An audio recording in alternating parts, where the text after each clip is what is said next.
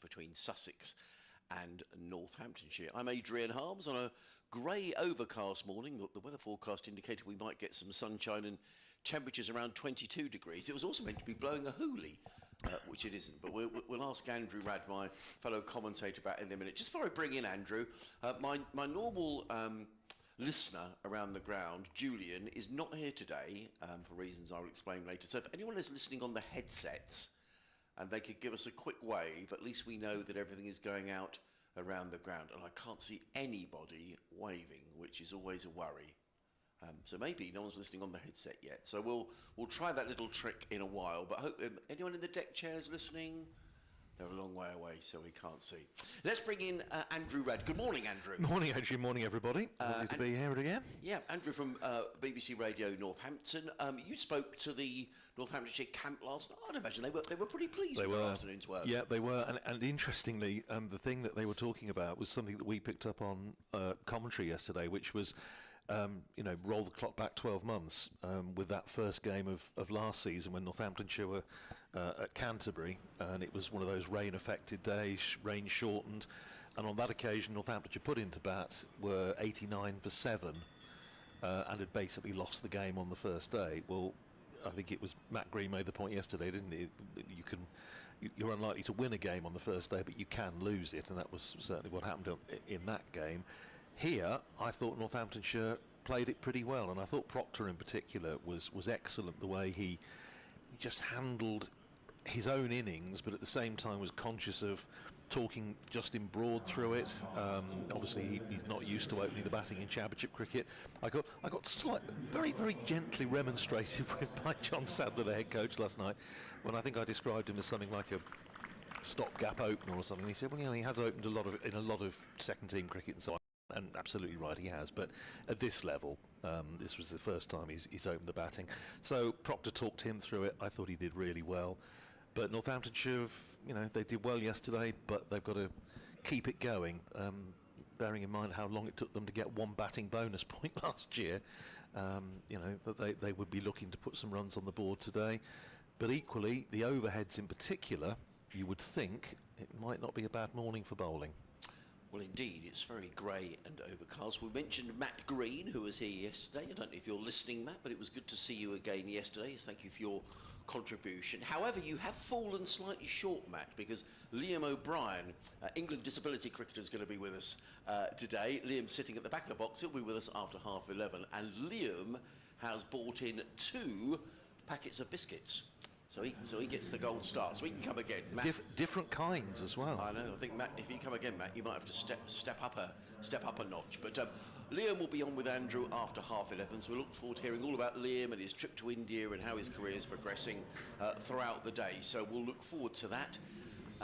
The crowd is not the biggest, and I don't think it's anything to do with the county championship. I think it's everything to do with the fact that the Albion are playing this afternoon at 5:30 against Arsenal at the Amex, and there's all sorts of problems on the trains today, and a couple of spectators I spoke to yesterday said it's going to be really difficult to get to the cricket in the morning, get to the Amex in the afternoon. So I think that's probably why a few people may be listening to us at home this morning. So a very good morning wherever you're listening, and it's going to be Jayden Seales, who I spoke to for the very first time last night. You picked up a couple of wickets yesterday, and he's going to start us on day 2, bowling from the Cromwell Road end of the ground, and he's going to be bowling to Karen Nair. There are 3 slips, a point cover mid-off, mid-on, mid-wicket, and a fine leg. And here we go on day 2, when, if the light holds, we will have 104 overs today, as in comes Seales and bowls, and forward comes Nair, plays to mid-on. There is no run. In fact, we're just finishing off the final over from yesterday, so I think actually, Andrew, we're going to have 104 overs and 5 balls. And a bit, yes. Yeah. But the light was such yesterday that we came off just after 6. Sussex will not be using floodlights during Championship cricket this season. That seems to be very much a cost-saving exercise against the benefit of the amount of extra cricket that the floodlights bring. So the light is playable at the minute, but it's not brilliant, is it? No, it's not brilliant. I mean, it's okay, but it's not great. As in comes Seales over the wicket, bowls, and now lets that one go outside the off stump, taken by Simpson. And there is no run. If you'd like to get in touch with us during the day, we'd love to have your interaction. Often at the weekend, I know people are busy and doing different things and watching football or whatever they're doing, or watching rugby probably with Northamptonshire. They're playing tomorrow. Are they? Right. Saints playing in the last 16 of the European Cup against Munster. Sell out at the Gardens tomorrow afternoon. Wow, that'll be good. Cobblers playing against Carlisle this afternoon. Right. So we do know people will be otherwise distracted. But if you'd like to get in touch, I'll give you our contact details in a few moments' time. But we're watching Jayden Sills with this lovely fluid action. Comes down the hill, bowls down, beats him outside the off stump. That was a good delivery. In fact, a couple of times last night, Andrew, I thought that Sills had beaten Nair, but he hadn't, and he was pulling the bat inside the line. But I think he was beaten on that occasion. I think he was, and we were talking earlier. I was having a chat with Liam, and we were saying that I thought Sussex after tea yesterday really did step it up. Yes. Seals and Robinson in particular were both excellent in that little session after tea. After probably not making the Northamptonshire top order play as much as they would like, and particularly as much as Paul Farbrace and James Kirtley would have liked before tea.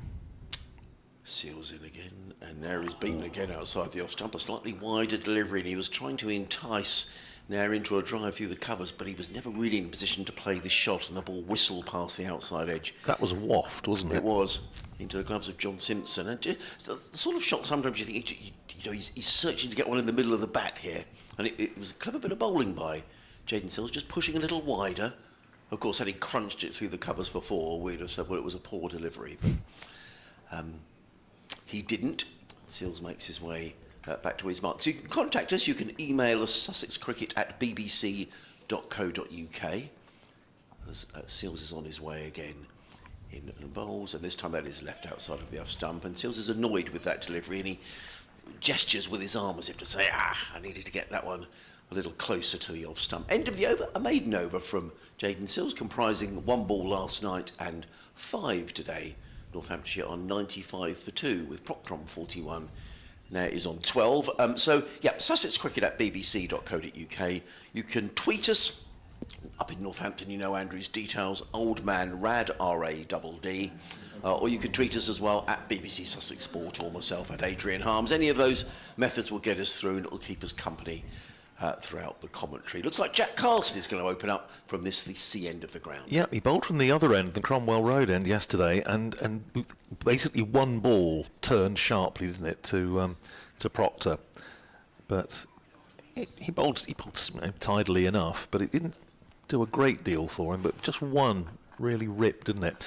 Well, he's going to start off with a backward square, a slip and a silly point to the left-handed Proctor.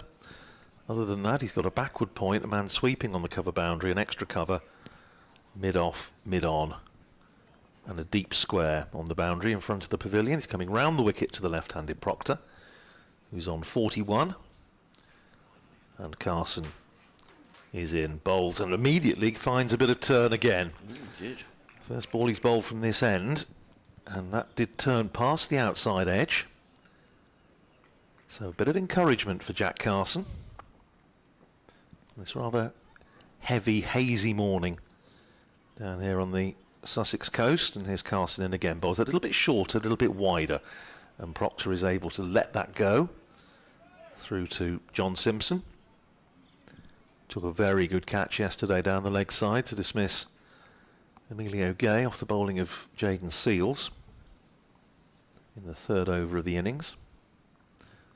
And here's Carson in again. Again, it's short, and it's cut away by Proctor for his and Northampton's first run of the morning. Goes out to the man sweeping on the cover boundary. So 1 more to Proctor. He goes to 42, and Northamptonshire 96 for 2. I did notice, incidentally, we're talking about timings and overs and so on, that we actually started at 10:59 according to the clock on the scoreboard. So good spot. It's getting lighter, actually, isn't it? It is a little bit. A little brighter. Yeah, well, let's hope that's the case. So we were led to believe that it was going to be cracking the flags today. Well, not quite so far. Back over the wicket goes Carson to the right-handed Carron with a slip and a forward short leg. And Carson's in, flights that up nicely, and it's turned by Carron past Ollie Carter under the lid at forward short leg, but there's no run. I also thought we were getting sort of some of Storm Kathleen or Catherine, is it? That's been Kathleen, so apparently, Kathleen, yes. but it's not that windy. It's not.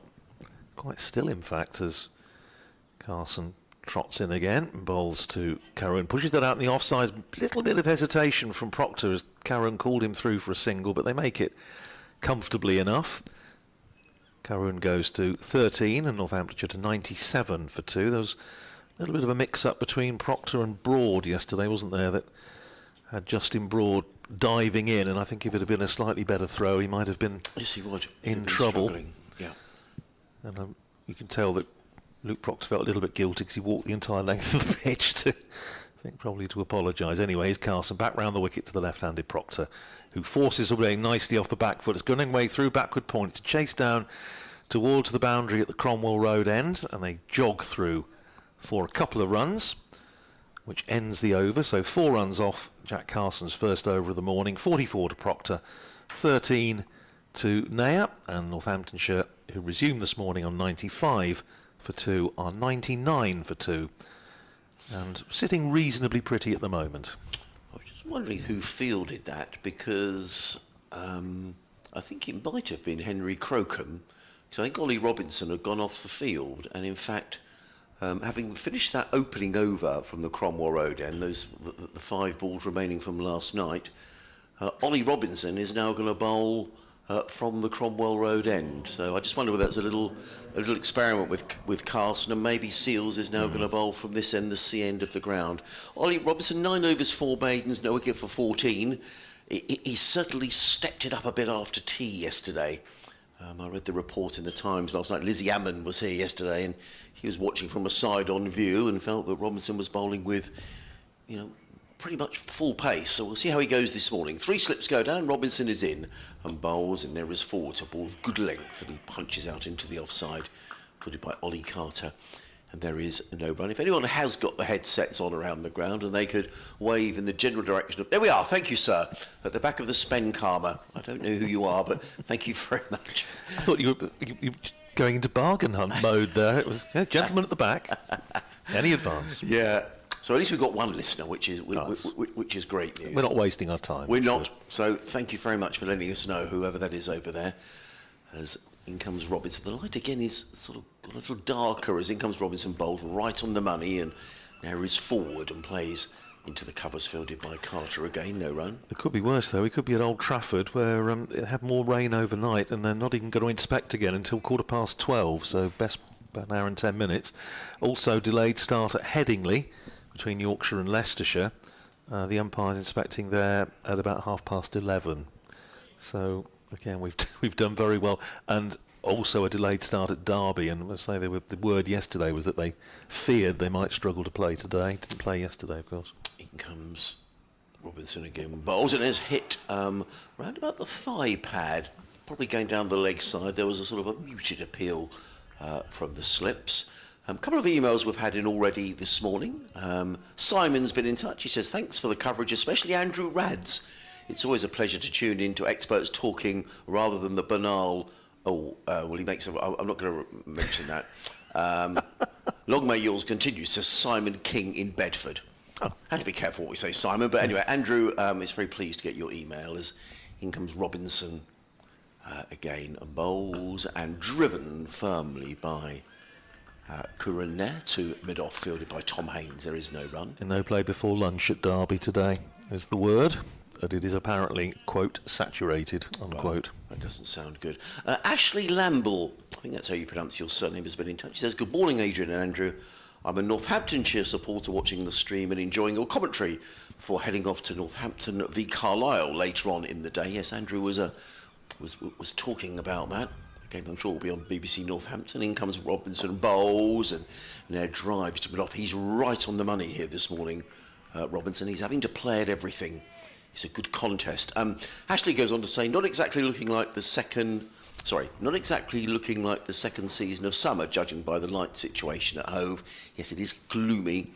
Just wondering, is the decision regarding floodlights a county-by-county decision or something instructed by the league? Best wishes to you both for the upcoming season, says Ashley.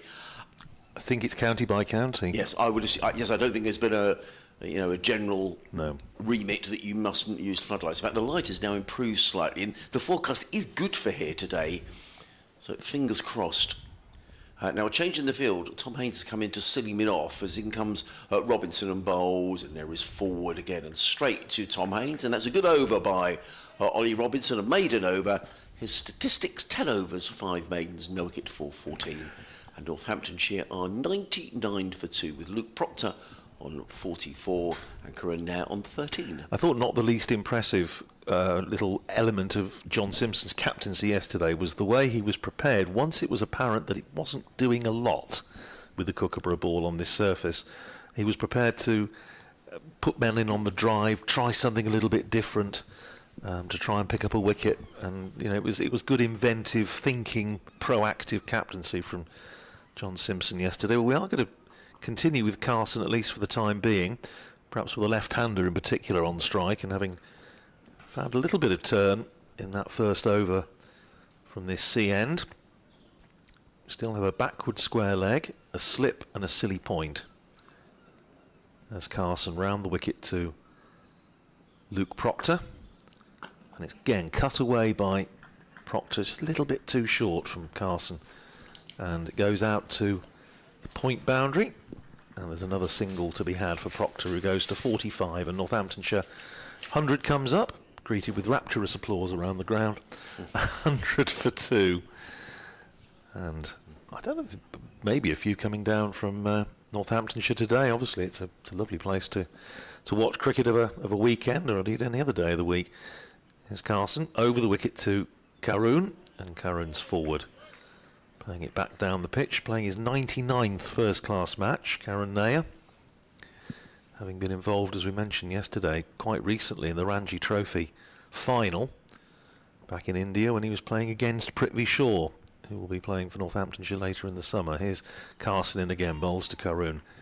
He pushes out into the offside. Carson, plenty of energy at this stage of the day, trots across himself to cut off any possibility of a single. Batters out in the innings so far, both out yesterday. Emilio Gay for 5, Justin Broad for 27. Both wickets falling to Jayden Seals. Here's Carson, and again bowls to Karoon, plays it out to mid-wicket this time, and there's no run.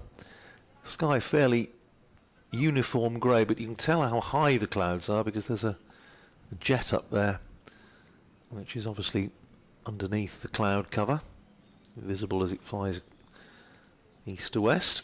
Driven by Karoon through the covers for 4. Well, having said about Carson bowling a little bit short, he flighted that one up, and Karoon latched onto it and drove it away through extra cover for 4. So first boundary of the morning. He goes to 17, and Northamptonshire to 104 for 2. And fielder down there has just lobbed the ball to the umpire just to have a little look at it, and I wonder if it's because that was one of the areas where the ball crossed the rope. One of the areas yesterday where the ground staff were getting rid of a lot of the water from the blotter, so maybe it had just got a little bit wet. But all is well, and Carson is in again to bowl to Karoon. That is just back of a length, and it's turned past Carter at forward short leg out to mid-wicket. No run, end of the over.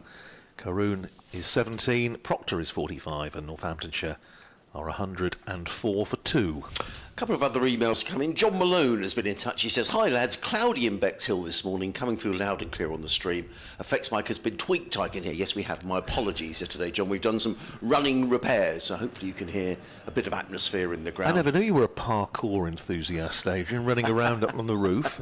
I know. Taking lessons from Henry Crocombe after yesterday. Yeah, don't tell the Beats health and safety people. We'll keep that between us.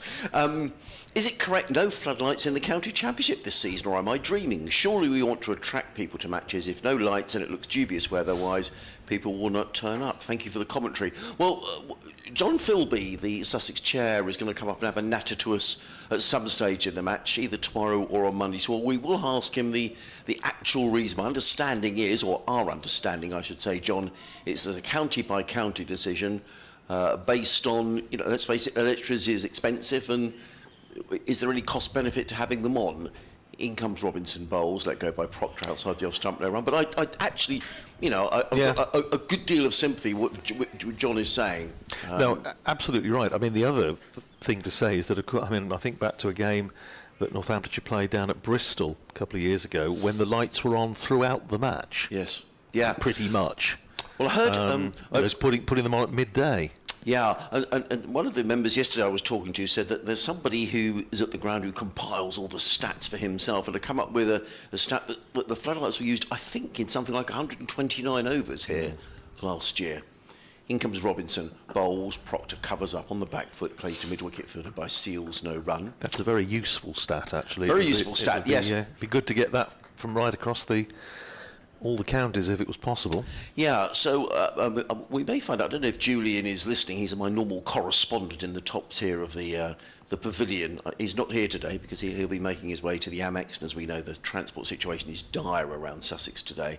But yeah, my understanding there is somebody here who compiles all those stats, so that will be an interesting stat to put to John when he comes up later on in the match. In comes Robinson, bowls, Proctor let that go outside of the off stump, there is no run. Got the leg slip back, haven't they? We were talking about yesterday that a number of bowlers have employed against Proctor in the last year or two. Carlson's in there at leg slip now. They've also got, once again, the two men back for the hook, having seen Proctor take it on yesterday against Jaden Seals. They've got the deep square and Danny Lamb down below us at long leg.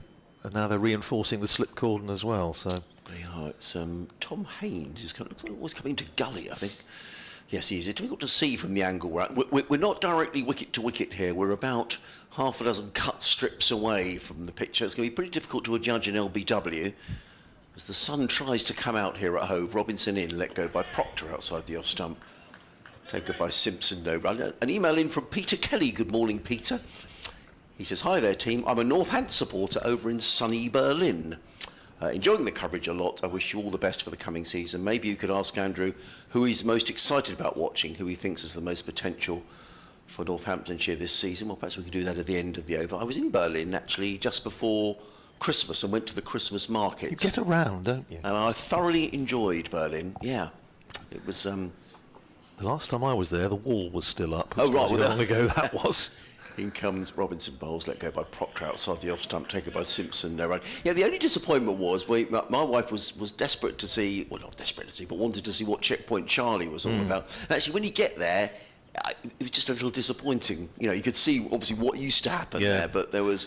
Well, we went there. We went through. Well, you were then able to do a sort of a very tightly controlled day trip into the east. And on our coach party was Phil Ridings, who was then an Australian Test selector. Useless piece of information for me, but there you are.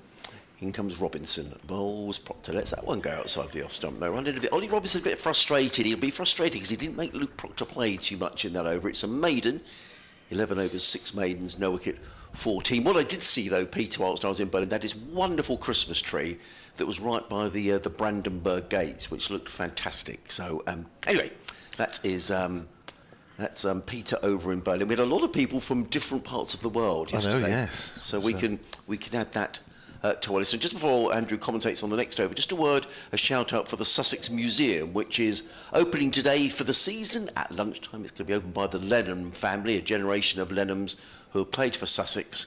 And it's opening, I gather, at 1:10 today. So if you're on the ground or you're coming to Hove, make sure you have a little look around the museum because it really is excellent. Wonderful stuff. Carson to resume to Karun with a slip and a forward short leg, and Karun drives up to mid-on, but Robinson fields and there's no run. In reply to the question about who I'm most excited about this year, we didn't see much of him yesterday, but Emilio Gay is just such a talented player, and he's just so good to watch when he's going well. He said yesterday his career average of 30 gives no indication of just how good I think he is, and many others think he is. Turned by Karun, the next ball past Carter at short leg, and he gets a single down to backward square. Takes Karun up to 18 in Northamptonshire to 105 for 2. I'm also hoping that Rob Keogh will have a big season. His testimonial year, of course, his 15th season as a Northamptonshire first team player. Made his first team debut back in 2010. Here's Carson in again, bowling to Proctor, who's playing defensively out to Silly Point, and there's no run. So it would be nice for Rob Keogh to have a heavy year in his testimonial. Lots of events planned. Here's Carson in again, bowls short of a length and cut away by Proctor out to the man sweeping on the cover boundary. And it's another single to Luke Proctor, who goes to 46, and Northamptonshire to 106 for 2. And for those who love a stat, and let's face it, who doesn't? If Rob Keogh has a sort of decent year comparable to last year, come back to that in a second. Here's Carson in again, bowls to Karun, takes a step down the pitch, turns it past forward short leg, beats mid-wicket, but there is a man back sweeping on the boundary. So it's a single to Karun, who goes to 19, and Northamptonshire to 107 for 2. If he has a decent season, he will go past 10,000 runs for Northamptonshire in all formats, and really are joining the elite then in terms of Northamptonshire's all-time run scorers. I think something like 30 have done it over the years since Northamptonshire achieved first-class status back in 1905. Sussex, must be said, one of the 6 counties that agreed to play them in that first season, so thank you, Sussex. It's very kind of you. Here's Carson round the wicket to Proctor. Proctor coming across his stumps, no ball. Called by umpire Surrey Sandmagan. Sloppy. So a couple of runs on to the Northamptonshire total. I'm seeing, I think we have, was it 1 yesterday? 1 no ball yesterday? 109 for 2 now. Yes. Not from Carson, from one of the pace bowlers. Here's Carson in again, bowls to Proctor outside the off stump. Left alone, goes through to John Simpson.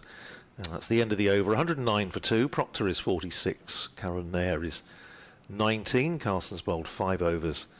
No maidens, no wicket for 18. I suppose we must also say that from a Northamptonshire point of view, we're looking forward to renewing acquaintance with Prithvi Shaw, having had the pleasure of commentating with Anthony Gibson on his double 100 in the 50 over competition last year against Somerset at Northampton, and his 100 up at Durham as well on one leg. It will be very nice to see him hopefully fully fit and firing on all cylinders. He certainly will. I just noticed during that over, actually, Ollie Robinson was sort of adjusting the field slightly for Jack Carson, and I think as one of the senior players in the side, he's someone who John Simpson will be keen to engage in conversation. In comes Robinson, bowls to Karun, who turns it onto the onside and picks up a single. He goes to 20, the total to 110 for 2. A couple more emails I'll read in a couple of moments' time. We've got 104 overs here today, if the light holds, due to lost overs yesterday. In fact, I need to get away with it. I'm going to go and see an ELO tribute band tonight. Adrian. And I've got tickets, so I don't want it going on too late. I think you'll be all right. Looking at the forecast, suggesting it's going to be a little bit cloudy later. So okay, I might get away to see. Anyway, in comes Robinson bowls, and Proctor covers up and plays with soft hands onto the onside. What we really need, of course, is Mr. Blue Sky. So. Yes, we do. Very good. That's very good. Yeah. Yeah, and we won't be on the last train to London. No. Yeah. They're waving from the slips towards the dressing room. Now, I don't know whether that's because they want some helmets bought out or pads or something. I don't know. They were definitely waving in that general direction. Teddy's been in touch. He said, "Good morning, guys. Enjoying the commentary. The Kookaburra ball, is it in for a season as the pitch has good carry and bounce yet little movement?" Just read that again in a moment. Here comes Robinson bowls and Proctor drives on the bounce next to Robinson. No run. The Kookaburra ball, as I understand, is for the first 2 rounds of county championship matches. And a further 2 rounds later on. Yes. Interesting speaking to Jaden Seals last night. He mentioned he hasn't really bowled very much with the Kookaburra ball. He was saying it's quite difficult to get the ball to swing. Lizzie Ammon was talking to us yesterday before the game. We had a chat for Lizzie from the Times and was saying that she understood the idea was to get more spin in the game, but the seamers, I'm not sure, are desperately keen on the Kookaburra ball. In comes Robinson around the wicket, bowls, and Proctor eases that one off the hip. I'm not sure if he can come off the bat or whether might have been high on the bat or a bit of thigh pad. Let's wait for the signal. Indeed, it is a run. As Andrew waves to a couple of the Northamptonshire lads, who again sort of dressed as if they're climbing the northeast of the Eiger. Well, that's Rory Kleinveld, who again, he must be just feeling the cold, having flown in not long ago from Cape Town. But Graham White's got absolutely no excuse because he's been in England all winter. And he's got it's like a duffel coat, isn't it? He does, yeah. Teddy goes on to say, on floodlights, from what I understand, in comes Robinson again, bowls, and Curran plays inside the line, plays to mid-wicket, there is no run. On floodlights, from what I understand, Farbrace has turned them off from the first game, as he said they didn't add a lot of time last season, and having made the decision at Hove, no lights all season, as he can't change his mind. Well, I have no idea on that, Teddy. I don't know if you have to make a decision at the beginning of the season that then lasts for the whole season. That does seem slightly... I'd be surprised. I would be very surprised. But we will try and get some confirmation for you. We'll speak to John Philby, hopefully the Sussex chair, a little later. In comes Robinson, final ball of his 12th over. He's in and bowls, and up on his toes, rather, is Nair, and he plays it backward a point on the offside. Picks up a single fielded by James Cole. So Nair goes to 21, Northamptonshire 112 for 2. Jamie Spears has been in touch. He says, hi Adrian and team, thankful for the commentary and the stream you mentioned about the issues with traffic today. No doubt you'll have difficulty tomorrow with the marathon taking place. Good old Sussex by the sea. I think Jamie, you sent an email yesterday actually, Jamie, which I'm terribly sorry I forgot to read out. But I think you've moved down into Kent now, so can't come to the ground quite as much. But we hope we keep you in touch. And you're quite right, it is the Brighton Marathon tomorrow, so certainly along the seafront, it's going to be busy. Yes, I will make a few plans to make sure I can actually get to the ground tomorrow, because I'm staying. My hotel is actually on the route, so yeah, I have to give that a little bit of thought. We have a bowling change from the CN. Jaden Seals is coming into the attack for the first time this morning, replacing Jack Carson. As Adrian said, he didn't think it'd be too long before he was into the attack. He's going to be bowling to Karoon with 3 slips in place. And he's in bowled wide outside the off stump. And Karoon has just flashed at that, and it's flown over backward point for 6. Wow. He threw the kitchen sink and every other appliance you can imagine at that one. It was a bit of a loosener. It was wide and a little bit short outside the off stump. And Karoon Nair has flayed that for 6. He goes to 27. And Northamptonshire to 118 for 2. Didn't clear the rope by much, just looking at the replay, but enough. That's brought up the 50 partnership as well. It has. Came together in the 26th over with a fall of Justin Broad last night. And here's Seals in again. Wide outside the off stump. 4 runs this time from Karoon Nair. Again, it just sat up and asked for it, really. And he hit that a little bit. That was in front of square, whereas the previous one that went for 6 went behind square. But it was a question of just cover fielders looking at each other and working out which one of them was going to go and retrieve it from the front of the members' pavilion. Takes Nair into the 30s, 31 to him off 61 balls, bearing in mind he took something like 25 balls to get off the mark last night. 122 for 2. Welcome back to the attack, Jaden. What's his response?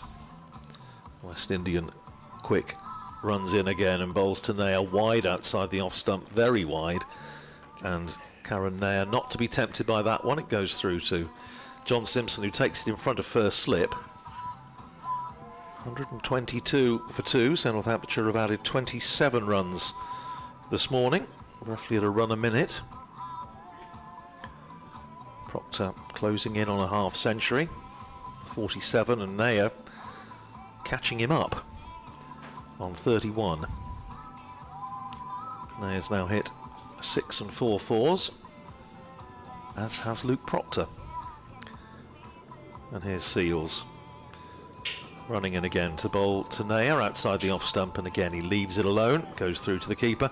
Morning to William C, our friend at 4th slip. Very good to hear from you for the first time this season. He says he's blowing a hoolie in Northamptonshire, so he won't be listening in the garden. William loves to listen to our commentaries sitting in his garden with a bottle of cider. But he says he trusts that Mr. Harms will be force-feeding you the cider later Thanks for the commentary. Well, I'm not sure Mr. Harms will be force-feeding me cider later, but it's a nice thought. And I think you've got an update to do, Adrian, so I'll leave it with you for a second. Yes. In comes Jaden Seals over the wicket, bowls, and now plays to backward fielded by Hudson Prentice. I think we're just going to be a couple of minutes, Andrew, and they're just struggling to pick us up, I think. So I'll just leave you with it to finish the end of the over. That's fine. Thank you also to Rodney Marshall, one of our regular listeners, and great to hear from you, Rodney, as well this morning. He says, summing up Proctor's batting in a single word, he suggests dogged. Yeah, I think it's going to be something along those lines. Tenacious. He was very impressive yesterday. And I say, I think that time he spent at the crease against the Oxford UCCE students at Northampton about 10 days ago, and he made a very good 100. His Seals in again. This time he does make Nair play. Just off the back foot, plays it out to short extra, and there's no run. 122 for 2. Proctor is 47, Nair is 31. And that was the end of an over that didn't start particularly well for Jaden Seals, and he's just looking a little bit, his body language is a little bit hangdog at the moment. We saw that when he finished that over this morning, didn't we, from the Cromwell Road end. He just looked a little bit disappointed, yes. Particularly that last ball of the over when he just hung it wide and didn't make Proctor play.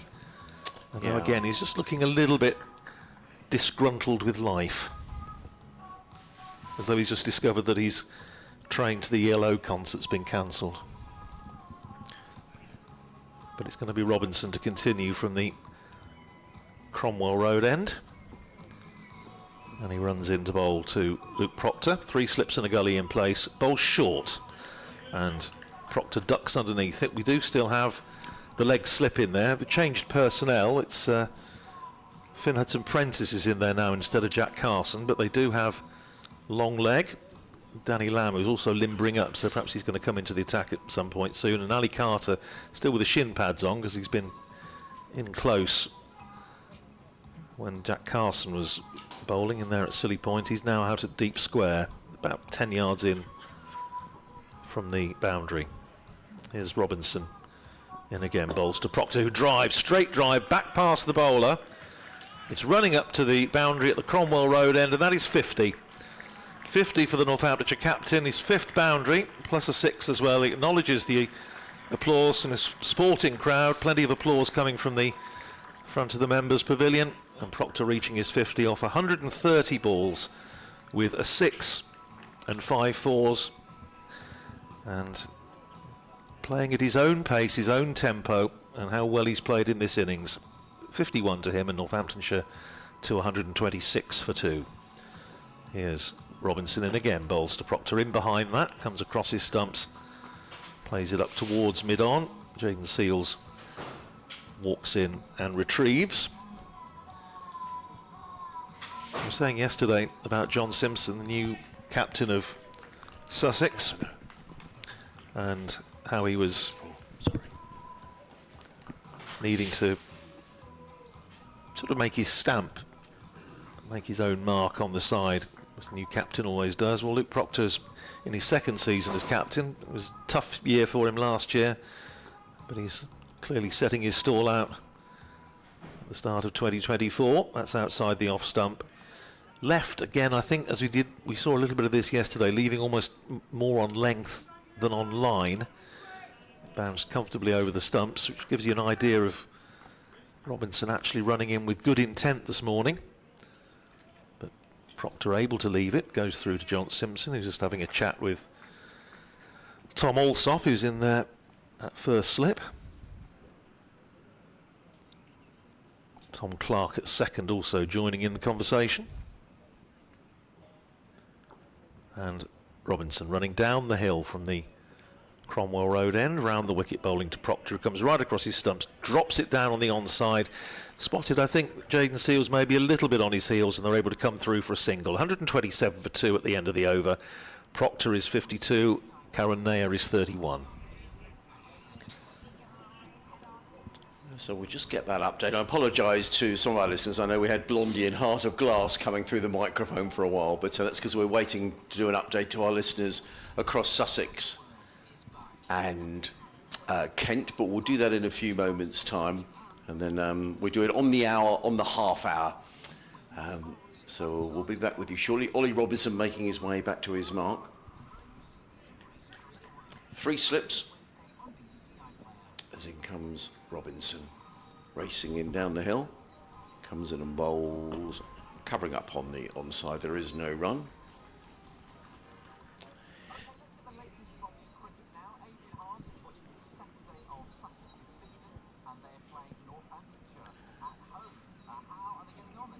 Yes, morning to you. A grey overcast Hove, but the good news is we started on time here at 11 o'clock, and Northamptonshire continuing to make good progress. They began the morning on 95 for 2. They've moved on to 128 for 2, and their skipper Luke Proctor has played very nicely indeed. He's 52 not out. Nair is with him on 32, and Sussex really striving for wickets. It's certainly been Northamptonshire's morning so far.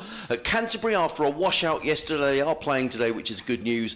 Kent, put in by Somerset, are 11 without loss, but sadly still no play up at Old Trafford, where Lancashire are playing Surrey.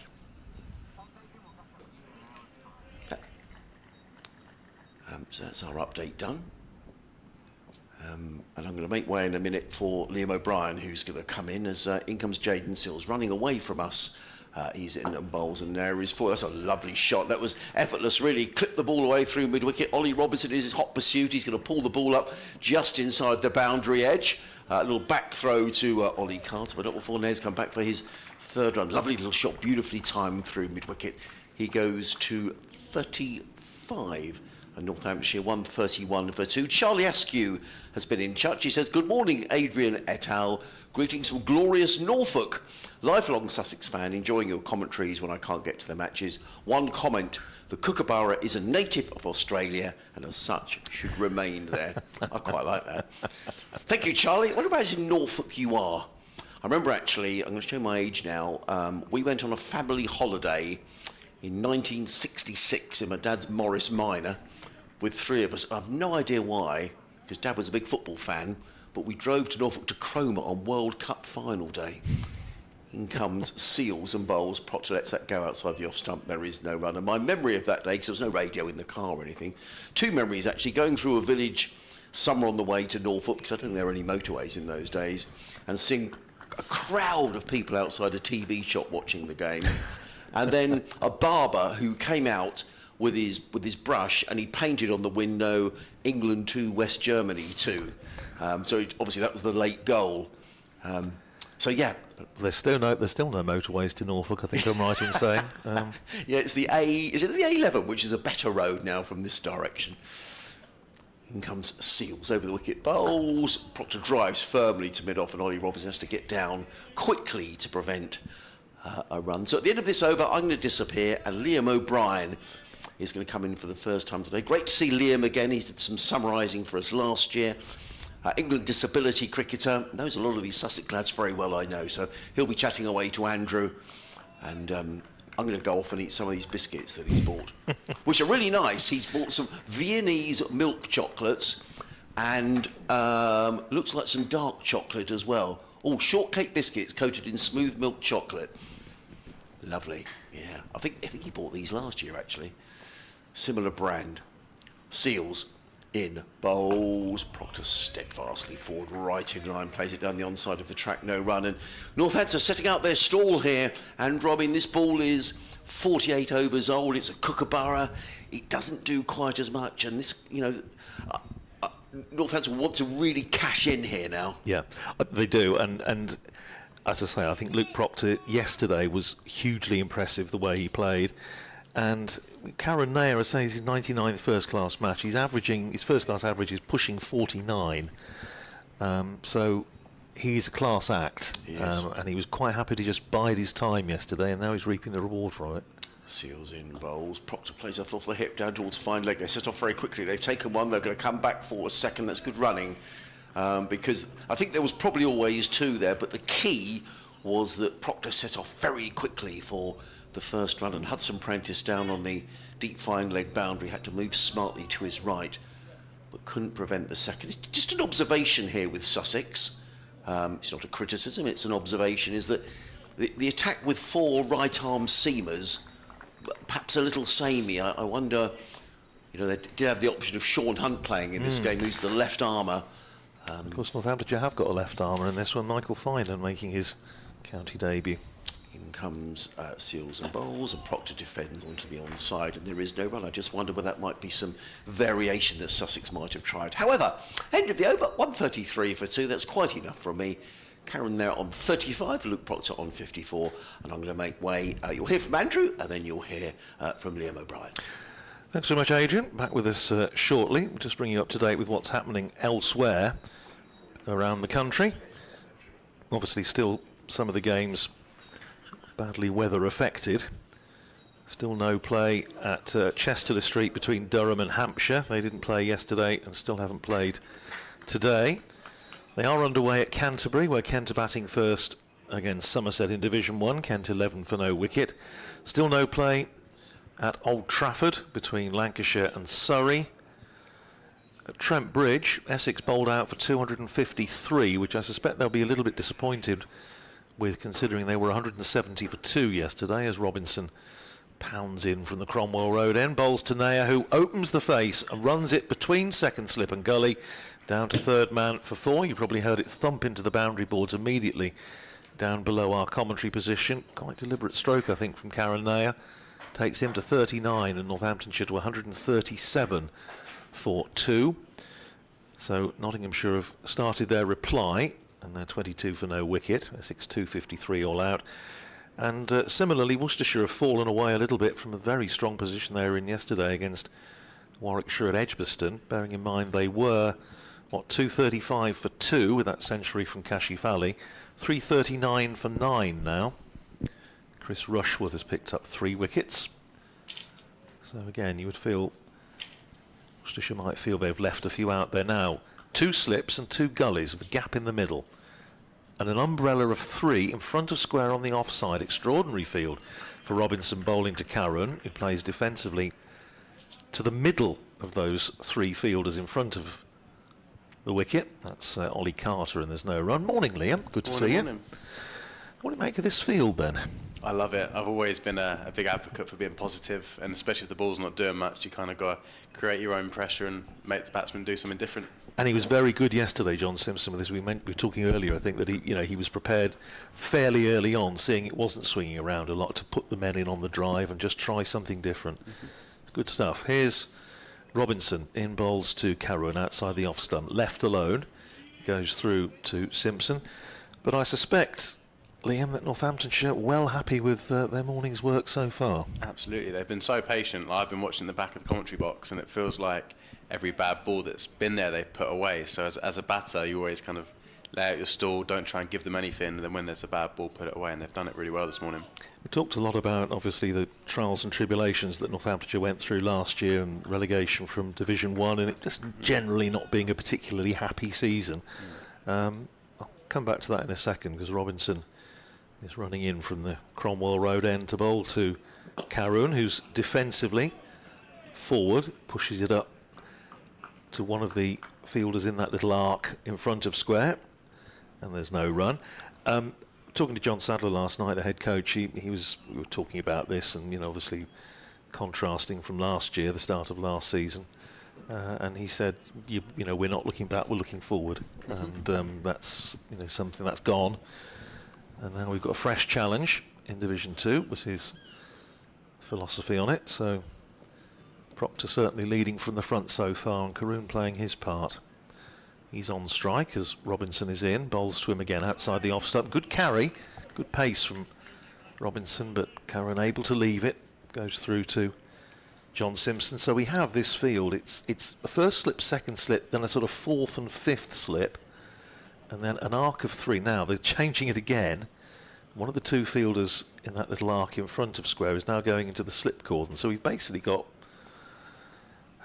it's 5 slips with a gap in the middle. It's not quite very clever. It's not quite a gully. It's Phil Hudson-Prentice, who's gone in now next to Jack Carson at sort of 5th and 6th slip. Here is Robinson in again, bowls to Carron, who drives, the big gap through the offside, and Carron's found it. It's gone away just behind square, through the point region, and it crosses the rope for 4 more. Takes Nair up to 43 and Northamptonshire to 141 for 2 at the end of the over. Robinson's bowled 14 overs, 6 maidens, no wicket for 31, 141 for 2 with Proctor 54 and Nair 43. Yeah, that was a really interesting over, and just as a bowler, it gives you so much confidence running in knowing you've got them slips and you can be attacking. But as soon as Robinson missed his length and bowled it a little bit fuller, Nair was there ready to punish it. But it's one of those things that I thought would be really good for Sussex getting in a person like Simpson, because Sussex haven't been known for having these rapid bowlers. They've always had people that seam it around, a bit like Murtagh at Lords and stuff like that. So I felt like he would have been a really good influence to help some of the younger bowlers learn how to take wickets in different ways and be a bit more patient. So, yeah, we'll talk. I'd be very interested to get your take on the whole idea of bringing in John Simpson as captain, because we did touch on it yesterday, but I'm interested to get your take. Here's Seals running away from us from this C end and bowls to Proctor, who drives. It beats the right hand of Seals, but doesn't manage to beat Ollie Robinson at mid-off, who throws at the stumps and knocks middle stump flying at the striker's end. So it's work for Paul Baldwin to do the umpire with a little bit of help from John Simpson. Gives us a moment to touch on that point, Liam. You know, it's never easy coming in as a new player to a club and captain as well. Yeah. Sometimes you can find examples where it's worked brilliantly. You can find examples perhaps when it hasn't worked. What's your take on it? I personally, as a player, I think it's a tricky one if you have someone come in and automatically become a captain, because I feel like captains have been brought up from like earning respect throughout playing for that team. Here's Seals round the wicket, bowling to Proctor, who just a little bit bat away from the body, but he runs it safely enough wide of the slip cordon, goes down towards third man. They come back for a couple of runs. Outfield's understandably not particularly quick with all the rain that we've had, but it looks a picture. But they come through for a couple, 56 to Proctor, 141 for 2.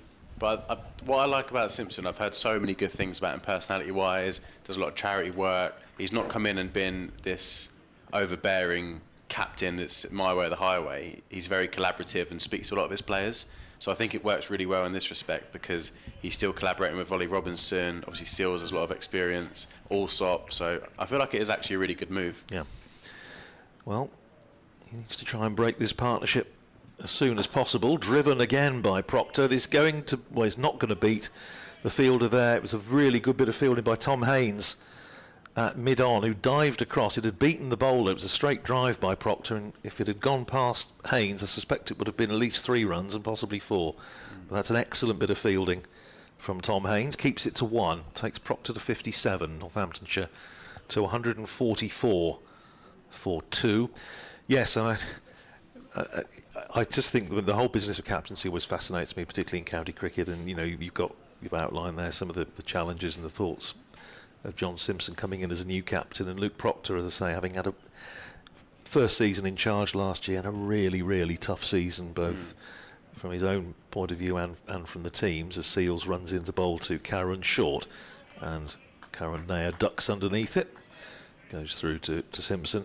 So, you know, he's, I'm sure, got a bit of a point to prove.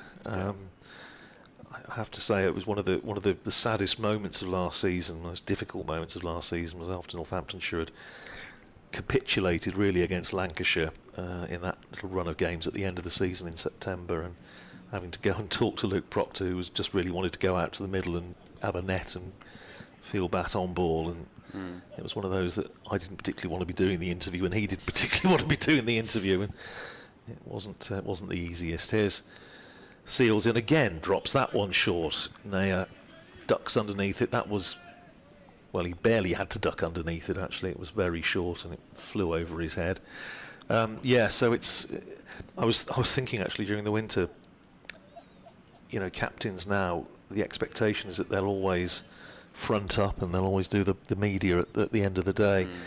I just think, you know, when Northamptonshire went 4 years without winning a game, as they did in the 1930s, what would the, you know, if the captains had to go up and front up at the end of every day of every match that they didn't win, you know, taking the positives out of it, bowling good areas, executing our game plans. We've just gone 99 games without winning. Here's Seals in bowls to Karoon, It's a lovely, correct backward defensive stroke. A ball just short of a length, plays it up on the onside, and that's the end of another Jaden Seals over. 14 overs, 4 maidens, 2 for 51. Picked up the 2 wickets to fall yesterday. 144 for 2. Proctor is 57. Karen Nair 43. What do you reckon to this weather, Liam?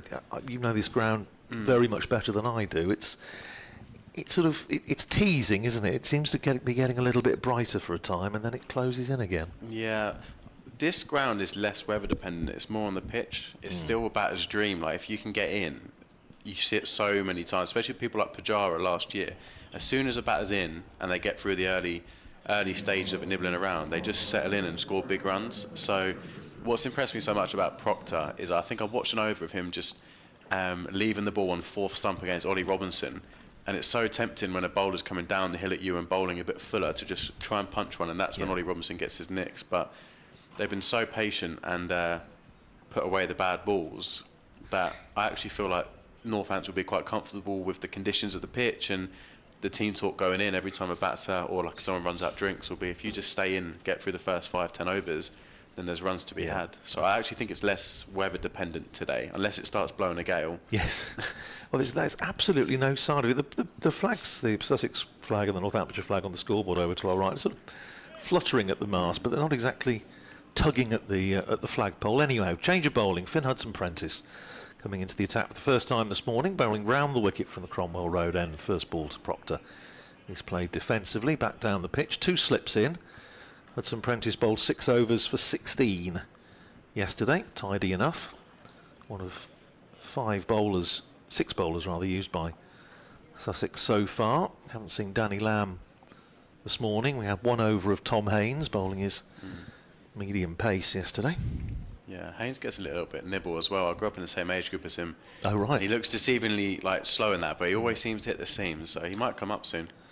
Here's Hudson-Prentice in again, bowls to Proctor, who leaves well alone. Goes through to John Simpson. A decent carry from Finn Hudson-Prentice. They've still got the 2 men back on the leg side, with Ollie Carter down there at deep square, right on the boundary, and Danny Lamb probably, 5-6 yards in, almost in front of our commentary position. Proctor did take on the short ball from Jaden Seals yesterday, hit it for 6 onto the awning at the front of the members area, which prompted Henry Crocombe to do his little bit of parkour and going out onto the little awning to retrieve it. Rather him than me. Here's Hudson-Prentice in again, bowls to Proctor, who pushes that up towards mid-wicket. No run there, fielded by James Coles, who we haven't seen bowling yet. Maybe see a little bit of his spin later on. Danny Lamb is limbering up in front of us, so we may be going to see a little bit of Lamb. I'd be interested also to get you, while we have you, and obviously very interested to hear how India went during the winter. You were out there with the England disability squad. That must have been a fantastic experience. Come on to that in a second as Hudson-Prentice is in. Bowl short. A little bit of a sort of a loopy bouncer to Proctor, who is not to be tempted. It goes through to the keeper. How was it? Yeah, it was amazing, thank you. It was really good, because you hear about all these struggles of English teams going out to India, and to actually do it, and I don't know, it was kind of living a dream, because I always used to wake up before school and watch England play India. I remember Alistair Cook scoring big runs, and I woke up just before school just to watch that, so it was quite cool. Then back home people were doing that for me, so great. It was pretty special, to be honest with you. Hudson-Prentice, and again bowls to Proctor, who's on the back foot, playing it out on the offside, no run.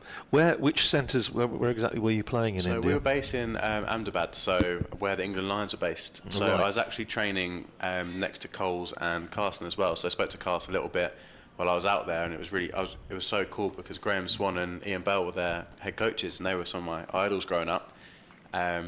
And so even just training next to them, I suddenly had like an extra gear to my training just to try and show off a little bit. So of course. No, it was an amazing experience. Really, really good. That is just amazing, isn't it? Here's Hudson-Prentice down the hill, bowls to Luke Proctor, who turns that away. That's a bread and butter shot for Luke Proctor, just behind square on the leg side. Danny Lamb comes in quickly to field and keeps it to a single. But if you bowl it there, Proctor will just nerdle you around the corner all day for as long as you like. One more to Proctor, keeps the bowling. 58 to him, 43 to Karen Nair. It's 146 for 2. And you played international matches while you were out there. How many? Yeah, we played 5 2020s against India. We lost 3-2 in the series, but it's, people hate the same moral victory, but we had a moral victory. We didn't have any warm-up games or anything like that, so we got straight into it. First game, lost. We just had a little bit of a collapse of the batting in the second innings. Second game, we got, I don't know, they won pretty convincingly, but it still took us a little bit of time to get used to conditions. Then third game, we absolutely smoked them because we started getting into our stride a bit. Fourth game, we lost a really tight one, which kind of killed the series. But then the fifth game was in the Narendra Modi Stadium, biggest stadium in the world, and there were thousands of people turn up. It was an unbelievable atmosphere, and we absolutely smoked them. So it was one of those where we lost the series, but they didn't really want to celebrate it, and their coaches kind of said they thought they got away with it a little bit. Well, so. It just sounds like a memorable experience. It's just a wonderful thing to do, and never been there. Love to go to India. Love to watch some cricket out there. In the meantime, we have Jack Carson coming back into the attack from this C end, bowling round the wicket to Proctor. Give you the field in a second, and Proctor down the leg side tries a sweep, doesn't make contact. Wouldn't have beaten the leg stump, I wouldn't have thought, by that much. They've got this man in at backward square rather than a leg slip and an orthodox slip. Proctor just giving the pitch a slightly suspicious prod. Here's Carson in again, round the wicket, bowls to him. And again, he whips that away through the onside. He's going to get just a single. Takes Proctor up to 58 and Northamptonshire to 146 for 2. So the partnership worth 80 between these two for the third wicket. Came together with the fall of Justin Broad last night. Yes, it was very interesting to see Bell and Graham Swan out there with the Lions during the winter. Of course, Graham Swan, well known to many in my part of the world in Northamptonshire. He's a Northampton boy, although of course he did move to Nottinghamshire, but we still count him as one of ours. Yeah. Here's Carson in again, bowls to Nair, plays it just on the bounce to forward short leg, and there's no run. Great cricketing family, of course, in Northamptonshire with Alec and Graham, both playing first-class cricket. Graham, of course, stalwart of the England side through some of their most successful eras of recent times, and that's a reverse sweep by Karen Nair, and he's absolutely nailed that one, and it's gone down to the boundary in front of the indoor school for 4 more. Nair is 47, Northamptonshire are 150 for 2. An old-fashioned bonus point, but they've got a long way to go before they get the first batting point. 250, of course, but it took Northamptonshire a very long time to get a batting point last season, so they'll be hoping they can do rather better here. It's still pretty murky, isn't it? Yeah, it's definitely got darker. It has. I'm glad it's. I think it was my eyes, but your eyes are much younger and better than mine, and it is getting a little bit gloomy. Anyway, no problem with Carson bowling. The slip and a forward short leg to Nair, and Nair is defensively forward, studiously forward. You could use that one for the MCC coaching book, couldn't you? Head right over the ball. Nair now 47 off 79 with a 6 and 7 fours. I say it took a long time to get off the mark yesterday, and to be fair to Sussex, they made it hard for him. But here's Carson again, but slightly quicker ball, a little bit shorter, and Nair on the back foot plays it on the first bounce to Carter under the helmet at forward short leg. That's the end of the over.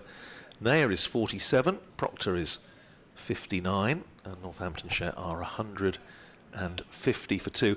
And I noticed you're now playing here in this part of the world for Brighton and Hove, isn't it? Yes, so I changed it up this year. I used to play for Preston Nomads, played there my whole life. Just needed a bit of a change, to be honest with you. It was tricky. I had so many commitments with my England cricket as well, travelling on Sundays, that just getting in the first team at Nomads was so strong. And when they have players like Daniel Ibrahim from Sussex coming to play down for them, it was tough, I guess, them justifying picking me in the first team if I was only around once every 5 weeks or so. So I just thought I'd go somewhere a little bit more where I could feel like settled in the squad. Yeah. And they're down a division or two, so it means the games are a little bit shorter, so I can play on a Saturday and then drive to England games on a Sunday. That's good. That's good planning. Impressed with that. So it actually allows me to have more cricket rather than less this time. That's a very good effort. Well, it is going to be Hudson Prentice to continue from the Cromwell Road end. 2 slips in and a man on the drive on the offside as it comes round the wicket to Proctor, who drives. And Hudson Prentice just gets maybe just a fingertip on it, takes a little bit of the way off it, goes up to mid-off, and there's no run. Yeah, Northamptonshire's the league season due to start, where are we now? 3 weeks today, 27th of April. 16 divisions, I think, in the Northamptonshire League this year, and 170 odd teams involved. So those that say that recreational cricket is dead on its feet perhaps ought to just examine the facts. Anyway, it's Hudson Prentice in, bowls to Proctor, who's turning that away again. That stroke of his, mind a pound for every time I've seen that over the last few years. And it's another run to Luke Proctor, who goes to 60, and Northamptonshire to 151 for 2. I suppose the problem, certainly as far as league cricket is concerned, I don't know whether you've been encountering the similar thing down here. I was talking to my co-chairman at my club in Northamptonshire, and he was telling me he thought that the ground was so wet that even 3 weeks away it's going to be a little bit touch and go to get everything ship shape for the start of the league season. Yeah, I've seen some leagues have pushed their league back already, I think. Yeah, well, I think it was considered. Here's Hudson Prentice in bowls to Karun, who's pushing forward, runs out to the man just tight in on the drive on the onside, and there's no run. I know, yes, I think it has been considered by some, but I think there's a lot of cricket to fit in, particularly as they've now gone to slightly bigger divisions in a lot of the areas of the league. Yeah. And there's a T20 competition to fit in the middle of the Premier Division season as well, so there's a lot of cricket, which is great. Here's Hudson Prentice in again, bowls to Karun, clips that down towards long leg. He's just going to get a single. It's fielded just down there in front of the main stand. One more to Karun, who goes to 48, and Northamptonshire to 152 for 2. But yeah, your heart goes out to the poor devils who do the grounds all over the country. Have got such a hard job at the moment to get everything ready for the start. But hopefully we will get a little bit of better weather and they'll be able to get out on the squares. Definitely. Hudson Prentice round the wicket to bowl to Luke Proctor again. Proctor's forward defensive, pushes it back down the pitch. Hudson Prentice fields of his own bowling and there's no run. Lots more messages which I will try and keep up with. It's very, very good to hear from all of you, and thanks to James Tarry listening back home in Northamptonshire. He's enjoying the commentary. Describes me as having comforting tones. It sounds a bit like a cough mixture, doesn't it? But anyway, it's great to hear from you, James. Glad you're enjoying the commentary with Adrian, Liam, and myself. Here's Hudson Prentice in again, bowls to Proctor, who's in behind that, plays it up to Ali Carter at mid-wicket, and that's the end of the over. 152 for 2. I think we're going to have a little bit of a drinks break now. 152 for 2 it is. Nair is 48, Proctor is 60. As we do have a natural break, I think there's just a drink coming on, not necessarily for the batters, I think, but for a couple of the fielders. Just bring you up to date with what's happening elsewhere, because as we were saying, there's games that are struggling to start, not least at Chesterley Street, where Durham, Hampshire still haven't started. Lancashire, Surrey, they still haven't started at Old Trafford. Derbyshire, Gloucestershire still hasn't started at Derby. Everywhere else has at least started, but there's a delay at Headingley now between Yorkshire and Leicestershire, so maybe a bit gloomy, but at least we've got cricket. Here's Carson starting a fresh over to Karen Nair, turns it away on the leg side, but there's a man in there at backward square, smartly to the ball. Tom Alsop down there and cuts off any possibility of a run.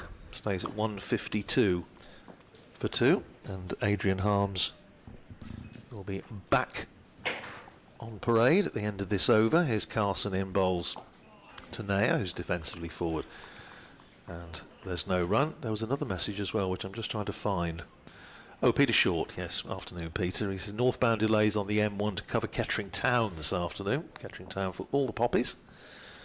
Made a little more bearable with us on commentary, so glad you're enjoying it, Peter. Here's Carson in again, bowls to Nair, plays it up to mid-wicket, and there's no run. And Peter saying he wants to see a County win, a Poppies win and a Saints win this weekend. Well, Saints playing tomorrow. Up the Poppies today. Here's Carson in, bowls to Nair. Again playing defensively straight into the ground. Fielded at forward short leg, and there's no run. Carson getting through his overs nice and quickly as another jet flies overhead from east to west. And again, Nair defensively out on the onside from Carson, and there's no run. 152 for 2, so Northamptonshire have added 57 runs this morning in just over an hour. Yeah, it's quite an interesting field. It's very defensive now, isn't it? Just even have a look at it here. Here's Carson in again, bowls to Nair. Again, third ball in a row, plays defensively out to forward short leg, and that is the end of the over. It's 152 for 2. Proctor is 60. Karen Nair is 48. Liam will stay with you, and after a word from Liam, Adrian Harms will pick up the commentary. Yeah, so it's been an interesting flow where Sussex were really positive early on in this session, but it feels like the Northants batters have really got on top of things now, and Sussex's fields have got a lot more defensive. Hudson Prentice with the deep square leg, deep fine leg, deep third man, a lot of deep fielders when they're trying to take wicket, so it definitely shows that Northants are on top at the moment. He's going to be coming down the hill as well, round the wicket to Proctor, who's looked very untroubled this morning. Just having a look. They're just bringing in the square leg. I think they finally had enough of Proctor nurdling it on the leg side for one, because he suddenly picked up another 10 runs out of nowhere just from all these singles. So Hudson Prentice coming down the hill here, full ball and blocked away nicely from Proctor. The light isn't great, Liam, and also quite a lot of chatter around the press room, and I think with some of the listeners online as well, about the pitch and whether it's linked to the Kookaburra ball, and you know, it is. I do understand why the Kookaburra ball is being used in these 2 rounds of matches. The idea is you don't want someone coming in taking 7 for 24 on a greenish pitch early season. So I understand the rationale. Yeah, no, I completely agree. As Hudson Prentice comes in, and it's blocked away nicely from Proctor. Where I'd say the Kookaburra ball comes in well is games can get, like, you know, early in April you look at it and you go, oh, that could be a 2-day game if Robinson's playing the Seals bowls well and it's a Dukes ball. So I like the fact they've done it, but I feel like Sussex have to be a bit accountable. From what we've watched this morning, Northants have faced quite a few good balls and left them, but then there's been so many bad balls to punish that's why the runs have been piling up. And I think Kirtley back up in the change rooms be having a word with the bowlers at lunch. It's not been on the money as Hudson Prentice comes into bowl. That's a full length delivery, and it's hit nicely out to mid-off and picked up by Robinson. Yeah. And we'll talk about that. So, you know, this could be a combination of 3 things. The Kookaburra ball, which we know doesn't swing around and makes it very difficult. The pitch, which, well, we'll see when Northamptonshire comes to bowl, whether it's flat or not. And also the fact that, in your opinion, Sussex haven't bowled desperately well. No, I agree. And I think Simpson, one of the reasons for coming was he wanted to be able to cash in with his batting as well. So Sussex is known for being a good batting track. So Hudson Prentice is coming into bowl here, full length delivery, outside off, and it's his big old flash outside off, misses the ball, goes through to the keeper. But that was a loose delivery. There is a fine line, though, Liam, isn't there, between a wicket that's a good batting track and a wicket that really gives nothing to the bowlers, isn't it? I mean, that is that. I mean, we did see some games down here. I remember the Leicestershire game down here, where Leicestershire got 700 odd for 4. Yeah, that's not great for county cricket, is it? That sort of a game. I agree. They talk about it with Test cricket a lot, don't they? As trying to get a pitch that's lively. And very difficult. Prentice into bowl here, and that's left nicely from Proctor, who's very patient today. And Ben Gibson, I was talking to Ben yesterday. I mean, they do a fantastic job on the ground here. There's no criticism whatsoever. I mean, the ground looks amazing, and Ben was saying it's been such a difficult winter. It's been so wet, and I suspect we're going to see this as a problem. But I was looking at Lords yesterday. 350 odd for 3. So it's very difficult to get the balance between a pitch that's going to give the bowlers a chance, but also not be nipping around all over the place. So it's not easy. Definitely a fine balance, isn't it? So Hudson Prentice coming into bowl here, and that's left again from Proctor. Anything outside that off stump, apart from that full ball, He's so patient and is waiting for the bowlers to bowl on his hip to flick it away onto the leg side. But that's the end of the over. 152 for 2. Proctor on 60. Nair close to his 50 on 48. And yeah, that was a maiden there from Hudson Prentice. But Northants didn't look in any real bother there.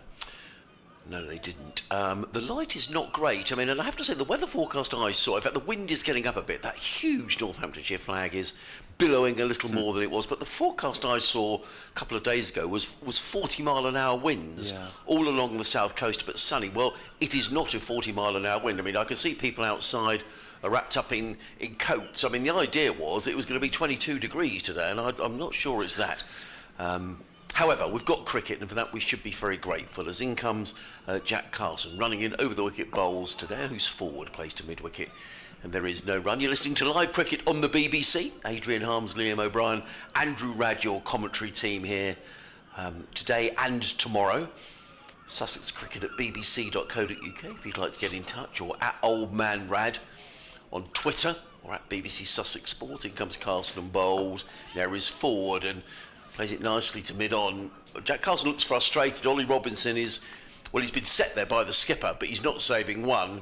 Really, I think you might remember from last year, that's a real bugbear of mine when you have your mid-on and your mid-off. You're not saving one, and you're not cutting off the 4 either. No, I completely agree. It's such a tricky one as a bowler, because Sussex have clearly gone a little bit more defensive now that Northants batters are on top. So maybe they just don't want them to be able to get that 4 ball away as much. Slip and a short leg, or a backward short leg in place. In comes Carson again. Bowls. Proctor defends into the offside, and there is no run. I was going to say something else then. It's completely slipped my memory. What was I talking about? Well, we were talking about the Kookaburra ball, weren't we? Yes, we were. There was some other point I was going to make, so I do apologise. Carson again. Proctor waits. Carson around the wicket. Proctor forward, plays into the covers, fielded by Hudson Prentice. No run. I guess one thing with the Kookaburra ball that, as a fan, when I was watching, England have struggled in Australia for years, and they use the Kookaburra ball. So you can still find it as a positive for bowlers trying to find ways of getting wickets with a Kookaburra ball as well. Carson again. Bowls. Cut away firmly by Proctor. Good bit of fielding at backward point by Tom Alsop in there. In fact, I was just looking at the Warwickshire scorecard, because I wonder whether George Garton might be playing for Warwickshire in this round of matches. He isn't, but Danny Briggs is, and that was very reminiscent of a Danny Briggs bit of fielding at backward point, who is playing for Warwickshire against Worcestershire. In comes Carson again, bowls, and clipped away by Proctor through mid-wicket. It's looked fairly straightforward for Northamptonshire this morning. Proctor goes to 61, 154 for 2. Partnership between these two now 88 at the end of the over. The light is not getting any better. I have to say, I mean, I would say at the moment the light isn't a million miles away from where we were when we went off last night. I mean, you know, it does seem to be filling a little, and as I say, it was forecast to be bright and sunny. So somewhere along the line, the weather forecast, certainly that I saw, has gone a little awry. Yeah, it's always funny as well, isn't it, when you probably do the same as me. You'll wake up, first thing you do, check the weather, like what's it going to be like today? And Sussex always seems to be different, doesn't it? Or every time it says it's going to be sunny, you get that little breeze of wind, so it still feels cold. I mean, look at Middlesex against Glamorgan. Middlesex won the toss, decided to field, and Glamorgan a 433 for 3. So the skipper there is probably thinking, that may not have been the best decision. And you just thought they'd have known, Lords. Hudson Prentice into bowl, and that's blocked away nicely from Proctor. Sorry, carry on. So just thinking, who is skippering for Middlesex this year? Toby Rowland-Jones, who's a bowler, who you'd have thought will probably know the condition at Lords. I think whenever I've been to Lords, Kevin Hand, who's the BBC Middlesex commentator, always says, at Lords you look up, not down, apparently, and you get an idea of the overheads. But anyway, so that just goes to prove how difficult it has been to prepare wickets, maybe. No, I completely agree, but that's interesting insight. I think everyone who's won the toss has chose to bowl. As Prentice into bowl here, that's driven nicely, but not timed greatly, so that's a dot ball into the offside. John Malone has been in touch. This is a message from my friend Jack, who does a great job on the screen here, or the stream, because I just reiterate, you know, at clubs such as Sussex, there's not millions of people in a media team providing the stream, and I know other counties there are a lot more people, so I know sometimes people say, about this, that and the other about the stream, but believe me, there's not many people who are working on the stream here. As Hudson Prentice into bowl, and that's a bouncer. And kind of one-off ball for Hudson Prentice, not known for his quick, short bounces, and that's ducked easily from Proctor. He's been very compact today. So John says, any chance of asking the camera lads to follow the ball when it goes off the strip? It does happen sometimes, or is it an ECB directive not to allow it now, or is it down to each club? No, I think it's pretty much down to each club, but we'll ask Jack, who does a good job. Jack, I'll defend him to the hilt, so we'll ask him. I think it's based on the cameras on top of the sight screens. It's not manned as Hudson Prentice into bowl, and that's driven to the offside, but it's going to be a dot ball picked up by Robinson. I think you can see the cameras just above the sight screens, which we use in my England games as well in the summer, where they're propped up and stable, so it's a bit harder. It's not as if they're manned by lots of people. So even just having a look at the stream here, the quality this year is really good on the Sussex stream, so congrats to everyone who put the work in to keep that a high quality. But I think it's a bit trickier to follow the ball because it's not manned by people. So this has been another maiden over so far here from Hudson Prentice. He's into bowl, and that's left nicely from Proctor for a dot ball. I guess what Sussex can do here is to keep plodding away. I did make the point about the four-man seam attack, just an observation. Always keen to say that. You know, if you'd have had a bit of left arm, a bit of shorthand, I just wonder where that might get a bit of variation. Yeah, well, just looking at it, they have such a strong bowling option that I think they thought Ollie Robinson and Jaden Sills would have a bit more of an impact than they have, so they wouldn't have to worry about that. But maybe the ball's just not done as much as they thought. As Hudson Prentice into bowl, he's over the wicket this time, and it's flicked into the leg side, down to fine leg for a single, and that's going to be the end of the over. 155 for 2, Nair on 49, edging close to his 50, and Proctor looking very comfortable on 62. And actually, people were talking about problems getting here today. Jason's been in touch. He says, I'm going to watch Brighton v Arsenal as I'm a season ticket holder, but I'll be back at Hove tomorrow, and I was there yesterday. So there will be people who will be trying to see both, but all sorts of problems on the trains. And I know there's a landslip on the line between Sussex and Burgess Hill. Fewer trains running. Some trains will be diverted. It sounds like a bit of a nightmare, really. So I think people did have plans to maybe come to both the cricket and the football, but it's logistically that's not going to be easy for people today. Jack Carson's going to carry on from the C end of the ground. Thank you for your email, Jason. Hope you enjoy the football this afternoon. Slip and a short leg still in play, so John Simpson trying to keep the pressure on as in comes Carson bowls, and Proctor prods forward and plays that to backward point, fielded by the eager Tom Alsop, and there is no run. There were some people sitting on their balconies a little earlier on to the east of the ground, but they seem to have gone in. Maybe it's got a bit chilly, I don't know. Carson in again. Now they've got a silly mid-off to the left-handed Proctor, who cuts this one away firmly. He's going to pick up one. I think that's all he's going to get, because James Coles is a good fielder in the outfield. Picks up a single as Proctor, fielded by Coles, sweeping on the cover boundary. One more to the total. Proctor 263, 156 for 2.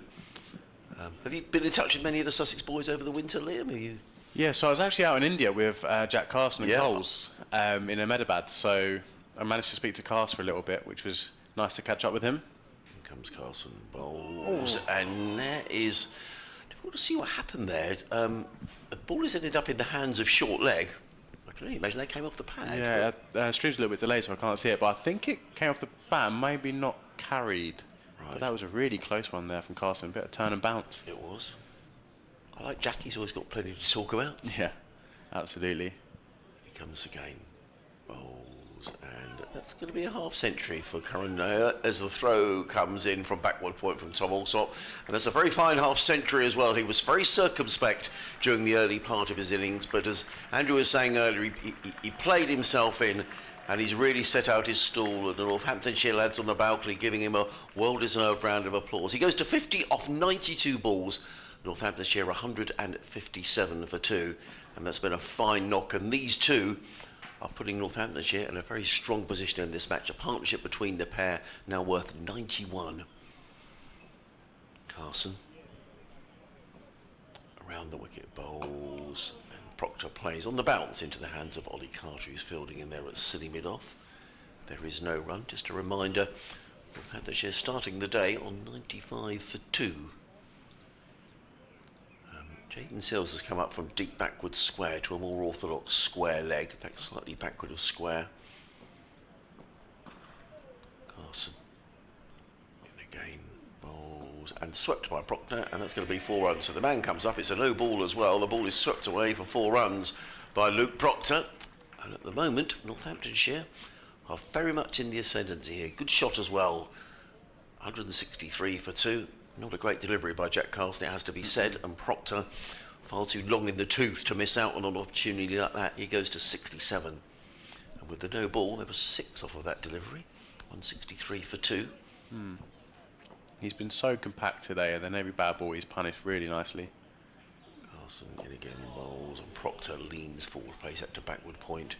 And there is no run. It is the end of the over. 163 for 2. Proctor 67.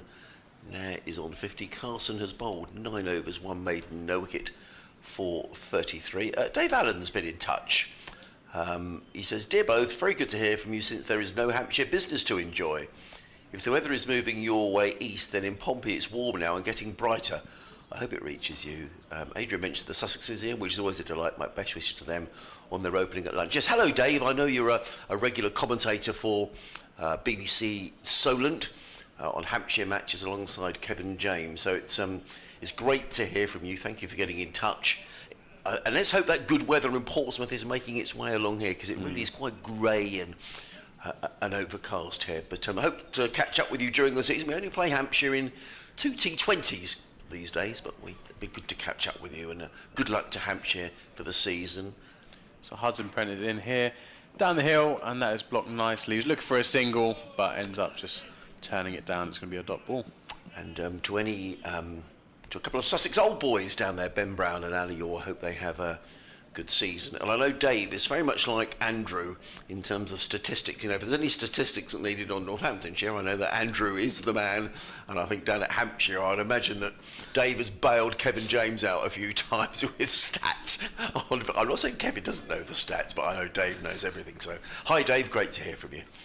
So Hudson Prentice in here for his second ball into bowl, and that is flicked away nicely into the leg side. They're looking for 2, but it's just going to be a single picked up at square leg by Ollie Carter. And I think Andrew's come up with the first stat from the 1930s for cricket. I think just casually off the top of his head brings out a 1930 stat about Northants. So that's knowledge if you ever need it. There you go, see? Yeah. But yeah, it's been a really impressive performance from the Northants batters. And what I've liked about Proctor is its first game of the year. Sometimes you can be really scratchy is probably the wrong word, but you want to feel bat on ball and really chase after the ball just to feel comfortable. But he's been so patient and controlled in his technique that he's kind of forced the Sussex bowlers to play into his hand a little bit. So Hudson Prentice round the wicket now to Proctor, and that is left nicely outside the off stump, which is just what I'm talking about. He's not really played outside offside, played on the offside at all. I'd love to see his wagon wheel today, because I imagine probably 80% of it's been leg side.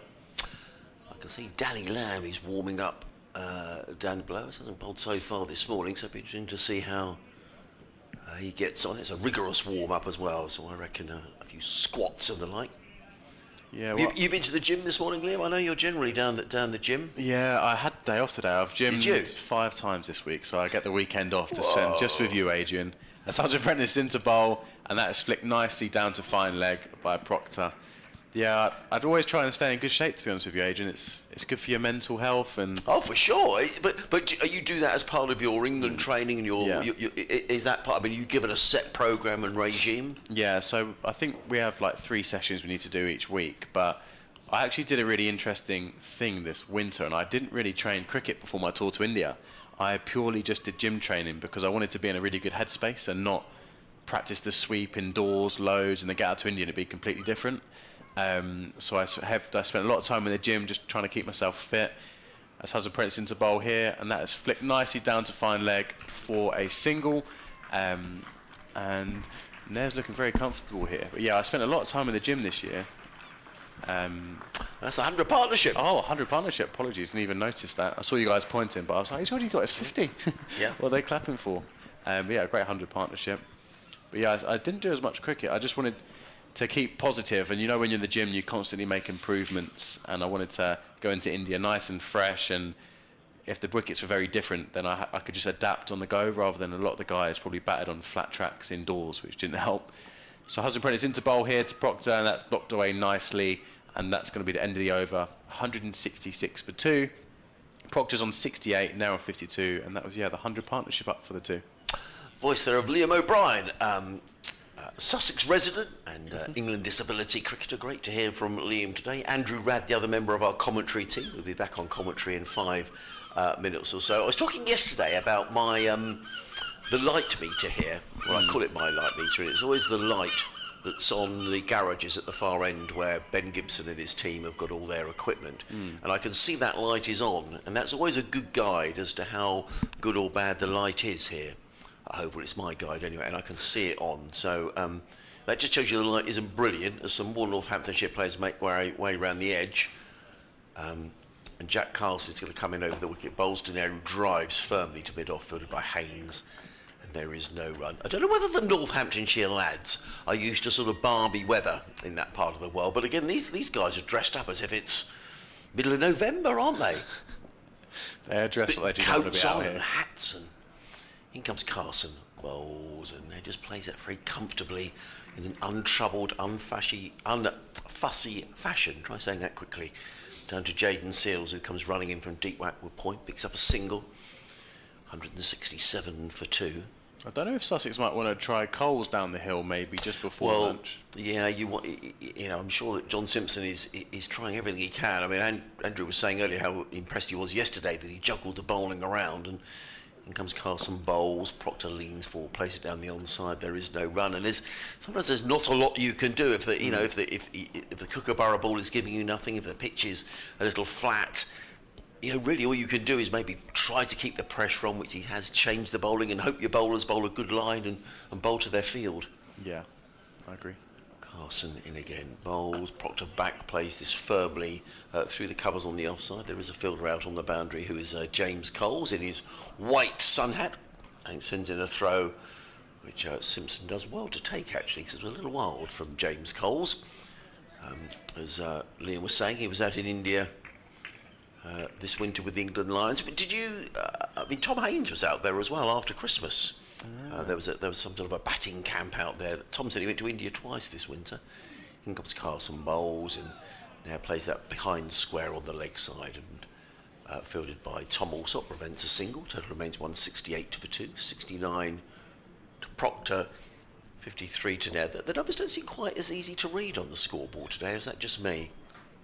I think it's your eyes, Agent. Do you? No, I'm joking. They're definitely a lot more blurred today. In comes Carson, bowls, and there again just helps himself, and runs are coming very comfortably for Northamptonshire at the moment. Now goes to 54, 169 for 2 at the end of Jack Carson's over. He has bowled 10 overs, 1 maiden, taken no wicket for 36. We'll have an update shortly here to our listeners on BBC Radio Sussex, and then Andrew will be back through until the lunch interval.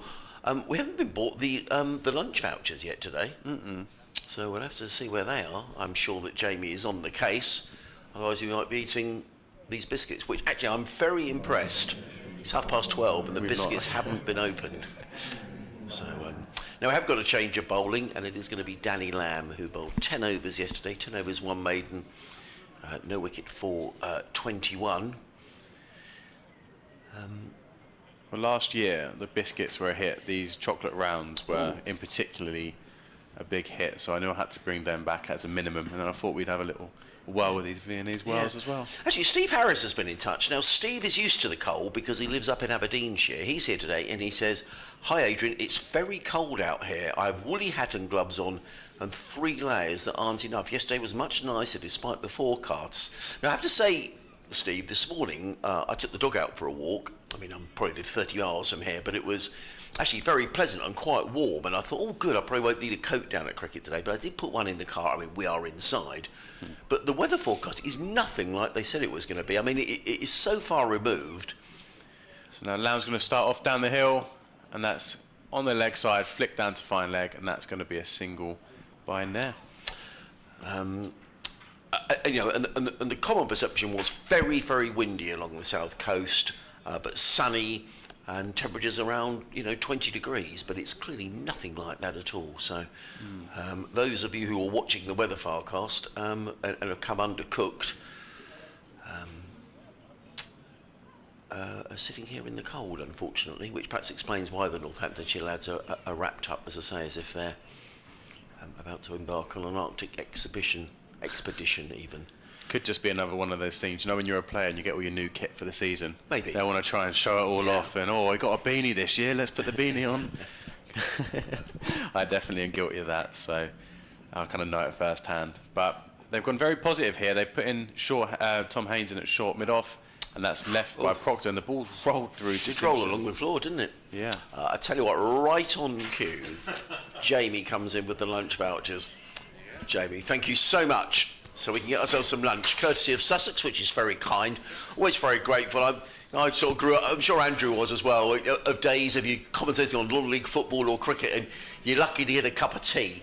So anyone who provides lunch, that's extremely kind. Do you mind if I take over? Because we've just got an update coming, Liam, and then we'll bring Andrew back on in a couple of moments' time.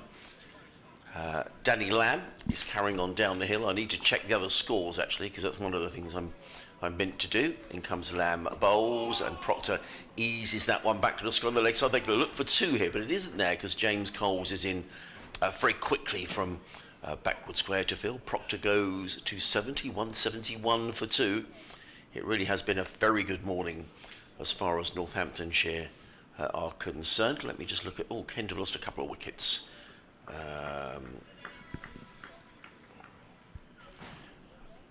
So we've got a couple of updates to do in a couple of minutes' time. I'll just wait for those. As Lamb is on his way. Two slips go down. He's in and bowls and just helped on its way down to fine leg from Karen Nair. He goes to 56. Northamptonshire to 172 for two. And the runs continue to accumulate for the visitors. Danny Lamb bowling from the Cromwell Road end of the ground. In Hudson Prentice, I think he's waving to us. Or he's waving to someone on the ground anyway, just down in front of us. He's down here at fine leg. In comes Lamb on his way and bowls wide outside the off stump. And there is no run, and Proctor has absolutely nothing to do with it. Okay.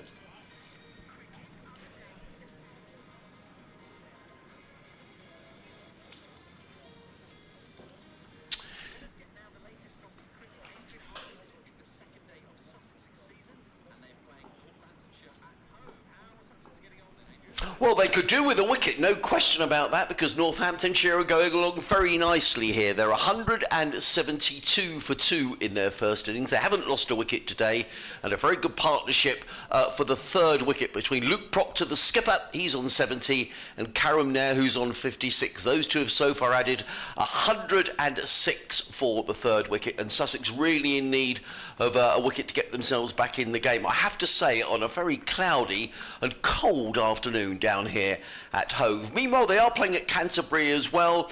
Ben Compton going along nicely. He's 21 not out, but Kent have lost a couple of wickets. Muye for 33, Bell Drummond for 6. In fact, Jack Leaning has just been out without scoring. So Kent now in a bit of trouble. They're 70 for 3 against Somerset down at Canterbury. And I'm afraid for Surrey, still no play up at Old Trafford. That's in the game between Lancashire and Surrey. As in comes Jack Carson, bowls to Karen Nair. He plays it to deep mid wicket, picks up a single. So we'll have a little change around in the commentary box.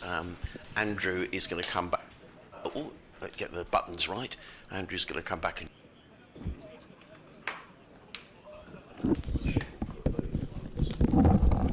Thank you, Liam. Sorry about that. Some technicals going on here. So thank you very good to see Liam again. He'll be back with us after lunch. As in comes Jack Carson, bowls, and Proctor plays that one way. It was a delivery down the leg side, and he swept it away for 4 runs. Jack Carson looks disappointed, but in truth, it was a delivery down the leg side and swept away for a boundary. Proctor goes about his merry way. He's on 74. Northants 177 for 2. Second day running, Durham versus Hampshire, no play. And abandoned for the day up at Chesterley Street. As our old friend and colleague Martin Emerson would say, it's obviously too far north, isn't it, to be playing cricket? And it's when I always think with those games, when you're the away commentator, it's a long time. Then isn't it? You're trying to, then you got hanging around for the next day's play. So poor old Kevin James. Here comes Carson Bowles to Proctor, playing into the offside now. Right, I wonder if Sunderland are playing at home, because I know Martin's a big Sunderland fan. Yes, they are. No, he is. Yeah, no, it's very possible. Do you know, it may be my imagination. I think it's getting a little bit brighter. Good. Well, Dave Allen said he thought it might be. So let's hope that Dave is right. In comes Carson and Bowles. Proctor prods forward. Yes, Sunderland are at home to Bristol City. So maybe Martin Emerson, who's our Durham commentator, will perhaps take Kevin James, our Hampshire commentator, along. You never know. But yeah, so I mean, buy him a pie. Durham, many people feel they could make a challenge for the championship I did. I must year. admit they were my sort of outside bet. Carson in and Bowles. Proctor plays into the offside, fielded by Allsop, no run. And I have to say, Andrew, I was at Durham last year, and I'm just so impressed with Matthew Potts. Yes. I mean, what a fine bowler he is. He must. I know he's played for England, but he's really knocking on the door for this season. He's got beautiful action, runs in hard. In comes Carson and Bowles. That's it. It's on the pad. He's going to turn that one on the leg side. Is Luke Proctor? I think he hits him on the full. And the ball dribbles out on the onside. There is no run. Northants 177 for 2. Proctor 74. Nair is on 57 at the moment. It has to be said, it's pretty plain sailing for Northamptonshire. Well, it is. One hesitates, having watched Northamptonshire all through last season, to get too excited too quickly. But I mean, just by way of comparison, it took Northamptonshire 4 matches to get a single batting point last year. They got one in the 4th match. Against Somerset at Taunton. They got it with 9 wickets down. Tom Taylor and Ben Sanderson, I think, were in there and managed to just take them past the 250 mark. They got 1 batting point in the first 9 championship matches of last season. So if they get one here, there's definite signs of progress. Yeah. And here's Danny Lamb running in from the Cromwell Road end, and that's a beauty to Nair, almost out of nowhere. Yeah. It's bounced a little bit, it's left him, it's fizzed through into the gloves of John Simpson, and that's a beauty from Danny Lamb. And Karen Nair just goes for a little wander out towards square leg, and, well, no place more appropriate. The great Lord Edward, Ted Dexter, of course, was a great prowler, wasn't he? He used to wander off away to square leg, and Karen Nair doing the same. Here's Lamb in, Bowles to him, short, cut away, and he's caught! They got the man in front on the drive at short extra cover. It was a short ball, and Nair has laced it straight at him, and he's gone. And almost, we said out of nowhere, Danny Lamb producing a perler of a delivery the ball before to beat Nair. And there, he's taken his wicket, and the partnership has been broken. Nair goes for 57, and Northamptonshire 177 for 3. And that's, again, a good bit of captaincy by John Simpson. We were talking about it yesterday. We talked about it this morning with Liam. He knew that nothing much is happening in terms of swing, so he's got the men in front of square, and it's paid dividends because it's taken the wicket. It has, and it was a sharp catch by James Coles as well, because it was travelling. Karen now, I mean, he's walking off, he's banging his bat against his pads, and he'll be disappointed because he's played so well, 57 of 104 balls with 7 fours and a 6. And really it was a ball that was, you'd have thought would have been punished. He was looking to hammer that away through the offside. Very good catch by James Coles, because that was going very, very fast. Nelson strikes the partnership, 111. Oh, well spotted. So the wicket goes down, just what Sussex needed to try and get themselves back in to the match. And it brings out George Bartlett to the middle. Yep, to make his first-class innings for Northamptonshire, signed from Somerset, back end of last year, talking to our friend and colleague Anthony Gibson. He was saying that he thought it was a pretty good signing for Northamptonshire, possibly hadn't had quite the opportunities that he would have wanted down at Taunton. So he's made the move and comes to the crease with Northamptonshire 177 for 3. It was a good catch, as Adrian was saying, but it was almost a ball he could have hit anywhere, couldn't he? But as I say, he's got this little arc of fielders that he's had there for Nair. So Simpson's obviously, and I'm sure the backroom staff have done a little bit of homework on Nair. Mind you, he's got a decent record in his. He's batted 4 times for Northamptonshire now. I'll give you his scores in a second. Here's George Bartlett's first ball for Northamptonshire, facing Danny Lamb. It's a good, well pitched up delivery, and Bartlett coming just slightly across his stumps, plays it defensively back down the pitch. Lamb with his tail up. The details of Karen Nair's innings. Scored 57 good runs off 104 balls, with 1-6, that outrageous cut for 6 over backward point off Jaden Sales earlier this morning, and 7 fours. And while they're just tweaking the field for George Bartlett, it means that the 4 innings that Karen Nair has played for Northamptonshire: 78, 150, 21 and 57. Settle for that. Here's Bartlett again, just playing, just falling across a little bit, and he was, I think, aiming to play that up to mid-on, and it maybe just swung a little bit, shaped away, and he finished up playing it up to mid-off. Good stuff, this, from Danny Lamb. No, We said bowling from this end yesterday was tidy, but didn't really look particularly threatening, but bowling down the hill this morning, he's been pretty impressive. He's in his 12th over now, 1 for 24, 3 slips in as he's in and bowls to Bartlett, and again Bartlett pitched right up to him, plays it out to short extra where Ali Carter fields, and there's no run. Yes, Karen Nair making 78 on debut at Edgbaston last year, then 150, which we were talking about yesterday at the Oval, 21 against Essex, last game of the season, and then 57 here. So good stats, aren't it's they? not bad stats. No, you'd settle for that. You'd settle for that. Here's Lamb in again, bowls to Bartlett, who looks to force off the back foot. It's perhaps a little bit too close to him for the stroke. Goes to backward point, where Hudson Prentice fields, and applause for Danny Lamb, and well deserved. Good over from him. At the end of it, Proctor is 74. George Bartlett still looking for his first run, and Northamptonshire 177 for 3. And that partnership that we were talking about between Luke Proctor and Karen Nair, worth 111, and they were together for 37 overs. Well, it was a fine partnership, and Sussex will be delighted to have broken it. And I agree with you about Danny Lamb. He's looked a lot more threatening coming down the hill. Yeah. And actually, all you could do when the new man comes in is to make him play every single delivery, and that's exactly what Danny Lamb did, having taken the wicket of Karen Nair. So, 2 slips in place now. Jack Carson continuing from this, the C end of the ground. He's in and bowls to Proctor, who's very solidly forward. Plays out into the onside, fielded by Tom Haynes. And there is no run. There is a backward square leg, mid-wicket, mid-on, mid-off, cover, a sweeper out at cover point, and a backward point. There's Carson. Comes in off half a dozen paces around the wicket, bowls, and cut away by Luke Proctor. That goes straight to James Coles, who's sweeping up on that cover boundary. Sends in a good throw over the top of the stumps to John Simpson.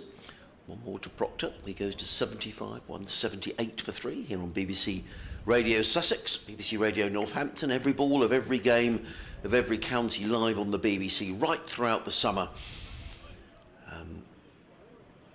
And we've been very lucky to get some play in looking around the country with the problems they've been. Very pleased. We've had an interrupted day yesterday, but so far today so good. As in comes Carson over the wicket to the right-handed Bartlett, who looks a little nervous. He sort of flicks at that one. It ends up at short, fine leg, fielded by Tom Alsop, and there is no runs. Always nerves around, Andrew. Absolutely, yeah. He's wants to try and make a favourable impression straight off. Just bounced a little bit on him, didn't it? Yes, it did. Carson again, over the wicket, bowls, and defended by Bartlett onto the onside. Ollie Carter just has to move in from short leg to field. There is no run. I can see the pads under Ollie Carter's trousers as he fields at short leg. So a little look behind him to make sure he's not obscuring the view of James Coles. He's out at deep mid-wicket for the right-handed Bartlett. Carson in again. Bowls. That's a quick delivery, and down the leg side, taken by Simpson, and there is no run. Bartlett, his first-class career. This is 56th match. Scored 2,562 runs, average of 29.4. Okay.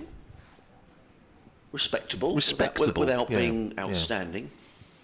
Carson, and again, bowls to Bartlett, who places very carefully on the bounce to the man at short leg, who is Ollie Carter. There is no run. I'm looking at the scoreboard, which I think we've got a red digit up there. I'll give you the score, 178 for 3. Proctor 75, Bartlett yet to score. Carson, 12 overs, 0 for 42.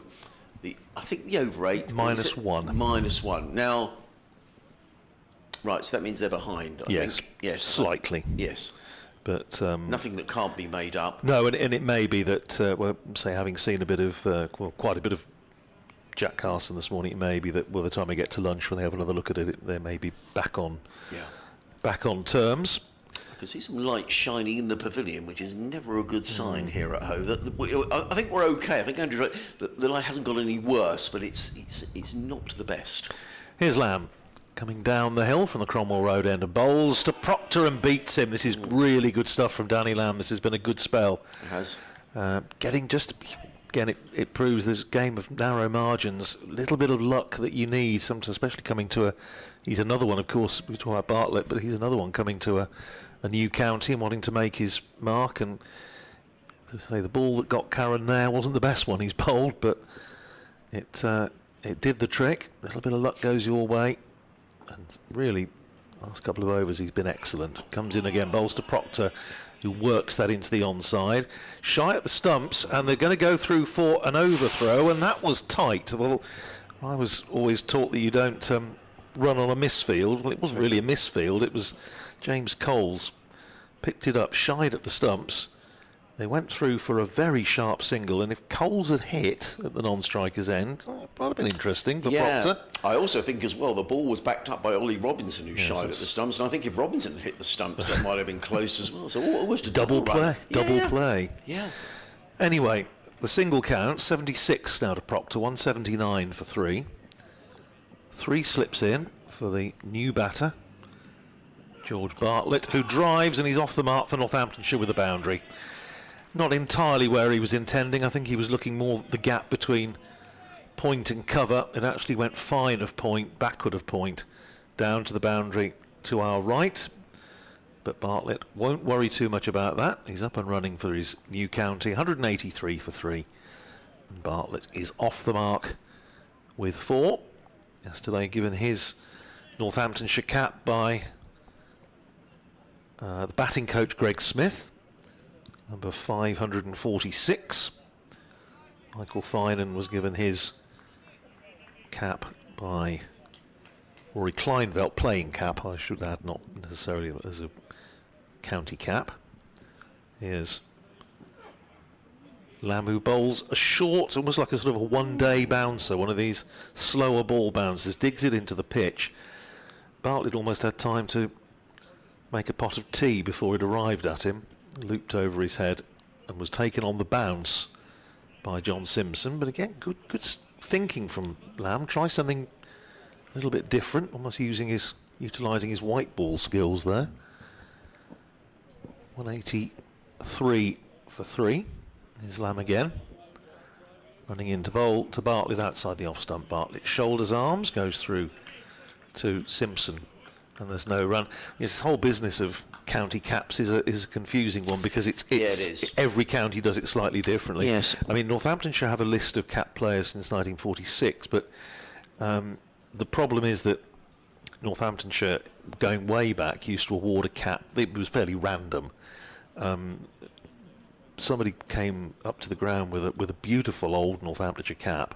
Here's Lamb in, bowls, and attempted drive by Bartlett. It comes off a thickish inside edge and pad back down the pitch. Lamb fields off his own bowling, and that's the end of the over. And at the end of that over, it's 183 for 3. Remember, lunch today is at 1:10, because of course we're playing catch up, another extra 8 overs on the day's allocation from yesterday, so the interval's just pushed back a little bit. Lunch at 1:10, tea at 10 to 4, and close of play scheduled for 6:30, if we get through that far. But this lovely old cat was brought in, and it belonged to a chap called Whitehead, who played one match in 1908 as an amateur. And I know Tommy Askham, who played just before the First World War, in fact was killed in the First World War, he was given his cap on his 18th birthday, just as a bit of a sort of a, there you go. It wasn't awarded in the sense that it is now for distinguished service and all the rest of it.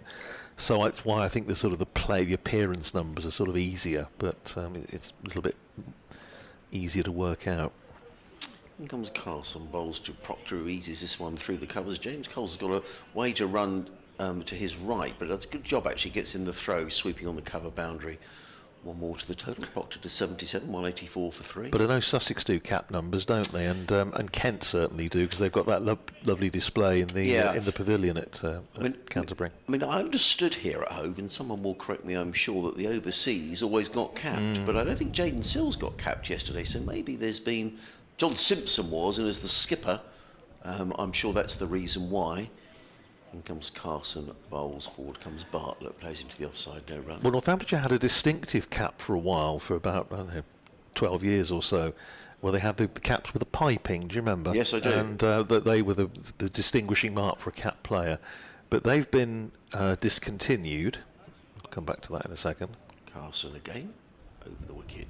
Bowls, and Bartlett is forward, plays it back down the track. Carson Fields, no run. And I think I'm right in saying it's because John Sadler feels that he wants everybody on the field to look the same, on the basis that if you're making your debut, your contribution is as important as somebody that's played 200 games. So he wants all the caps to be the same as they go out on the field. They do have the little playing numbers, but that's the thinking.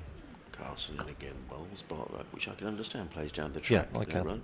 Had a nice message in from Abby Sakandi, who former Sussex cricketer, spent some time at Leicestershire as well. I think actually on the day, if you're listening, Abby, you'll probably correct me or otherwise on this. In comes Carson, bowls Bartlett down the wicket, drives down the ground, doesn't quite time it. A really good tumbling save by Danny Lamb at mid-on. Bartlett picks up a single, but it could easily have been 4.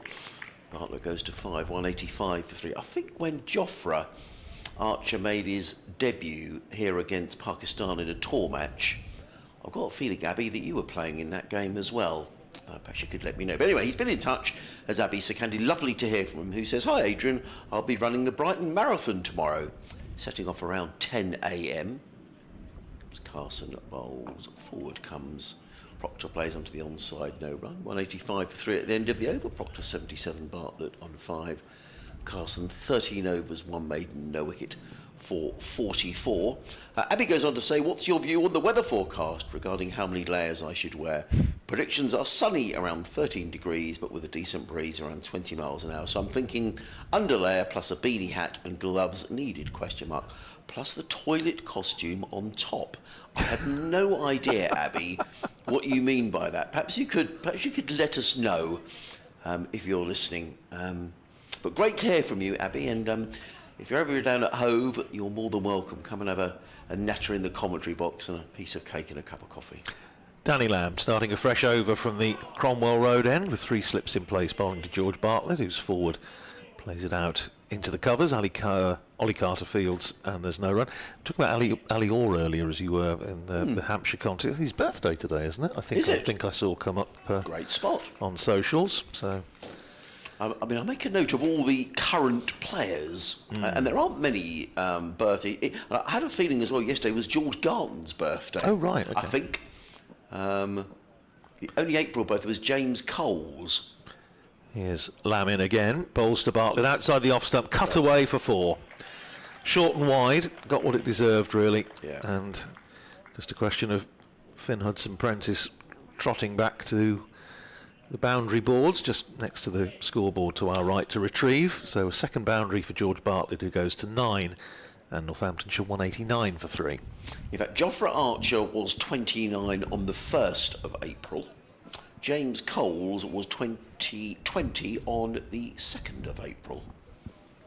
The April birthday. So happy birthday to Jofra and James. Here's Lamb in, bowls on leg style, and he's clipped away. It's 4 more somethings. Was it runs?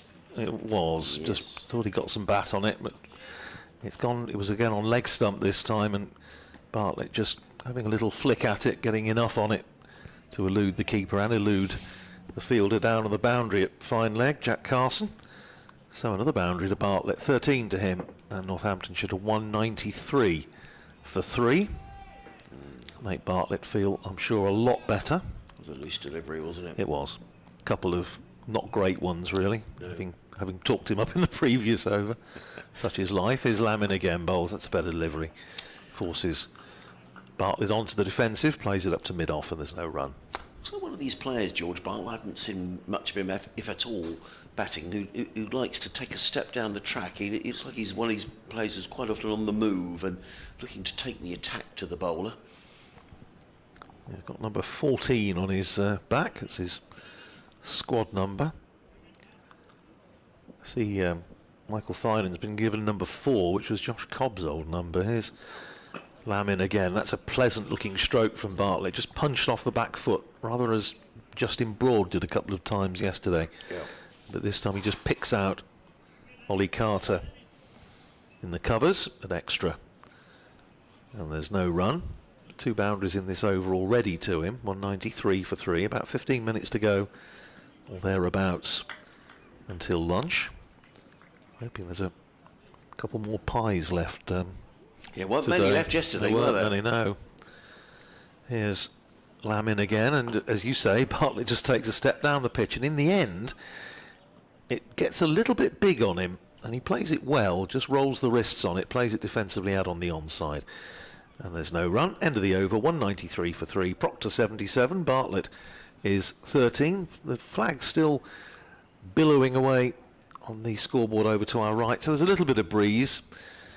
Having said I thought it was getting brighter, I'm actually not sure it is now. I think it's not changing very much. Another large jet flies overhead. But yes, I mean, I have to say, it's one of the great British pastimes, isn't it, having a dart at weather forecasters, but I have to say they have got this fairly spectacularly wrong so far. Well, they have, and actually, I was reading in the winter. Actually, a couple of people get, at various times saying, particularly the longer range forecasts. I have to say, I don't find them desperately reliable, if I'm being perfectly honest. But certainly, it was forecast to be a real hoolie along the south coast today, and I was thinking, oh crumbs, we'll have bales blowing off and all sorts of things, and hats disappearing, but. Anyway, none of that. Carson, can he get over a wicket before lunch? Comes in and bowls to Proctor, who's forward. Plays to the offside. There is no run. Well, the weather apps are now saying that tomorrow is going to be nice and sunny and warm. Right. So wait, maybe it's just we just got to wait. So put your gloves and hat on. 24 hours. Absolutely, yeah. Put the duffel coat on. 193 for 3. Proctor waits. On a short leg go down. Carson in. Proctor defends down the offside. No run. What do you reckon is the coldest you've ever been on a cricket ground, Adrian? Yeah, I think I was really cold. I remember being commentating on a game at Akeworth, Liverpool, early season game against Lancashire, and that was freezing. We were in a tent. I think Old Trafford was being renovated at the time, and that was cold. In comes Carson bowls. Proctor defends. Yourself, no run. I think mine was an early season game at the Parks in Oxford. There's not a lot to stop the wind. I mean, Fenners potentially can be worse, but I've been quite lucky at Fenners, but at the Parks it was perishing. Northamptonshire playing the Oxford University some years ago now, and it was perishing. Goes Carson bowls. Proctor looking to heave that one in the leg side, doesn't time it, the ball hits the pad, bounces off onto the onside. The coldest I've ever been at a sporting event was I went to see the Albion one Saturday. They were playing at Blackpool in January, and I've never been so cold. It was absolutely freezing. We had umpteen layers on. I couldn't wait for the game to end, and I think it was 0-0 from memory. In comes Carson, bowls, Proctor forward, plays into the offside, no run. All I would say here, Andrew, from a Sussex perspective, I mean, the new ball is available in 12 overs. Northants aren't out of sight, and Sussex will go if they could keep it reasonably tight to the new ball and hope maybe that Robinson and Seals could cause some damage. In comes Carson bowls. Proctor defends into the offside. There is no run. Tidy from Jack Carson. It's a maiden over, who's now bowled 14 overs, 2 maidens, 1 for 37. James Coles is warming up, so I wonder if you might get a bit of Coles before lunch. And in fact, but having said that, Proctor's a wily old pro, and I'm sure he's thinking, let's get to lunch, let's get through this new ball when it becomes available, and we can really build a big total here. Well, I think that's what they'll be thinking. Looking at the forecast, actually, beyond tomorrow. As I say, it doesn't look too bad tomorrow. Monday looks just again, the app I saw, so, pay your money and take your choice, but it looked just a little bit iffy on Monday, a little bit of sort of showers rather than serious hose, but we're going to see a change of bowling from the far end, from the Cromwell Road end, and as exclusively predicted by Adrian Harms, he's obviously got the earpiece in, it is going to be James Coles who's going to bowl some left arm spin for the first time in this innings. As we heard from Adrian a little while ago, celebrated his 20th birthday not long ago. Very, very talented young cricketer, very highly thought of. And he's going to be bowling to George Bartlett with a slip and a forward short leg. Man in on the drive on either side, round the wicket bowls, and Bartlett plays that nicely, just opens the face, uses the pace of the ball, runs it wide of slip, and it's a long chase around the boundary for Tom Alsop, who sends in his left arm return to John Simpson, and they're able to come through for 2. Bartlett to 15, and Northamptonshire to 195 for 3. Remember, batting points at 250 they start. Sussex already have a bowling point. The next ball is full and played defensively back down the pitch by Bartlett. That wicket of Nair giving Sussex their first point of the season. Now, I thought they were going to play a strategic change to the field. It's not. I think Finn Hudson-Prentice's bootlace has come undone, so they're having to wait for him. No, it's all right now. Sorry. It's getting brighter.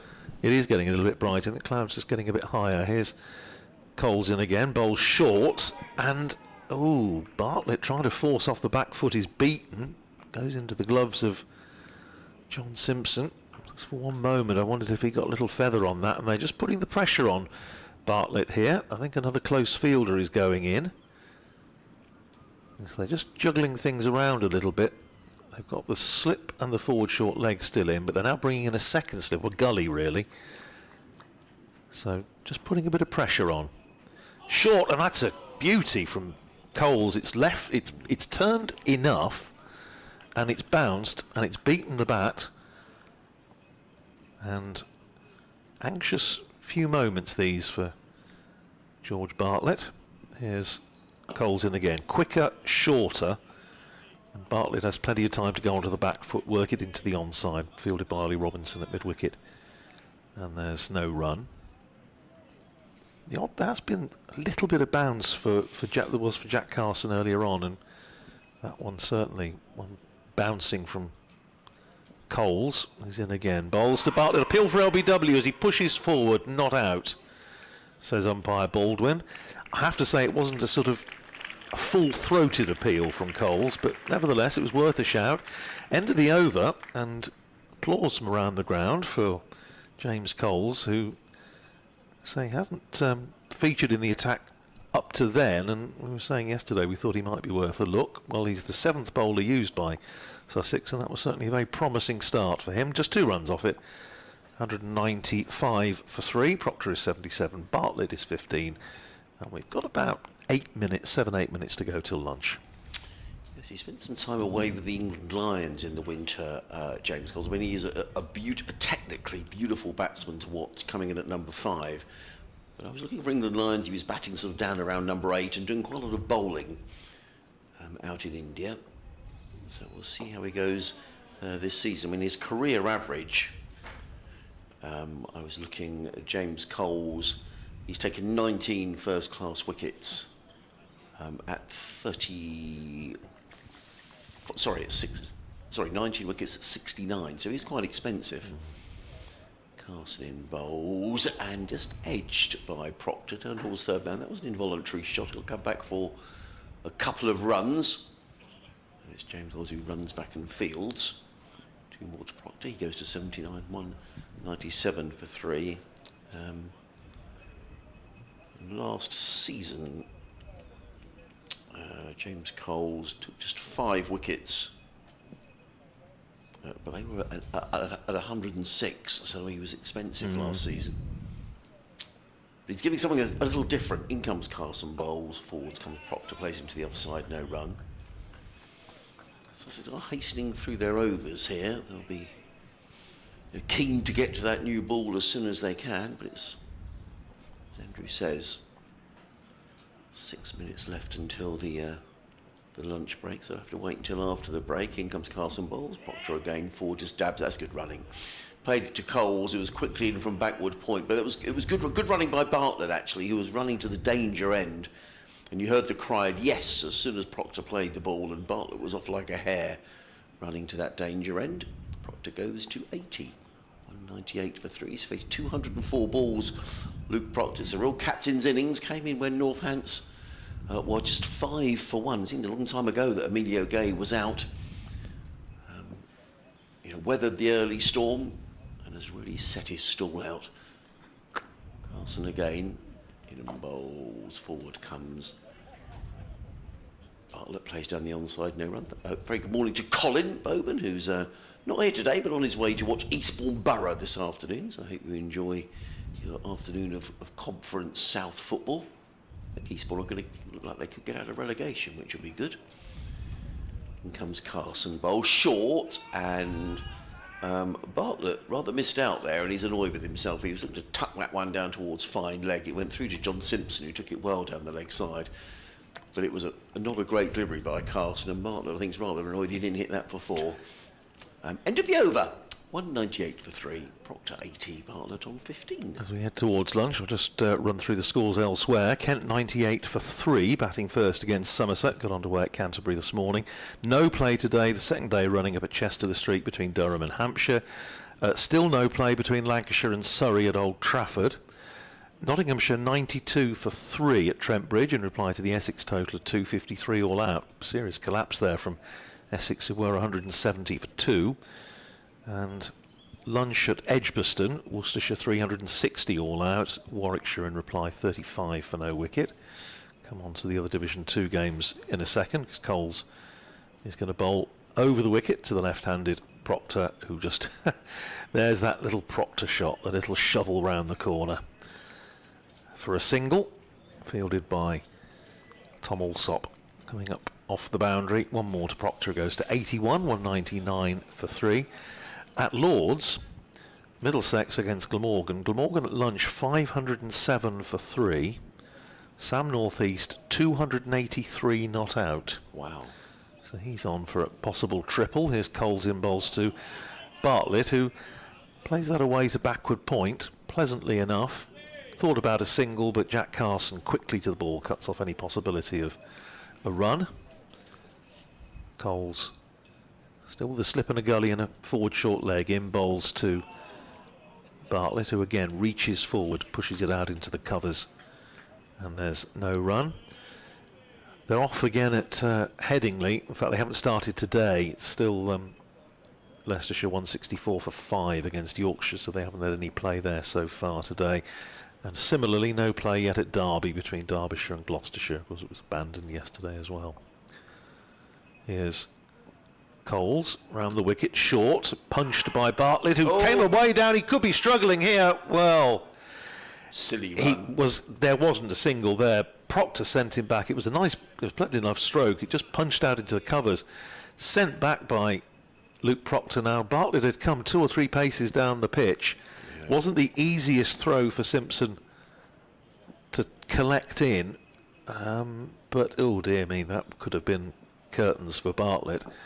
He's pushed that into the onside. This time there is a single, much easier one, and Proctor jogs through. Indicative, I think, that's a 200 up for Northamptonshire, 200 for 3. Indicative, I think, of what we've been saying, that George Bartlett's just maybe a little bit nervy at the moment, and I think that betrayed that anxiety. It was just, I'm sure it's a single that normally in any other time of his career he wouldn't even have thought about going for a run, but anyway, he's still there. He's at the non-striker's end as Proctor plays that round the corner on the bounce to Ollie Carter at backward square leg, and that's the end of the over. 200 for 3. Proctor is 81, Bartlett is 16. I think of that stroke of Proctor's, that little shuffle round the corner. Was it they used to say about Philip Mead, who scored a vast number of runs for Hampshire, left-hander, and He used to sort of wrist one through the short legs and say, "There's another ton of coal for the winter," as he got to 50, and the old days of talent money. That just reminds me of that stroke of Proctor's, bread and butter stroke. Well, I think this is going to be the last over before the lunch break. It's going to be bowled by Jack Carson. He's coming over the wicket with a slip and a short leg. Bowls to Bartlett, who defends down the track, and there is no run. When you talk about Sam Northeast, I thought there's something about Sam Northeast. I don't think that's his high score, and it isn't, because a couple of years ago he made 410 not out against Leicestershire. When he goes big, he goes big. He does go. There's not too many people though who have got a 100 at Lords. No. That's what he does. No, that's right. That'll be some feather in his cap. Jack Hobbs did it, didn't he? And Graham Gooch, of course. Graham Gooch, yes, against India. Yep, 1990. That's something to celebrate, isn't it? I'm sure. So it looks like a flat deck at Lords, but let's take nothing away. You make 280 odd. That's some effort. In comes Carson. Bowles, and Bartlett is certainly being a little more circumspect here. He's been looking to get down the track, but I don't think his skipper will be too happy if he gets out in the last over before lunch playing anything too adventurous or expansive. And he waits. Carson is in bowls and he's forward and plays that calmly through the offside, picks up a single, picks out. That's Tom Haynes out there who comes trotting off the cover boundary to field. One more to the total. So good morning for the visitors. Beginning on 95 for 2. They've added 106 for the loss of Karen Nair, who was out for 57, rather picking out James Coles on the offside. A shortish delivery from Danny Lamb. In retrospect, he'll probably wish he'd hit that for 4, but Coles took a good catch. Now we've got 3 men around the bat with these last 3 deliveries before the break, and Proctor looking to help himself down the leg side. Misses out, the ball strikes Simpson on the pad and ricochets to Jaden Seals, a backward square leg who fields. And there is no run. John Simpson just sort of reorganising the 3 fielders around the bat. There's a slip, a short leg and a slim it off. 2 balls to go until lunch. Here comes Carson. Bowles, Proctor is forward and squeezes that one out through cover point, picks up a single. He goes to 82 and Northamptonshire to 202 for 3. The wind is getting up a little bit. Yes, it is, isn't it? In defence of the weather forecasters. The flags are billowing away now on the clock tower scoreboard, and Carson is in again. Bowles and Bartlett plays that to short leg, and that will be lunch as George Bartlett and Luke Proctor make their way off. And that's an outstanding morning as far as the visitors are concerned. They've added 107 runs this morning for the loss of Karen Nair for 57. It's been hard work for the Sussex bowlers. It looks like a very good batting pitch. And maybe the Kookaburra ball isn't helping Sussex too much. A new ball will be available for Sussex. So that's 70 overs bowled. 72. 72. So in 8 overs time.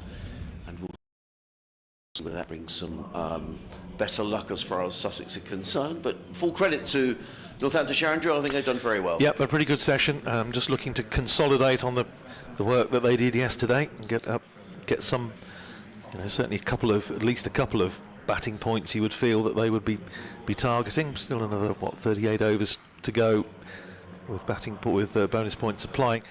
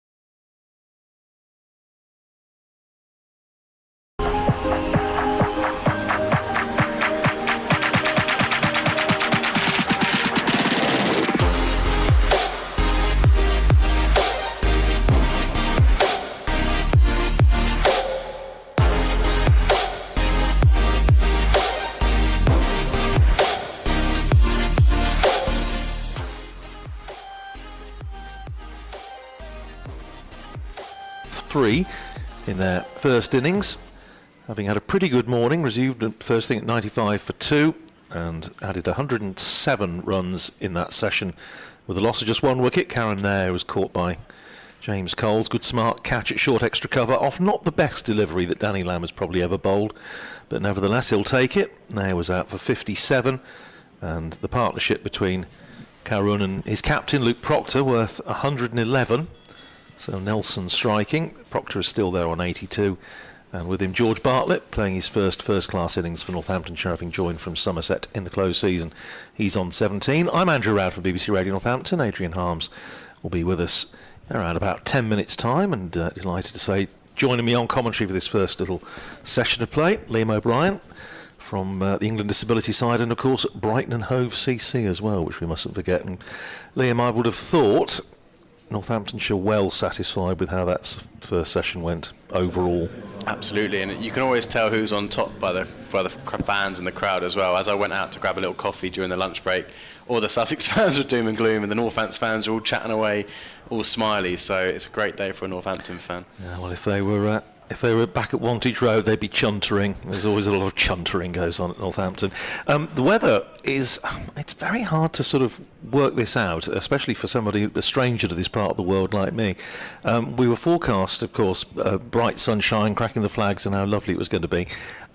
It's been gloomy all day since the first ball at 11 o'clock this morning. It's still fairly gloomy. It looks to me as though it may be just a hair lighter than it was, but it's still not great.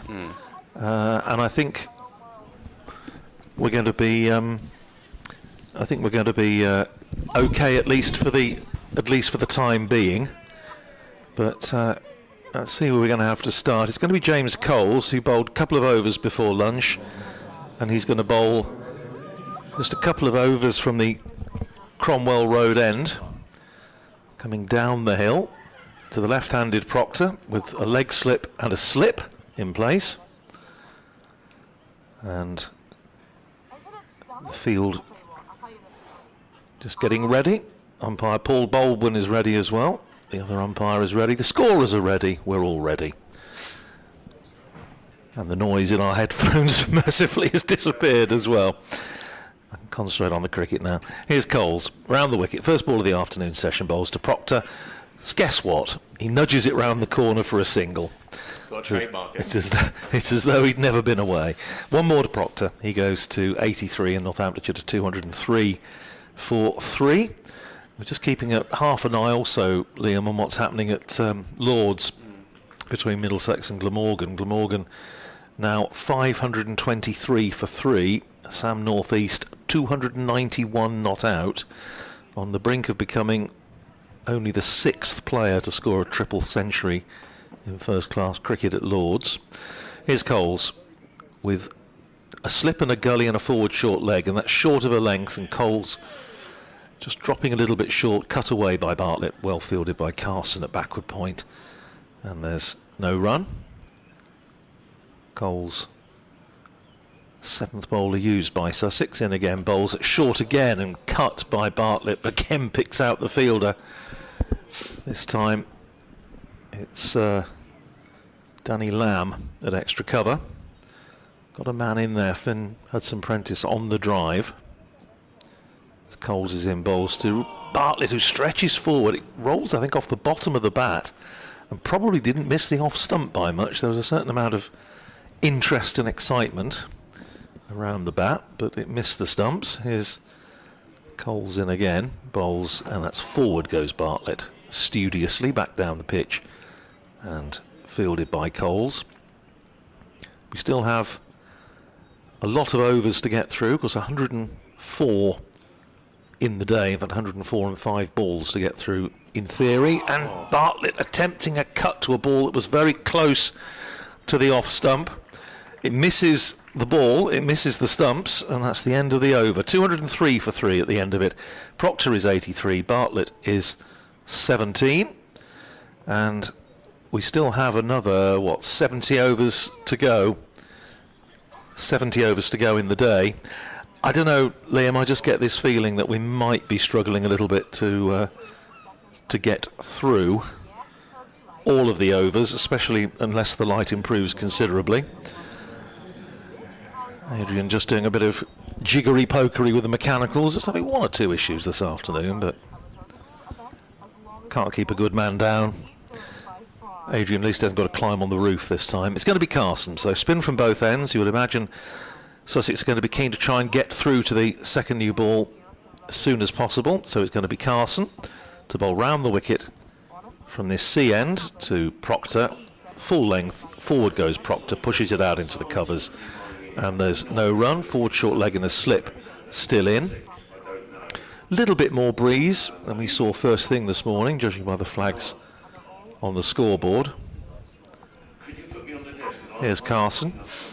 In again, bowls again full to Proctor, who drives smoothly but without any great power out into the covers. And again, there's no run. Can't see anybody watching on the balcony of the flats at the far end of the ground at the moment, at any rate. Here's Carson in again. That's short outside the off stump, cut away by Proctor. A run for him as it goes out to Tom Alsop, who's sweeping on the cover boundary. 1 more to Luke Proctor, who goes to 84, and Northamptonshire to 204 for 3.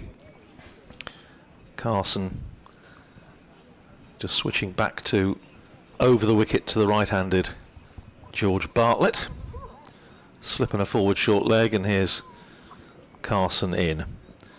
Bowls to Bartlett, who's pushing forward, goes off the inner portion of the bat.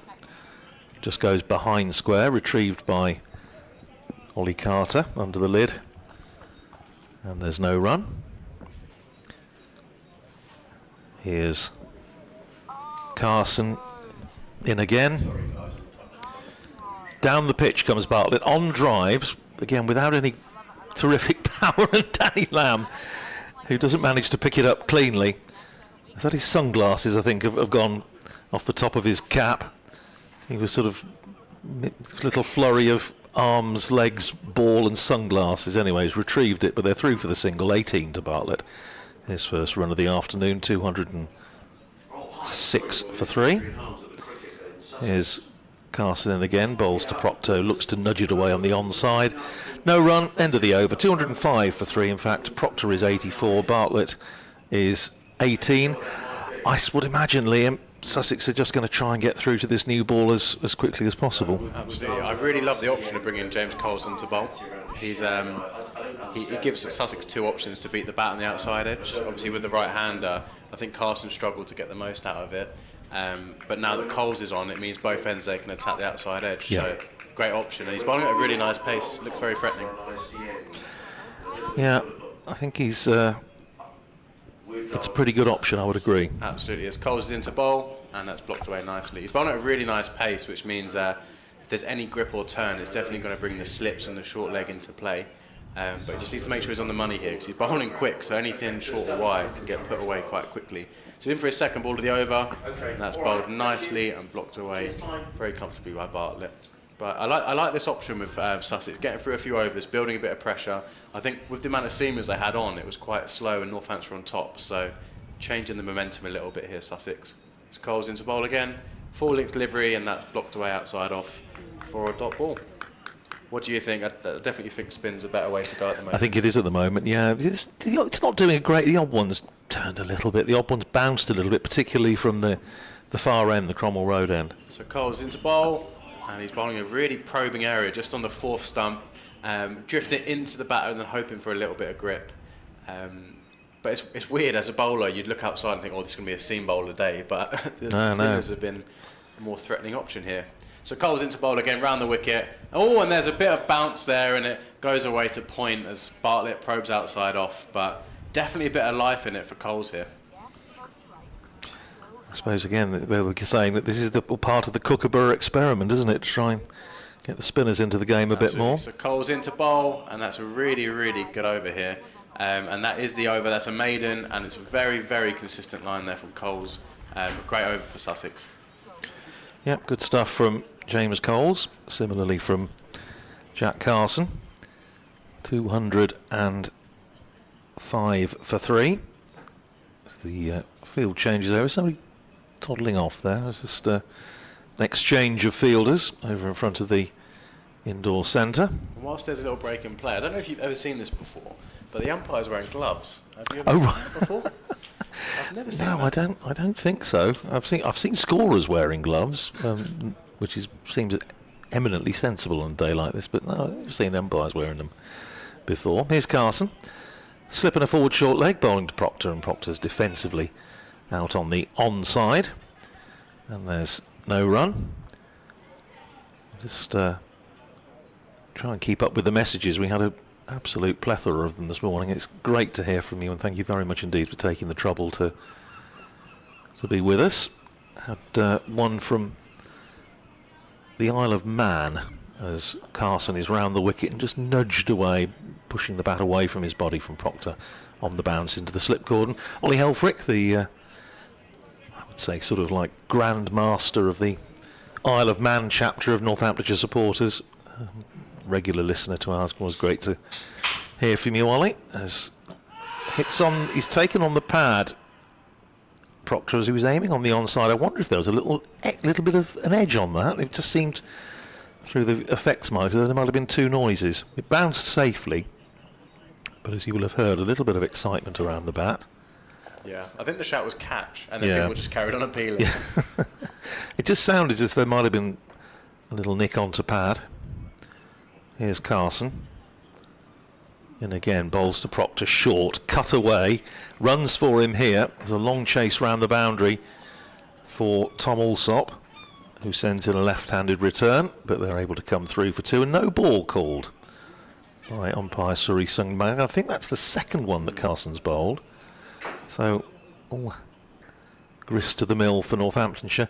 Ollie was saying his point about the floodlights that we were saying, the fact that the floodlights are not available for this match, and some other counties may choose to go down the same route. Around the wicket comes Carson, bowls to Proctor, who's defensively forward, back down the pitch. Ollie says apologies for being controversial so early in the season, but perhaps a few pounds from the 100 monies into a county's floodlight benevolent fund may offer a convenient fix. Loving the commentary but getting nothing done. Well, never mind, Ollie, there's nothing much more important than listening to us. Here's Carson, and again bowled short and cut again by Proctor. This time it's gone more or less straight to Tom Alsop, so there's just going to be a single. One more to Proctor. He goes to 87 and Northamptonshire to 210 for 3. It was very good to see Ollie at the county ground last year, not least because he brought with him some Manx kippers and all sorts of Isle of Man delicacies up, which was very, very nice indeed. So it's nice to see you anyway, but even if you bring a few edibles as well, it's always makes the visit all the more pleasurable for us. Forward goes Bartlett to the last ball of the over. It's a dot, just drops down at his feet. End of the over, 210 for 3. Proctor is 87, Bartlett is 18, and with wish that Ollie Helfrich and his friends stay with us for the rest of the afternoon. Live cricket on the BBC. I shall go and update BBC Radio Northampton and leave you in the hands of Liam and Adrian Hart. Yeah, so Coles is going to be on to bowl again, and he's looked like the most threatening bowler for a little while now. He's been coming around the wicket into the right-hander, bowling with some serious pace, and obviously for a spinner, bowling quick can mean if you're offline, it goes for 4 a lot quicker, but then if you're online, there's so much more pressure on the batter, and if there's any life in the pitch with a bit of spin or bounce, then you can definitely get a few chances. And Sussex gone really aggressive with their field here.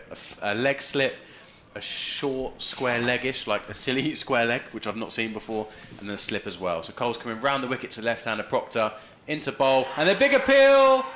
They're all crying out for it, but it's given not out. It's going to be very tricky to get a decision round the wicket there. It's got a pitch in line, and probably just pitch outside the line, Adrian, what do you reckon? Yeah, difficult to say from this angle, wasn't it? I mean, I don't think height was an issue, so I think, I mean, he was shuffling across his stumps as well, wasn't he? I mean, I just wondered whether it maybe pitched outside of Luke Proctor's leg stump. Yeah, absolutely. It's going to be really tricky unless it's turning a lot to be able to pitch it in line and get him in for an LBW as he's in for the second ball of the over, and Proctor's very clever now. Coles has found his line and his length, so he's come down the pitch and blocked that away just to throw off Coles' line a little bit. So I really like the game plan from Proctor today. Very committed to his plan, very sure about his technique, which is good to see in April, to be honest with you, in his first game. So Coles in again, third ball of the over. Very quick ball and blocked away outside off stump for a dot.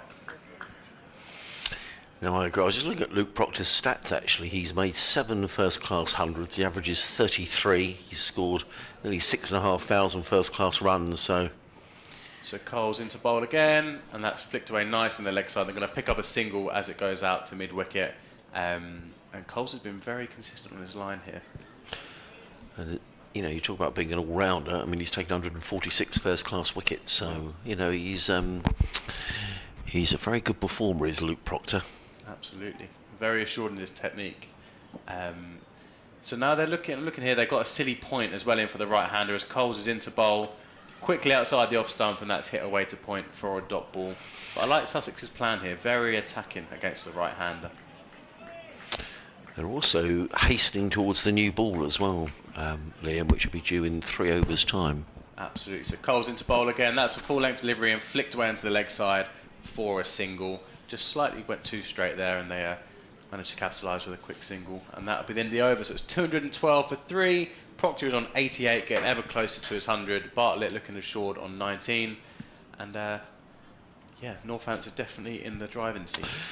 They certainly are. You're listening to live cricket. Can you hear me okay, Liam? That's okay. Must be the headphones on here, which perhaps aren't working desperately well. Early season gremlins. 3 overs' time, a new ball will be available for Sussex. I see absolutely no reason why they wouldn't take it, to be honest. They need wickets to get themselves back into this match. Because at the moment, Northamptonshire hold pretty much all the cards. Keep an eye on events at Lords. We'll let you know if Sam Northeast gets his 100 as in comes Carson bowls to Bartlett, who just leans forward and plays onto the onside. John Simpson nips from behind the stumps to field. And there is Nair's 294 not out, Sam Northeast. Colin Ingram 91 not out. Gorgon 537 for 3. What a start to the new season for them. Carson in again, bowls. Bartlett down the wicket, hits that firmly to mid-wicket. Good tumbling save there by Finn Hudson-Prentice, no run. George Bartlett's looked to get on the attack as much as he can, Liam. Absolutely. Just trying to put bowlers off their length. The Sussex spinners have been really consistent, so I think when they're coming down the pitch, it's purely just to try and put them off their length to get a couple more bad balls. So I like the intent. Carson slipping a short leg in place. Bartlett is forward, defends, back very close to pad. Plays it away into the onside. These two coming together when Nair was out, when the score on 177. So these two have added what? 23 plus 12, 35 for this wicket. In comes Carson again, bowls, and he hammers that one, and that's been coming actually. He's drilled it straight down the ground for 6. Good shot, no one out. It's a safe shot. And I think he was attempting to do that with the previous delivery in the over. I think he just, you know, Jack Carson floating the ball up. I think as an off spinner, you know, you want to see your spinners giving the ball some air, but it's a relatively short straight boundary at over, and it was a good shot by Bartlett. Smashed it down the ground straight over the bowler's head for 6. Bartlett goes to 25. Northants 218 for 3.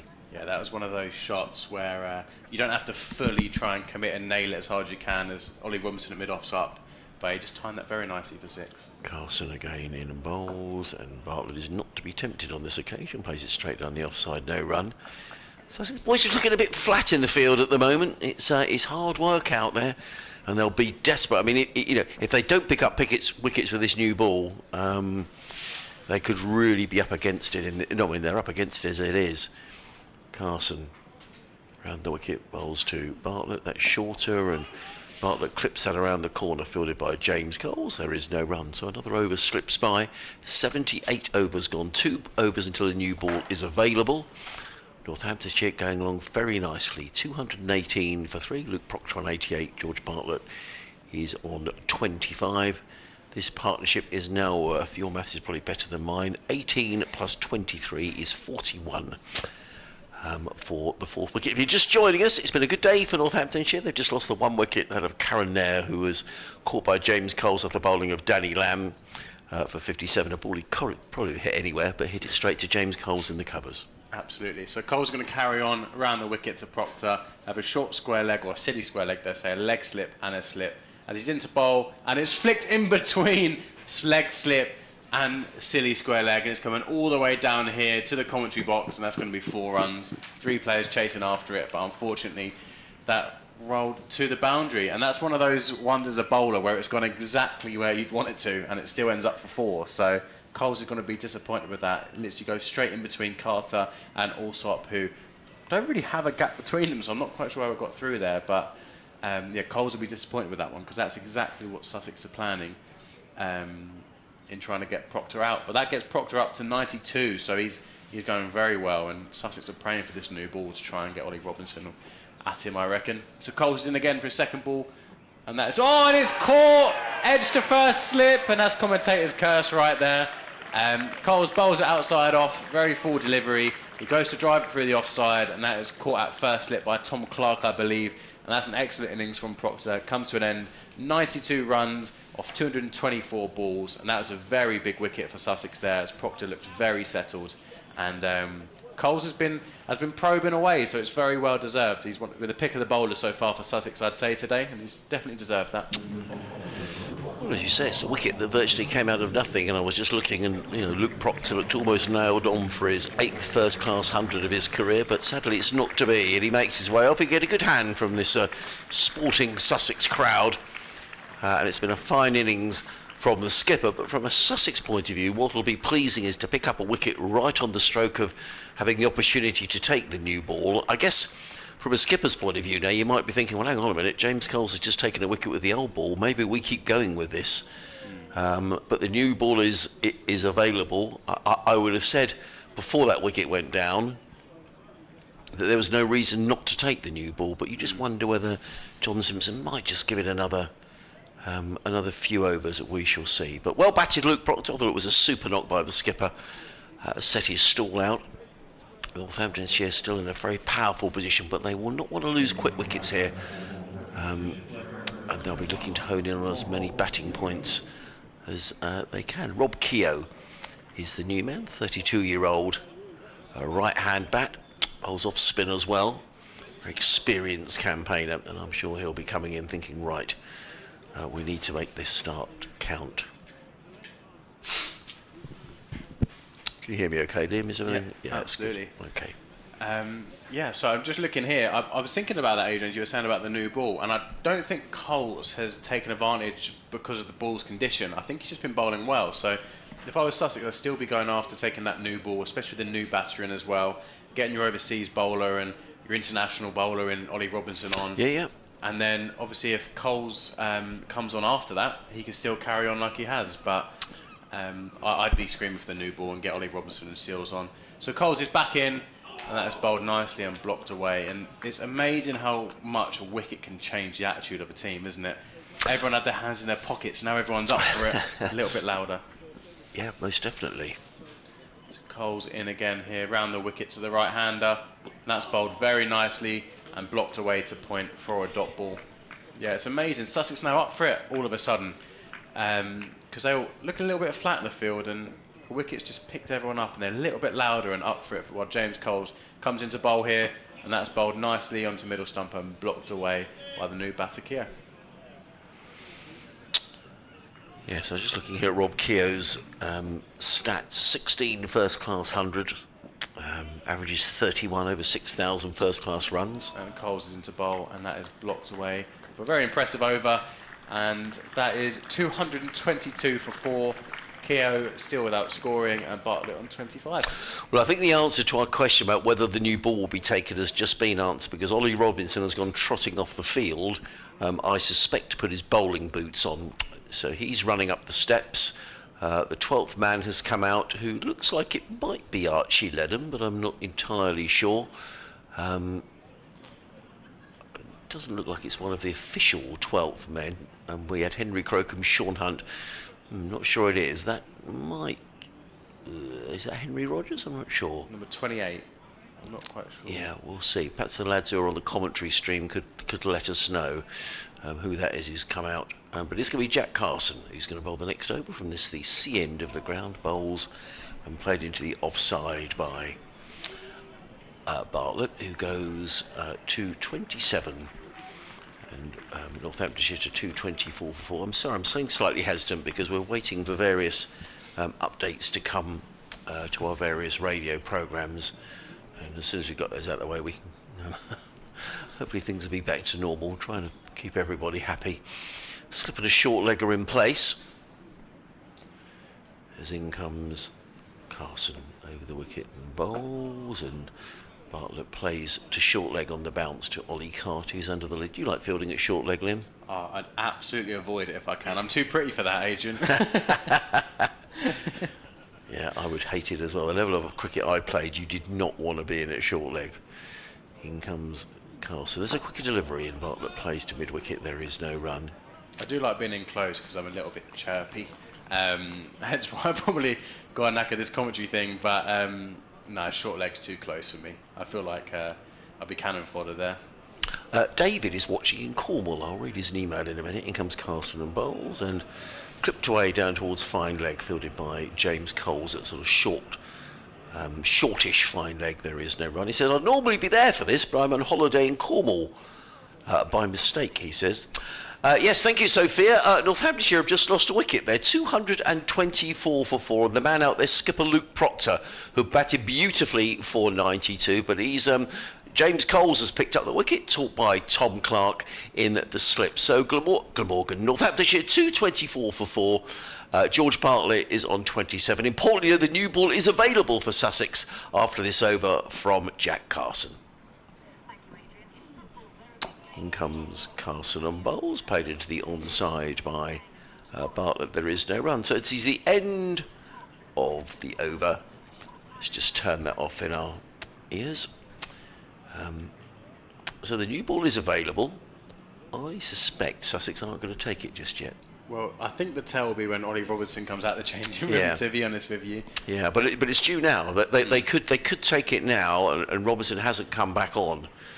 So I think that's fair enough from John Simpson. I think if you've taken a wicket, I think it's worth persevering with James Coles, maybe just for a couple of overs here, just to see if it's in fact, I saw James looking towards the dressing room there, but anyway, he's going to bowl.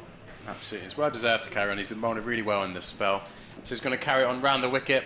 He's into bowl, and that's blocked away nicely into the offside, and he's bowling at a really good pace. It's kind of known in cricket as a pro pace, so at this level the spinners can bowl a little bit quicker because they really try and get the grip and bounce out of the pitch.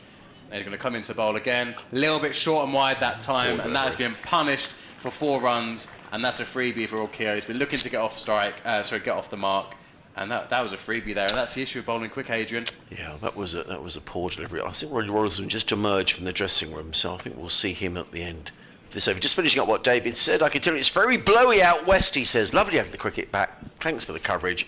I'll be checking in when I can, hoping for a few more wickets. Thank you, David, for getting in touch. So Cole's now into bowl, and that's a fuller delivery, and that's punch to the offside, and that is a dot ball stopped by a cover. But yeah, as I was saying, you get a lot of benefits bowling quick as a spinner, get a lot more turn, bounce, a bit more pressure on the batter, but then if there's a loose delivery, it's a freebie for the batter, and that was put away nicely. So Coles is in again, and that is a blocked away back to the bowler for a dot ball. Here comes Ollie Robinson down the pavilion steps. So Coles in again for his 5th ball of the over. As he's into bowl, that's short and wide, and it was actually so short it caught the batsman off guard and was just hit away softly to extra cover.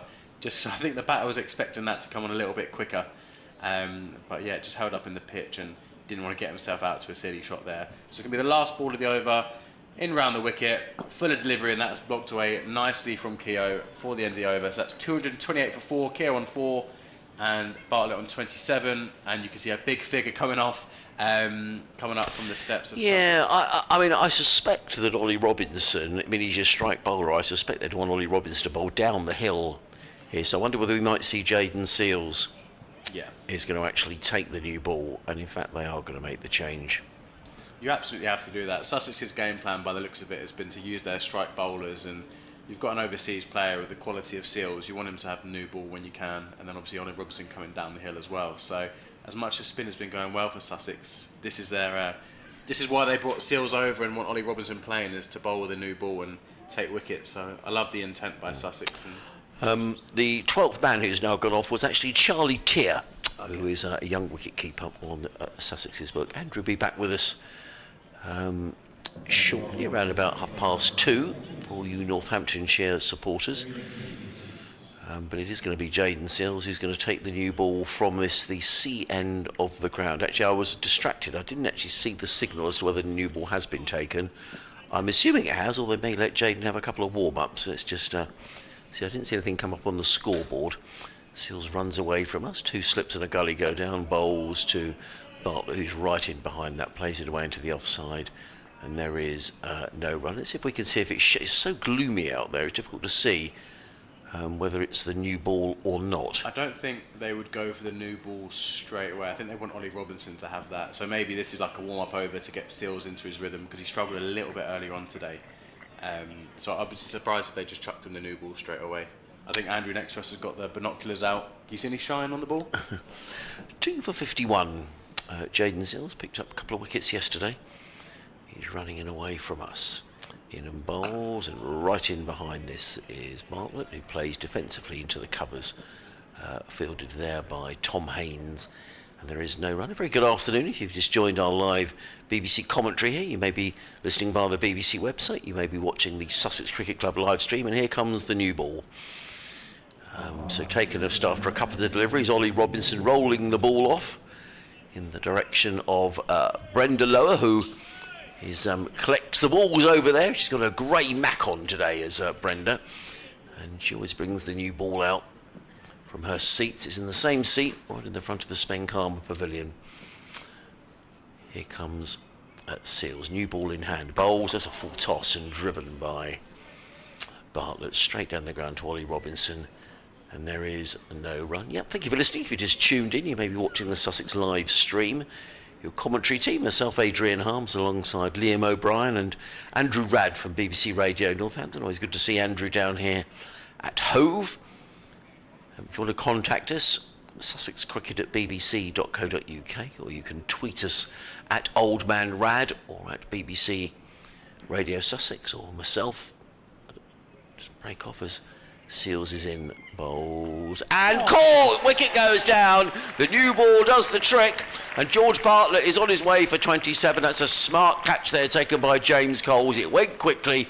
Good delivery by Sills. Nick into the slip. Sussex have picked up 2 wickets, and all of a sudden they'll feel they're back in the game. 228 for 5. Bartlett gone for 27. That's an absolute beauty. That was going to hit top of off, and it looks like it's just seamed away and gone to third slip, which is a very smart catch. I'm just watching it back on the stream, and that was angling towards off stump, hits the seam, and obviously with that new ball takes a bit more deviation off the pitch, and is a very, very good catch in at third slip. But Sills has got such a good rhythm, isn't he? When he gets in full flow, he looks like he's very threatening, and that was a very, very big wicket for Sussex. Momentum's changed.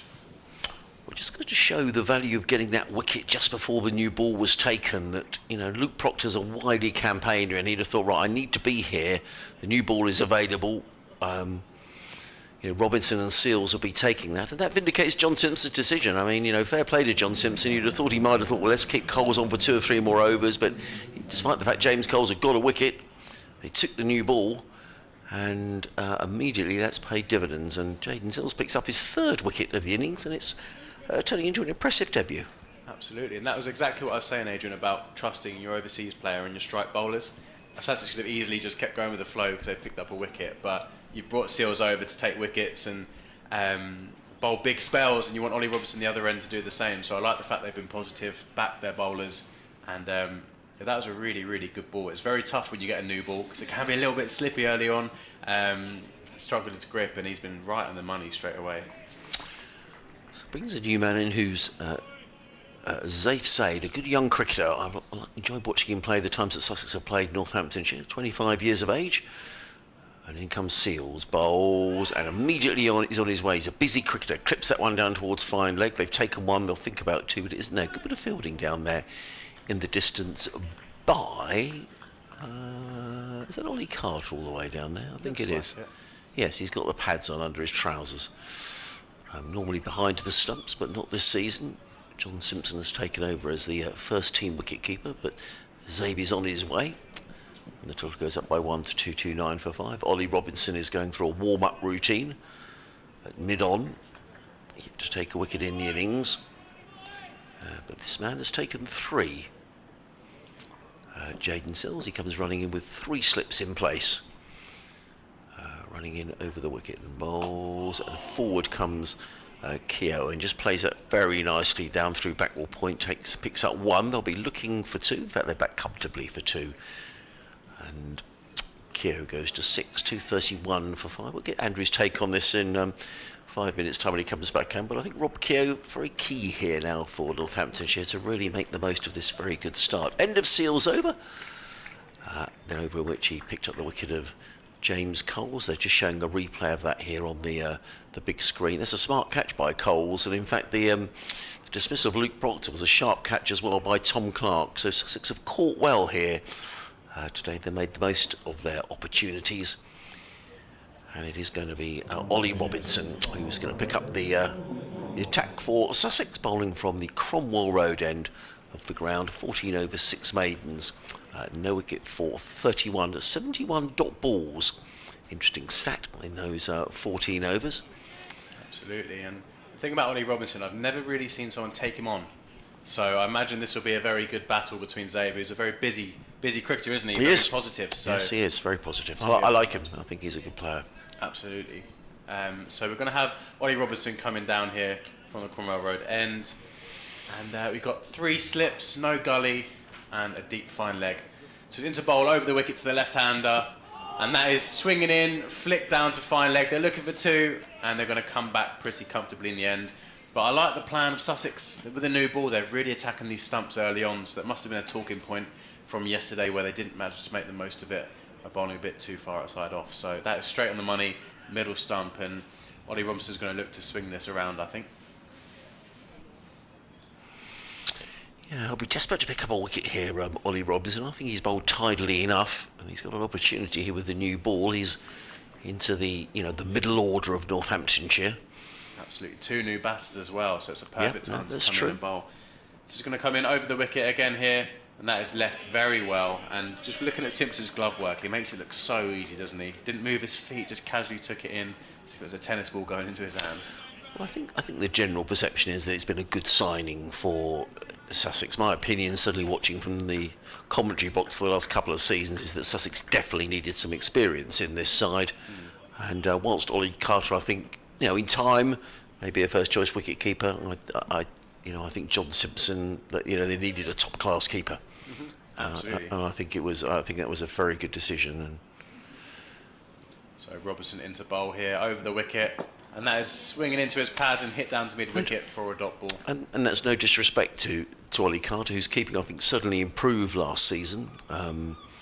He'll bat number 4 in this match. He's shown his ability to bat in the middle order. He's getting his chance in this game because Cheteshwar Pujara isn't in the side. But interesting when Matt Green was here yesterday saying it was all about the way that the management would have told Ollie Carter he's not keeping wicket, and doing it in a way that he's obviously not out of the frame, but they've just decided to make a change. And he said it looks very motivated, Ollie, in the field, which is good news. Absolutely. So Robertson's going to be coming in here over the wicket into bowl, and that's left very nicely outside the off stump, where he's been teasing him with a couple of in swingers, and then that one was an out swinger and left very well from Zabe. It's one of those things, though, isn't it, where Simpson's, personally, I think he's one of the best keepers in the country. So if someone's on the market like that, you'd be silly not to go for it. And it's how you manage Ollie Carter and let him know it's not based on him, but when there's an opportunity to get someone in with Simpson's experience, and he's got very good batting technique and everything like that, it's just a great signing. Sam North East 329 not out.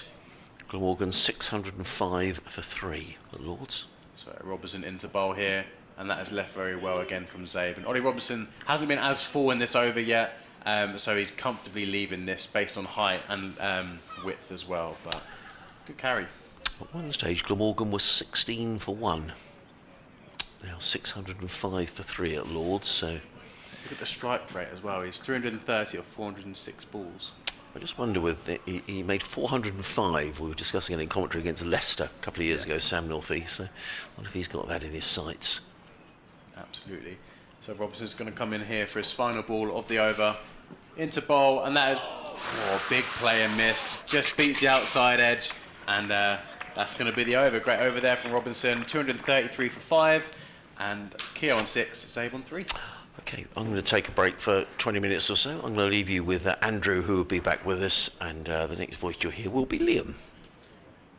Perfect. So then we're going to move on to Sales, who had the big breakthrough wicket up the hill, and he's been looking to swing it away outside, beat the outside edge. So it's going to be a good battle to see if Keogh can get on top of this new ball here.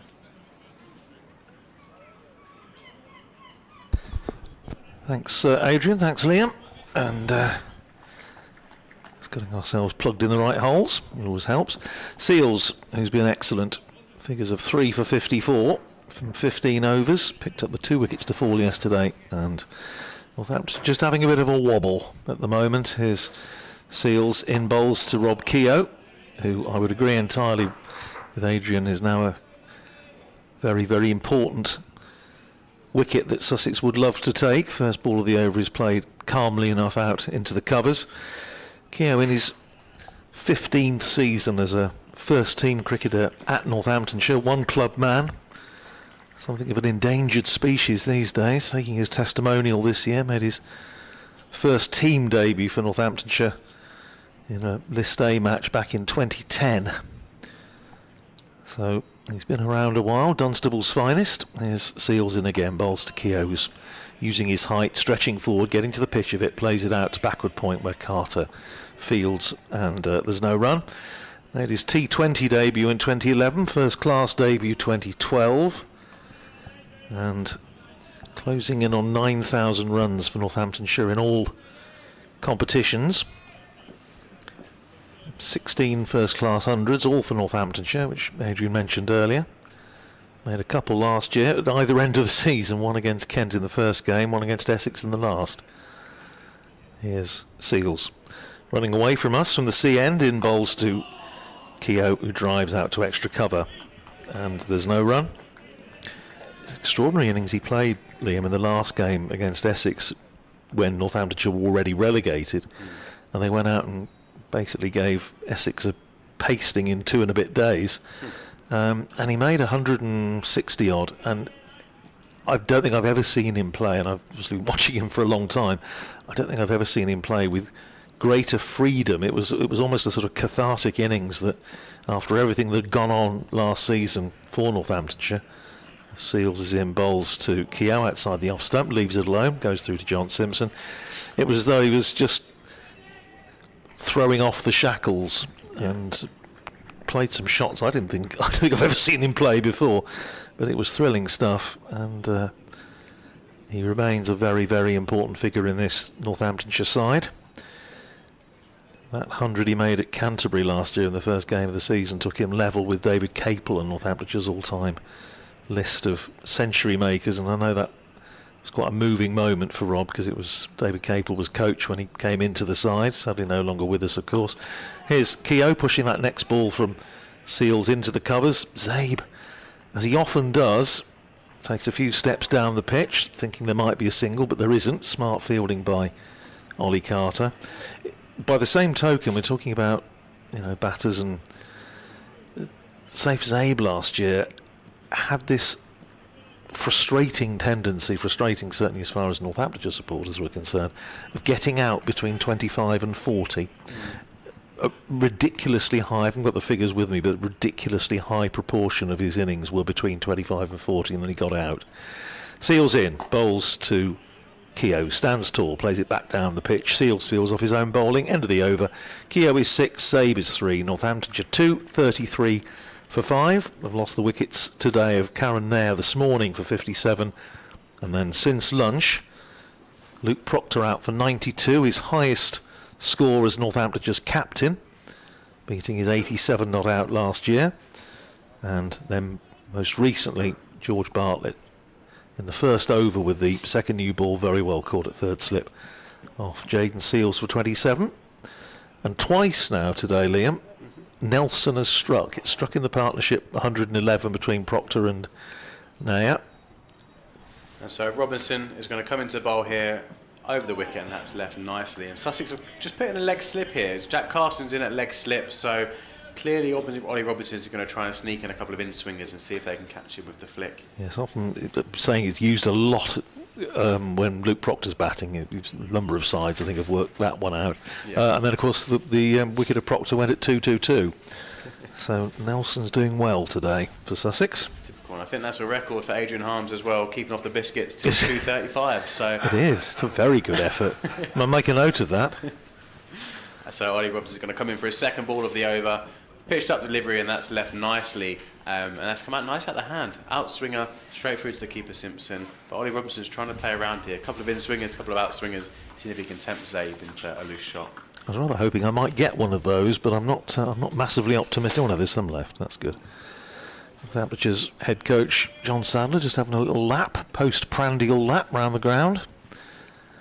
He's got rid of the bobble hat, which I think probably suggests it's not that cold.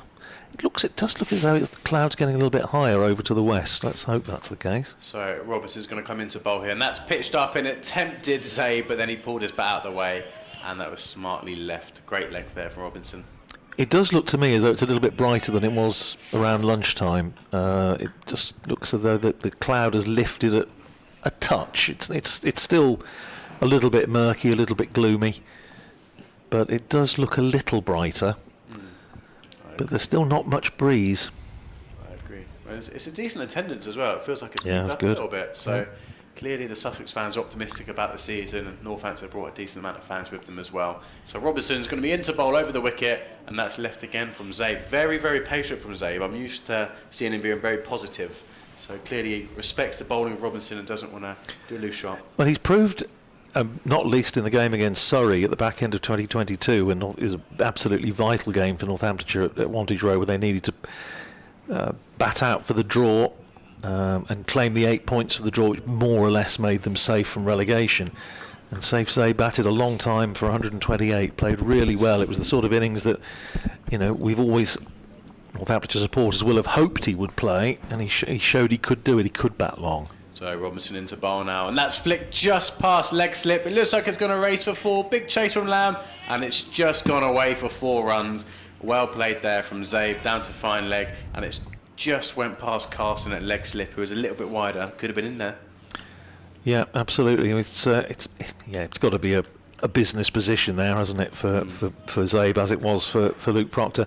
But no, Zabe's got all the talent in the world. I mean, he's another one who's been around a while. He made his first team debut for Northamptonshire. It wasn't a first-class match, but he was still only 15 against Durham University in a non-first-class game. Yeah, I have a few friends who know him, and he's always been a top cricketer, hasn't he? As Robinson comes into bowl here, and that's pitched up and driven into the offside, straight to mid-off, and that's going to be a dot ball. 237 for 5, Northamptonshire. Keogh is on 6 of 17 balls, Zabe on 7, and it's getting a bit windier as well. I'm just having a look at your... Oh, yes, it is. No, you're quite right. The breeze, the flags are just starting to billow out a little bit. I mean, Zabe also ought to have good memories of batting against Sussex, because when Northamptonshire last played Sussex in the Championship, which was 3 years ago, in the match at Northampton, he made 100, which was his maiden Championship 100, made 135 at Northampton. And then here... when Northamptonshire won here, made 64 in the first innings, and I remember the 47 not out to finish the game on the Sunday morning when he seemed to be in a bit of a hurry. Here's Seals running in with 3 slips and a gully in place, bowls outside the off stump to Rob Keogh, who leaves well alone. We remember Adrian and I commentating on that finish and speculating that perhaps he fancied a paddle, because it was a gorgeous Sunday morning and he just sort of finished the game with a bit of a flourish. Very talented young man, but I say still one of those that, you look at the stats, and I know statistics can prove whatever you want them to prove, but first class average that doesn't really do credit to his ability. Here's Seals in again, bowls to Keogh, very full, and Keogh works that away through extra cover, running out towards the boundary. It's not going to go. Well fielded, about 2 or 3 yards inside the rope, and they come back for 2. So Keogh goes to 8, and Northamptonshire up to 239 for 5. Yeah, Safe Zabe, first class average of just a touch under 25, which is 51 first class matches, just shy of 2,000 runs, average 24.94. That sort of supplements his usefulness to the Red Bulls side. Bowls some left arm spin, of course, and a very good fielder.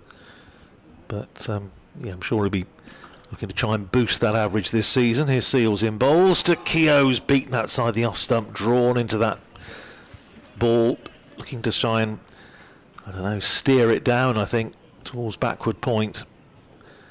But it went past the outside edge. Seals is bowling with some real pace here. Is. I've just been watching him gradually build up, and his run-up's getting a little bit longer, and he's really coming in there. And the ball before that went for 2 out to the offside was actually a block from Keogh, and because he's bowling so quick, he's just cannoned off the bat and rolled away nearly for a 4. And then the next ball, he's gone to prod outside the off stump, and it's really taken off the seam. Well, he's running them in past the sawdust, the little pile of sawdust that's there, as he's in again and bowls to Keogh, and Keogh's right across his stumps, plays it up to Robinson at mid-on, and there's no run. It was noticeable yesterday when he was just getting into his work, particularly after tea. You could see he's really kicking up his heels when he ran in. Not quite to the extent that Northamptonshire supporters will remember Sir Kirtley doing so. Kirtley Ambrose, you could always tell when he was fully engaged, as they say, and my goodness, what a bowler he was. Absolutely, but you can tell he's very much a rhythm bowler here, Seals, and he's found his rhythm, so good battle. He's in again and bowls to Rob Keogh short, and Keogh just ducks underneath it, goes through to John Simpson with a slap into the gloves as bus hurtles on down the Cromwell Road, just the other side of the block of flats. That was a sharp ball as well. It was a sharp It was. bouncer. It was one of those where you couldn't really see the ball, you just see the batsman touch. Well, it was, and the other thing, and it ties into what you were saying about his rhythm. Sometimes you can see that when the bowler digs it in, there's a real effort, and there was no visible alteration to the action. That's very full. It's hit Keogh on the pad. There's an appeal for LBW and for a catch, I think, and I don't think either of them is going to be given out. Seals kicks the ground in frustration. It was a full-length ball which Keogh had come across his stumps. If he has this little technical fault that sometimes can catch him out, it's just falling across a little bit, falling over. It came up off something and was caught. It looked as though it was going down the leg side, and I don't think he got any bat on it. That was him trying to sneak in the in-swing at the end of the over. So apart from that, it was a very good appeal. Anyway, end of the over, 2:39 for 5 with Keogh on 8, Zabe on 7, and it is now brighter, I would suggest, Millard, than it has been at any stage of the day. The sun is almost coming out. Absolutely. And that was what I'd call like an international level over. You could see the difference there with Seals, definitely finding his rhythm. And Ollie Roberts going to come in round the wicket this time, trying to get Zabe to play, and he has, and he's cut it away for 4 runs, loose delivery, and that's the ball Zabe's been waiting for. And I think we both said before, he's quite a busy cricketer, but he's been very patient this innings, and that's probably a bad ball teed up by Ollie Robinson that he's cashed into and been waiting for a little while now.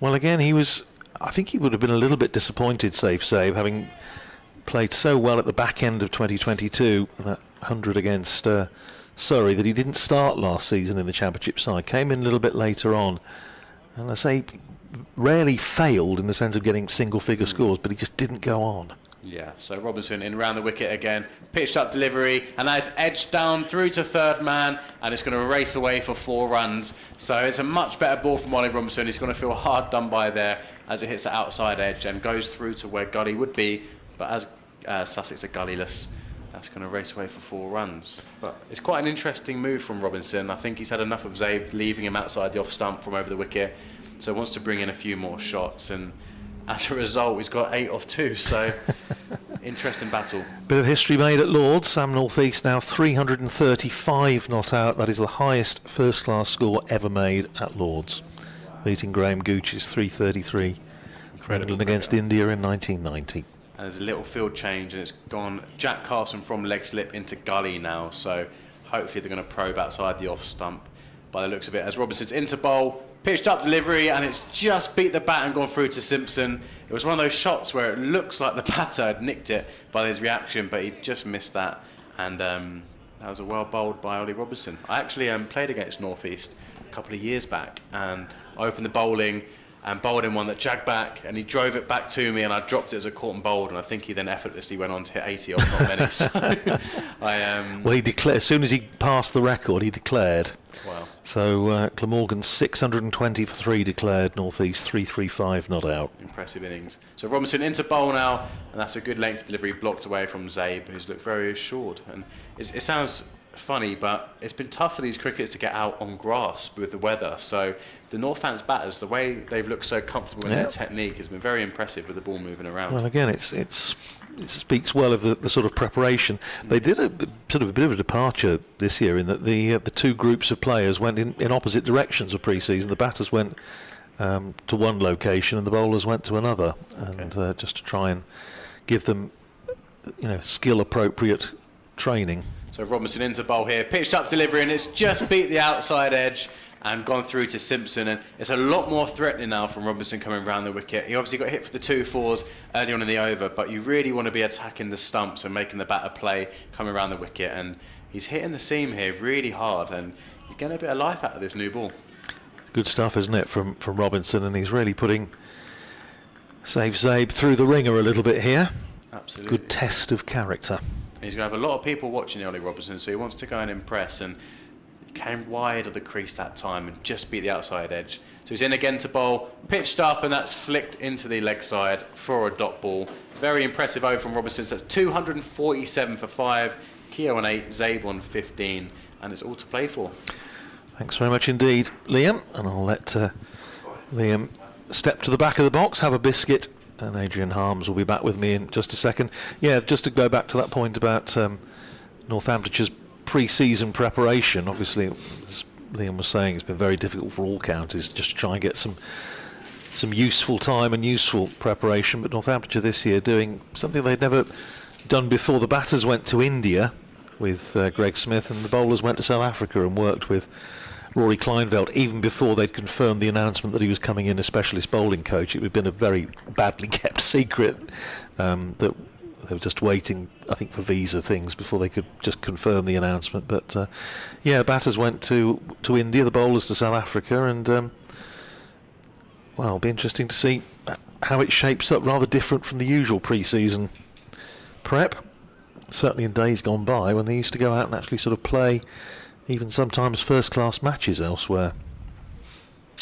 Jaden Seals comes running in, bowls to Keogh, lets that go outside the off stump, and there is no. We had a slight delay in play there because there was someone moving behind the bowler's arm. It's very frustrating when there's not that many people here and someone's moving behind the bowler's arm. But I can see a gentleman talking to a steward. He's got a very long blue and white scarf on, which I can only imagine is a Brighton and Hove Albion. The Albion, yes. Who were playing just down the A27 at Falmer against Arsenal later today. And I know there's been a lot of travel disruption around Sussex with trains and a landslip on the line down near Hassock. So, that probably kept a few people away today who wanted to go to both matches. In comes Seals, bowls, and Keogh defends.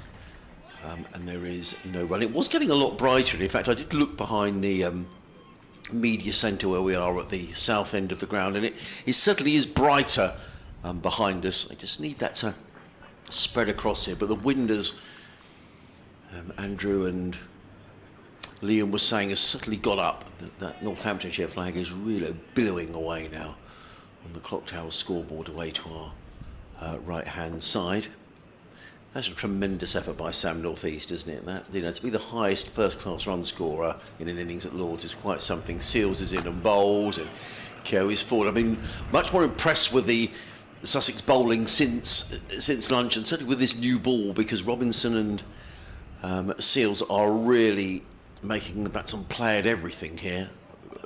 But by the same token, I think Zabe and Keogh are doing a good job for Northamptonshire. They will know they've got to get through this little spell. Yeah, no, absolutely. It's been really absorbing cricket, I think, and it's noticeable. Just as Sussex came out after tea yesterday and was sort of refreshed and remotivated. Seals is in, bowled. Keogh drives, nice looking shot. I don't think he's going to get 4 for it.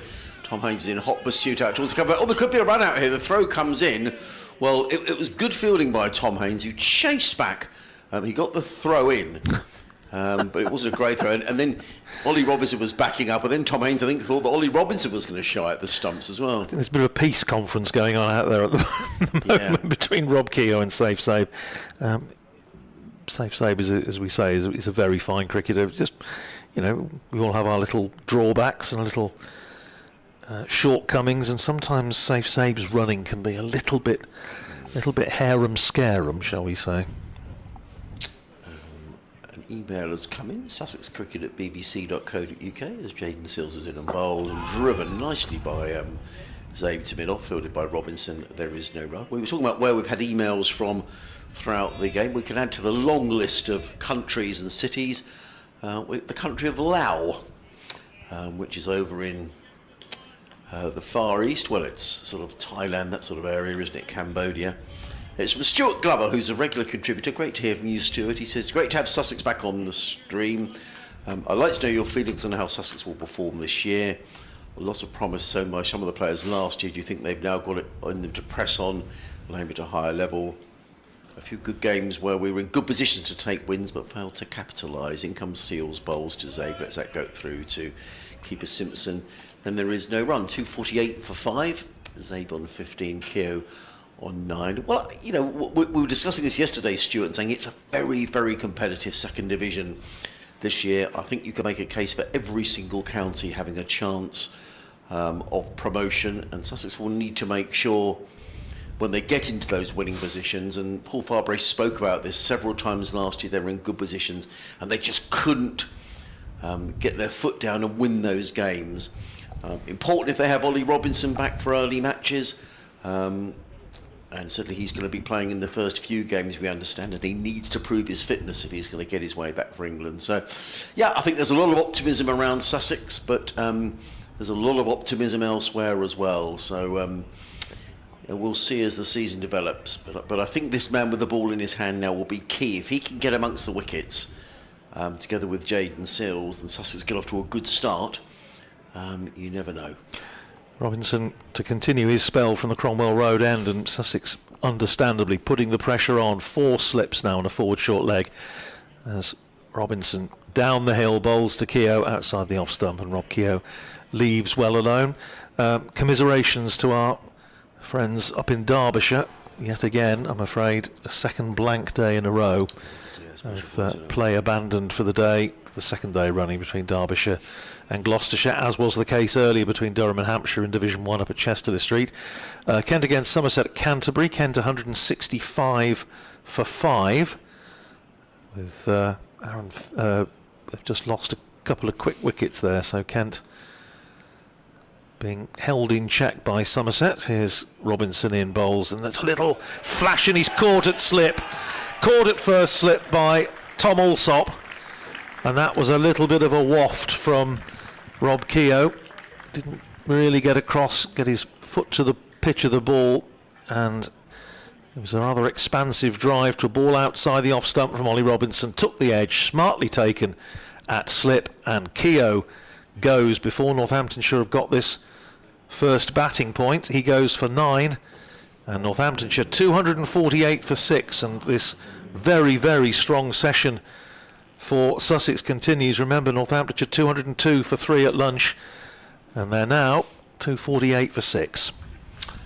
Yes, the first wicket of the season for Ollie Robinson. I would say that Sussex have caught well.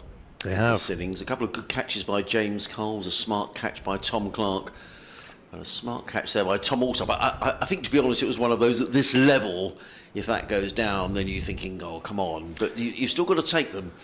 And, well, it was straight, yeah, it was sort of into the mid-drift. But as you say, this stage of the season, especially on not the warmest day, I agree. He took it well, but it wasn't a stroke that Rob Keogh perhaps will look back on with enormous fondness. Yeah, but agreed. I have to say, I think we touched on this yesterday in commentary. And I'm not trying to make excuses, but Rob Keogh, we say about how valuable it was for Luke Proctor to get some time out in the middle, made the 100 against Oxford.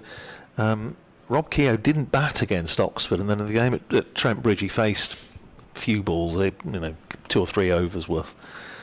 So he hasn't had a lot of time out in the middle, unlike, say, one or two of his teammates who have had rather more. But anyway, he's been and gone. Lewis McManus comes in, the Red Bull vice-captain. Had a frustrating year last year, broke a thumb early on against Hampshire and missed quite a lot of cricket. Struggled with the bat. Looking, I'm sure, to recapture the form of 2022 this season as Robinson is in bowls to him and he's nicely in behind that first ball, plays it up to mid-on and there's no run. Seals Fields.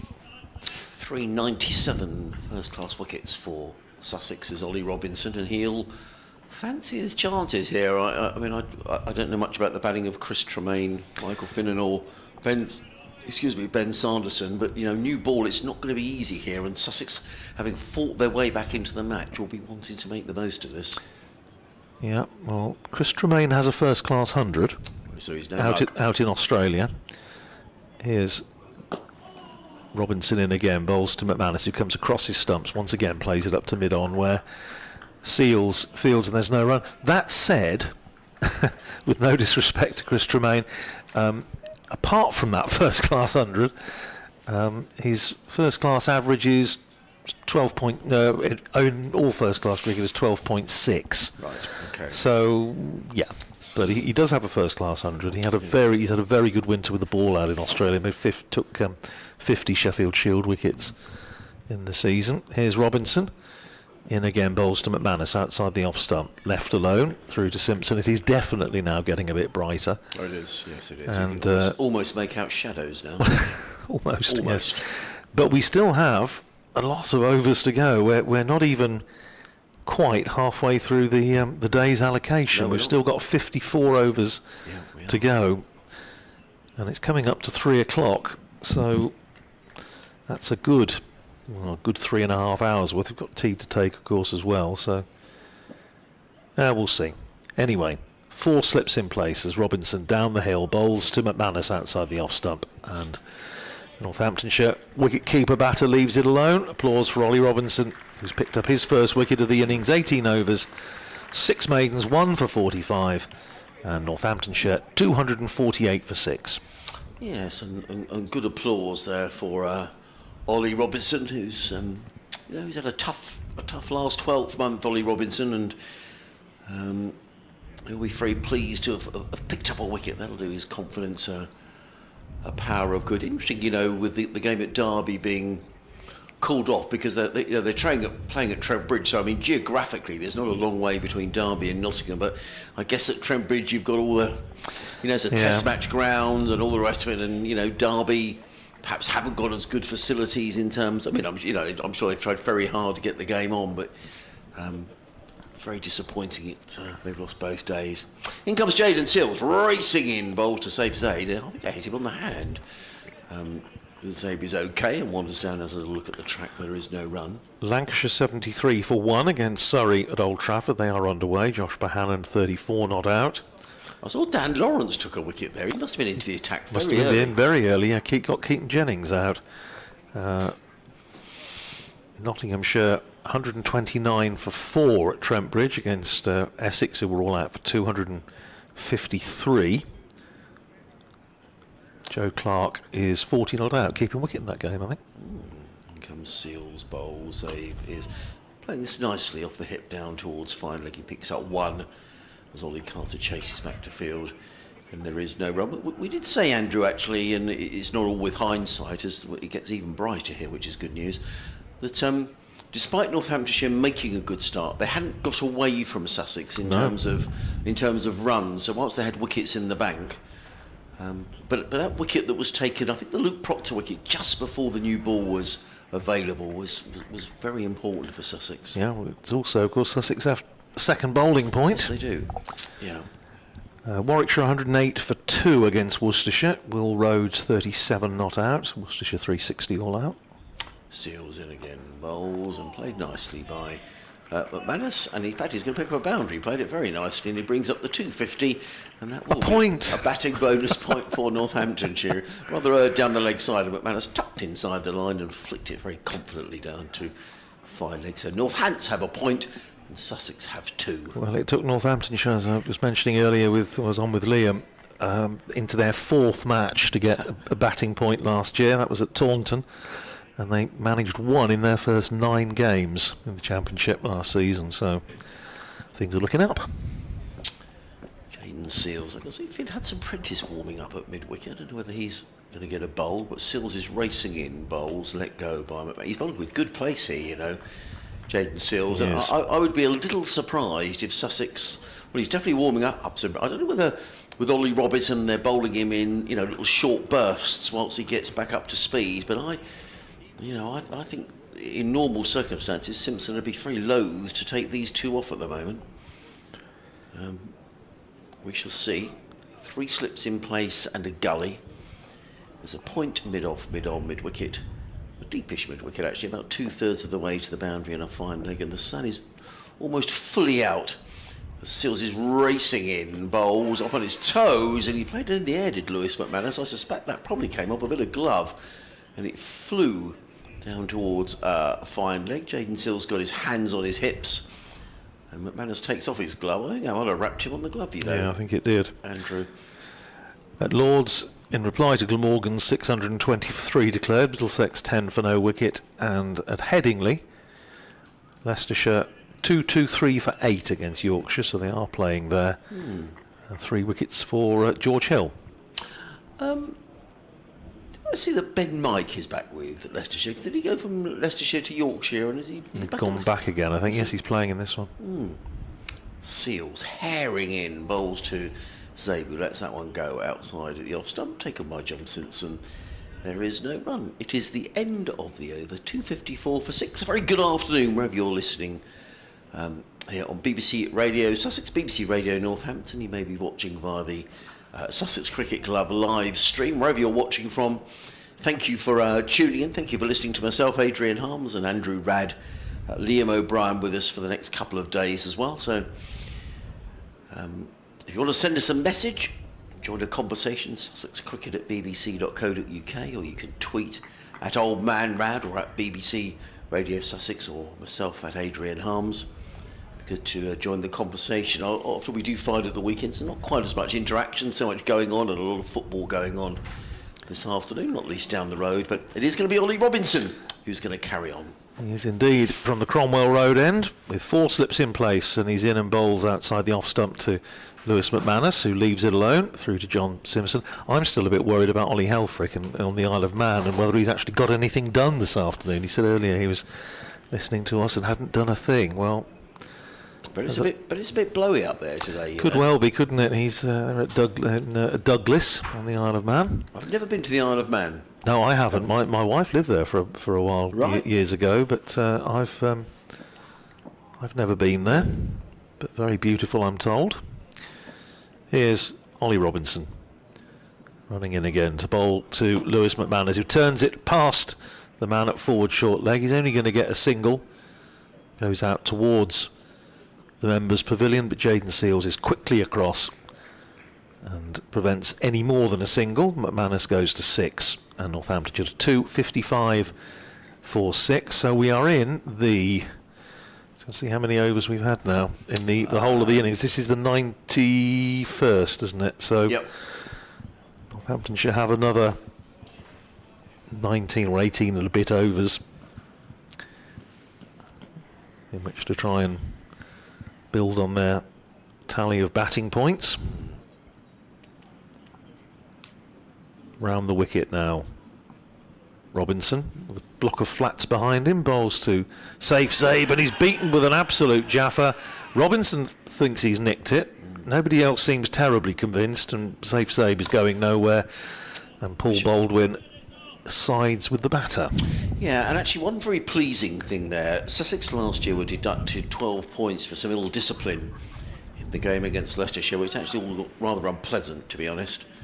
I did mention to John Simpson at the press day on Tuesday whether that was something he'd be looking at, and he said, well, you know, I'm not overly concerned. I think, you know, there's always this fine line, isn't there, between over-exuberance and wanting to win, and he wants Sussex to be competitive. But I just wonder there, having someone like John Simpson who says, you know, that's it, umpire's giving him not out, get on with it. Yeah, absolutely. Here's Robinson in again, bowls to Zabe, who's playing that defensively out into the offside, and there's no run. We were talking earlier about Dave Allen, our mutual friend from Hampshire, who was saying about it was brightening up in Portsmouth, and he hoped the brighter weather was heading this way, which I think it seems to have been. What concerns me slightly is I was just looking at the weather radar, and it's actually it looks as though it's raining in Portsmouth now. So right. I hope that's not coming our way. But perhaps Dave can give us a little meteorological update. Now, a man being dropped back. They've got two back now, possibly for the short ball, possibly for the double bluff, the deep backward square and a long leg as Robinson is in. Bowls to Zabe outside the off stump. Good carry, good pace, but left alone by Safe Zabe, who's made 16 of 27 balls. If you heard the conversation I was having with Liam earlier, Adrian, but Safe Zabe last year just so often getting out between 25 and 40, getting in, getting 31, 32, 35, looking nice, gets out. Very frustrating for him. Because he looked, I've watched him play a couple of times and he just looks a lovely player to watch, as often left-handers are. He's facing Ollie Robinson, and that's again outside the off stump and left alone by Zabe. End of the over from Robinson, who's now bowled 19 overs, 7 maidens, 1 for 46. It's 255 for 6 Northamptonshire with Safe Zabe on 16. Lewis McManus is 6. Well, we were saying, of course, when these two sides last met in Championship cricket in 2021, Safe Zabe made 100 at Northampton against Sussex, which was his first one, and then finished the match off here, if you remember, with a bit of a flourish on that Sunday morning. Yes, and Northamptonshire won very easily. Very early as well. We wondered if they were heading for the beach or something, or they fancied some candy floss on the pier. I doubt it. Just wonder whether that might have been the end of Ollie Robinson for a while. It's the way when he finished the over, a lot of the players were sort of giving the 5 high and all the rest of it. I just wonder whether perhaps we are going to get a change of bowling from that Cromwell Road end. In comes Jaden Seals bowling to McManus, who plays him to the offside, and Zabe again was halfway down the track looking to take a single from the non-striker's end. He was sent back in no uncertainty. You probably heard the cry of no from McManus, which was absolutely the right call. Danny Lamb is warming up. Picked up his first wicket in Sussex colours today. Not the greatest ball he'll ever bowl. It was not a long hop, that would be unkind, but it was Karen Nair who slapped the ball straight to cover, where it was very well caught by James Coles. Seals, I do like the look of his approach. He comes in and bowls, it's a quick delivery, and he beats McManus outside the off stump. I've been impressed by Jaden Seals. I think he's been very good. The tall Trinidadian was due to come over last season, but had to pull out because of injury. And he looks, it's never easy here at home running up the hill, but he's running up with real purpose. He's certainly been very impressive, hasn't he, today in particular? Yes. And good to hear as well from Jofra Archer's stepdad, Patrick, who's over in Barbados. He's listening to the cricket, so good to hear from you, Patrick. And I watched Jofra bowl here on Tuesday in a practice session, and he looked to be racing in. As in comes Seals, also racing in, field of his own bowling, and there is no run. Yeah, it was a practice session out here on the outfield, and Paul Farbrace was explaining in the press conference that we won't see anything of Jofra, certainly in a Sussex shirt, before the World Cup T20. That's very much England's aim for Jofra to play in that, and over in his native Barbados, I think England's first game is against Scotland over there in the World Cup, and he'll be desperate to play in that game. So we wish Jofra continued good luck with his recovery, and thank you, Patrick, for getting in touch. In comes Seals, bowls. That's another quick delivery. Well played by McManus, actually. Got the gloves, bat, everything right out of the way. The ball rattled through into the gloves of John Simpson, and there is no run. These two are just steadying the ship slightly for Northamptonshire. They've only put on 7 runs, but just important here for Northamptonshire. They don't lose any more wickets. No, just need to regroup a little bit, don't they? Yeah. Having had a very good first session yesterday, good morning session. Sussex have really hit back strongly, and they just need to stop the bleeding a bit here, don't they, having lost those 3 pretty quick wickets. Seals runs past that pile of sawdust and is racing in again. Bowls. McManus plays this nicely between third slip and backward point, picks up a single fielded by Ollie Carter, running back down towards the pavilion or the players' pavilion at the far end of the ground. and picks up another single. A shout out for the Sussex Museum, which reopened today after the winter. I know Keith Ridge and his band of volunteers are working very hard over the winter months. Generally there's a book sale that goes on, but I suspect maybe the clement weather means that might have been moved indoors. But it's free to go in, so if you're around the grounds, you're looking for something to do at tea time, it is a good way to spend some time having a look around. I know, as I say, everybody works very hard. They're all volunteers, as is often the case in county cricket. So well done, ladies and gents over there. In comes Seals bowls. That was quick. And, yes. And well, it beats Zabe. It goes through to John Simpson, and he is bending his back edge, Aidan Seals, and it's been very impressive indeed. He has bowled 20 overs, 5 maidens, taken 3 for 64 Northamptonshire, 256 for 6. Zabe is 16, McManus is 7. You're listening to live cricket on BBC Radio Sussex, BBC Radio Northampton. Adrian Harms, Andrew Radd and Liam O'Brien, your commentary team. Here, Liam back with us in about 15 minutes or so on commentary. Talking of books, I was looking at the Sussex Yearbook first thing this morning, and a splendid publication that is as well. Yeah. Very nicely put together, some interesting facts and figures about the recent cricket, but also a bit of nostalgia as well, which was of interest to me. No, really, really good publication. Yes, it's very good, and well done to the club. I know Bruce Talbot is heavily involved in putting that together, but he's got all the stats and a very useful when you're commentating in particular. Well, having talked about Maurice Tate yesterday and the sea fret, yes. I see there's a rather splendid picture of Maurice Tate in there as well. So yeah, very interesting reading. And the Tate Apartments, of course, which are the names of the new apartments here at Hove. And we do have a change of bowling. Finn Hudson-Prentice is replacing Ollie Robinson from the Cromwell Road end. Hudson-Prentice so far 11 overs, 2 maidens, 0 for 23, 3 slips in. Bowls to McManus, who turns that away into the onside out to mid-wicket, and there's no run. Quite pleasant now, actually. I don't know, with temperature, obviously we're not in a position to judge, being behind glass and indoors, but it looks a bit more cheerful now than it did earlier on in the day. Yes. We were talking about people listening from around the country. I've got a listener in Strasbourg. Oh, right, okay. Who is loose. Susan, thank you so much for getting in touch. I'm going to ask you a question in a minute, Andrew. Hudson-Prentice, he's in and bowls to McManus. Full-length ball, again played out into the onside, and there's no run. What do you think the temperature is in Strasbourg? Now, this is according to Susie. I don't know whether, so I'm sure she's right. What do you think the temperature in Strasbourg is? Strasbourg. Well, they were saying yesterday that sort of over in Eastern Europe it was actually quite warm. Dearie me. I'll hazard a guess, because I think they'll be under this southerly plume. I would think it's going to be into the 20s, so 23, 24, something like that. Good guess.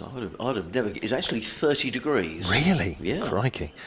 Here's Hudson-Prentice in bowls to McManus. This is on off stump. Bounced a little bit, and he played it well into the ground, runs down to Carson in the gully, and there's no run. Yeah, Susie says sunny and 30 degrees. So Strasbourg, that's sort of...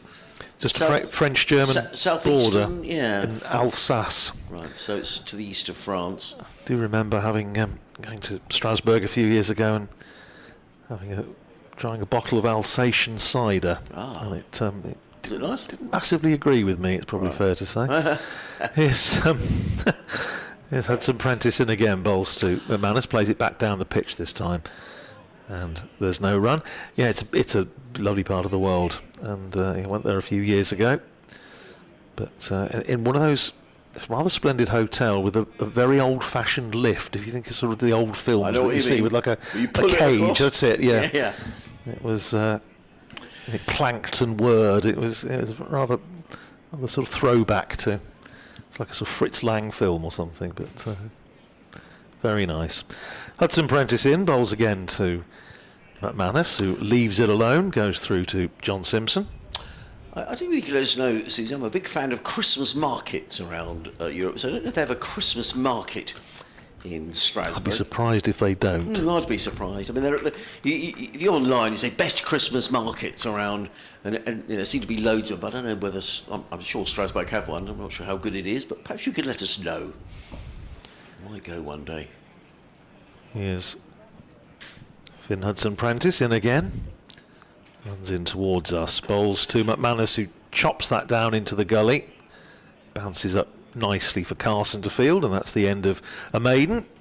First over of Hudson Prentice's spell. 12 overs, 3 maidens now, of course, 0 for 23, and at the end of the over, it's 256 for 6 with Zabe on 16, McManus on 7.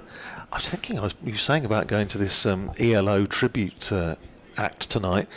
Shouldn't you be going to an ABBA tribute act today, as it's 50 years Yes, it is. to the day?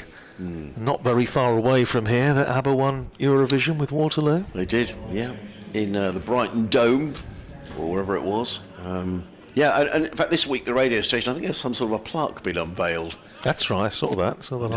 Who would have thought where that would lead? Yes. Extraordinary, really. And the United Kingdom gave them null point, didn't they? Did they really? Didn't give them any points at all. No, is that right?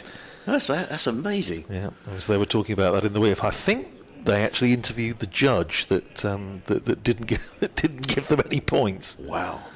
Danny Lamb back into the attack for Sussex. Up the hill comes in and bowls to Zabe, who's forward and plays slightly uncertainly into the covers. And there is no run. Some of the Sussex backroom staff going for a stroll. James Kirtley and Ashley Wright, who's Luke's brother, batting coach for Sussex. Give them a little wave. Oh, they probably can't see us through the glass here. They're looking at somebody, not at us. Ashley's waving to somebody. They're not quite as well wrapped up as the Northamptonshire staff they're were. not. Actually, rather hardier. By the look of it. James has got a gilet on. In comes Lamb bowls. A beautiful shot. 4 runs over pitch from Danny Lamb, and that's the best of safe Zabe, isn't it? Beautiful shot over pitch. He didn't have to hammer the ball. He just caressed the ball through the covers for 4 runs. Lovely timing. He goes to 20, and Northants to 260 for 6. Yeah, just lent on it. A couple of years ago, he in 2022, he came very close to a feat that's not done that often, which is scoring a century in all 3 formats in Championship, 50 over and T20. Got the Championship and the 50 over 100 and got a 90 in T20. In comes Lamb bowls, and Zabe places into the onside, picks up a single. Well judged signal as well, because Carson needed to move to his left at mid-wicket to field, and Zabe goes through to his 21st run, 261 for 6. Jamie's been in touch. He says, "Hi Adrian, just checking about the award of bonus points. Have they changed for this season, or are they still the same?" As far as I'm aware, they're still the same. They do seem to fiddle about with it every year. I think the only big difference is that they've gone back to 8 points for the draw, haven't they? Instead of 5. Yeah.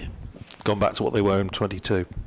Lamb is in and bowls and driven straight down the ground. Nice looking shot by Lewis McManus, fielded off his own bowling by Danny Lamb, and there is no run. Well, James gives us a little wave, as does Ashley doesn't. He wonders what James is waving at. Nice fellas. All nice fellas in cricket, actually, aren't they? There aren't too many. Not too many bad ones that No. I've come across. No. All good fellas. Lamb, 3 slips go down, in and bowls, and McManus. Well, that sounded a bit woody, as if it came off the bottom of the bat. Didn't it? Yeah. Senatorial is one of those that makes your hands shake. Good bit of fielding there at mid-wicket by Tom Haynes, who looks like he's been playing football. Doesn't look to shave his trousers. I don't know who does Tom's laundry. Is that Tom? Yes, it is. It is, yeah. It looks like he's been sort of I don't reckon he's cleaned them since. I don't know whether players do clean their whites in between days, but Tom's a filthy. In comes Lamb bowls. That's a good delivery, and that beats McManus outside the off stump, taken by John Simpson. End of the 261 for 6. McManus on 7, Zabe on 21. Danny Lamb 15 overs, 2 maidens, 1 for 42. Tom Haynes was responsible for, I think, one of my very favourite moments on this ground when he made 100 against Northamptonshire in that match 3 years ago. Very good 100 in sort of adverse circumstances, and he was battling really hard. And do you remember when he got his 100? He almost did a lap of honour round the ground. Yes. It was terrific. Yeah. Just absolute exuberance and joy of playing a meaningful innings for his side. It was terrific to see. Very, very good knock. He's also responsible for a very funny here a few years ago. He was bowling up the hill and he appealed for an LBW, and he was running backwards down the wicket appealing to the umpire, and tripped and fell over. And the Sussex lads all collapsed in a heap when that happened. It was very funny.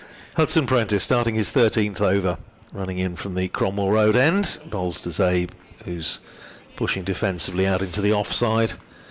Fielded by Carter in the backward point position, and there's no run. I have to say there's a few muddy-looking fielders around. Danny Lamb's got a few battle scars as well down there, as he just aims to keep himself loose. He's got through 15 overs in this innings, picked up the wicket of Nair just before lunch.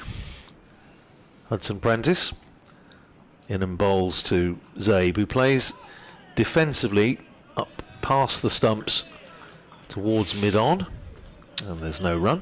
We talk about sides, and every side's got a chance in this division. Just looking at Leicestershire, they were 177 for 7. They're now 261 for 8 against Yorkshire. We're talking about Ben Mike, who's now back with Leicestershire. He's 38 not out, and a very good cricketer. I think he's a real name for the future. Is Tom Scriven. Yes, he's 17 not out. I watched him bowl down here last year. I think he's the lad from Hampshire, isn't he? And he's a really good cricketer. He is. Hudson Prentice in again, bowls to Zabe, who punches that off the back foot nicely, running out towards the boundary in front of the pavilion. It's not going to get there. Carter just flicks it back inside the rope, and they come back for 2 more to Zabe, takes him to 23, and Northamptonshire to 263 for 6. Yes, Leicestershire, of course, without we were talking about Josh Hull, without Josh at the moment, but yeah, they just look a handy side, don't they? No, they do. Some good cricketers in there, but you can, as we said yesterday, you can say that about pretty much every squad in the division. And I'm really glad that Leicestershire have come good. I mean, I don't think they've had a rough few years, haven't they? They have.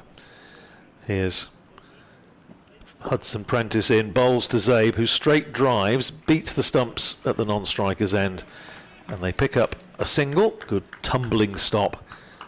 Zabe to 24 and Northamptonshire to 264 for 6.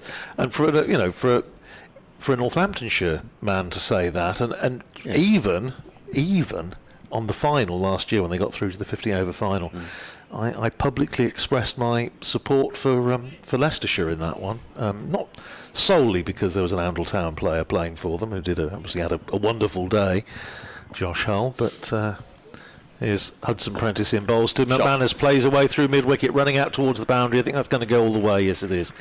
Crosses the rope in front of the indoor school. Nicely timed from Lewis McManus. He goes into double figures, 11 to him, and Northamptonshire 268 for 6.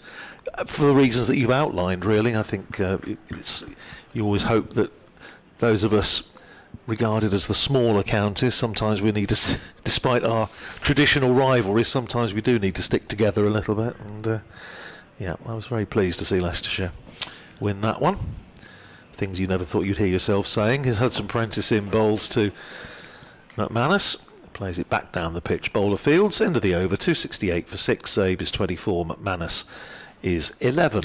I thought I had an update coming at 3:20, but it doesn't seem to have happened, or I haven't heard anything. Maybe they'll come to us in a couple of moments' time. I was going to say something. And they were in terrible trouble in that final, weren't they? Well, were they sort of 40-odd for 6 or something? I mean, all sorts of strife, but they won. Battled very hard. I didn't see much of it because I was at a club match, but yeah, no, very, very good performance from Leicestershire. Northamptonshire there at the end of the month, the end of April, up at Grace Road. We're there next week. Oh, right, okay. Yeah, so we've got a trip to these. I'm just hoping, I mean, I don't know what the outfield's like there, whether it gets pretty wet. I don't know. Sorry. It's a big outfield at Grace Road. Road, It is. It's huge. It's the biggest, apart from the Oval, I think it's about the biggest playing area in the country, isn't it, of the first-class grounds? Yes, indeed. Those stands, when the commentary box is the same end of the pavilion, there's some stands down the far end. They look like they're miles away from the action. And sometimes you see people sitting there and you think, you're so far away from the action. He missed out of the cricket because Danny Lamb was on his way to bowl to Zabe and Zabe even, and didn't go through with the delivery. And now in comes Lamb, bowls, and that's wide outside the off stump and taken by Simpson. I don't think John Simpson will let this carry on for too long because I just... The intensity's just dipped a little bit, hasn't it? Yeah, it has, and I don't know. I just wonder when he might turn to James Coles, who I thought bowled really nicely just before lunch. Then, he picked up that wicket of Luke Proctor. I just wonder whether he just might be tempted to bring a spinner back into the attack. Sussex will probably get a wicket now, I've said that. In comes Lamb, running away from us in a mould, and Zabi's forward and plays into the offside, fielded at backward point by Hudson Prentice. And there is no run. 268 for 6. We've still got 47 overs after this one in the day. Did they give a set time for tea, Andrew? I didn't check, or whether we... 4:35, I think. Right, okay. Because generally it's with 32 overs to go, isn't it? We'll go to tea. Whether that will... Oh, no, it's late. Is it 4:50 today? Right, it sounds as if... it sounds like it might be. In comes Lamb, bowls, and Zaid plays. To point again, there is no... He's a busy cricketer, isn't he? He looks like he just sort of player doesn't like to be tied down too much, Andrew. No, absolutely. Would that be true? Well, yes, but as I was saying earlier when I was on with Liam, he's proved that he can dig in and bat long. He played one of the absolutely crucial innings against Surrey. He's made a century in the last home game 2 years ago against Surrey, match that Northamptonshire really needed to get something out of to be pretty sure of avoiding relegation, and his 128 saved the match. To a large extent kept Northamptonshire up. So he can do it. Yep. It was just, which has made it all the more frustrating last year, as I say, that he kept getting starts and not going on. But he can do it. He's more than capable of doing it. Changing the field, still the 3 slips backward, point cover and a mid-off as in comes Lamb bowls. Oh, that's a good delivery of Lamb. Zaid was beaten outside the off stump. He was looking to hammer that one away through the covers. Didn't really move his feet. And the ball rattled through into the gloves of John Simpson, and there is no run. I don't think John Simpson has conceded a bye yet. No, I don't think he has. In fact, there's been very few leg byes, actually. We have so far 6 leg byes, 10 no balls. Those are the only extras. 16. Yeah. In comes Lamb, bowls up on his toes as he punches down onto the leg side, picks up a single fielded quickly by Carlson, who gets in the throw very competently taken by Simpson. And there is one more to Zaid. He goes to 25. 269 for 6. The wind just seems to have abated a little. It does, doesn't it? There's a lady or somebody standing up on the balcony away to our right-hand side with a very bright pink top on. Oh yes, I can. Yes, which is very bright against magenta. Would you call that? Would you? Cerise? I'm not sure. Against the rather cloudy grey skies, it did look like it was going to brighten up, but I'm not so sure now.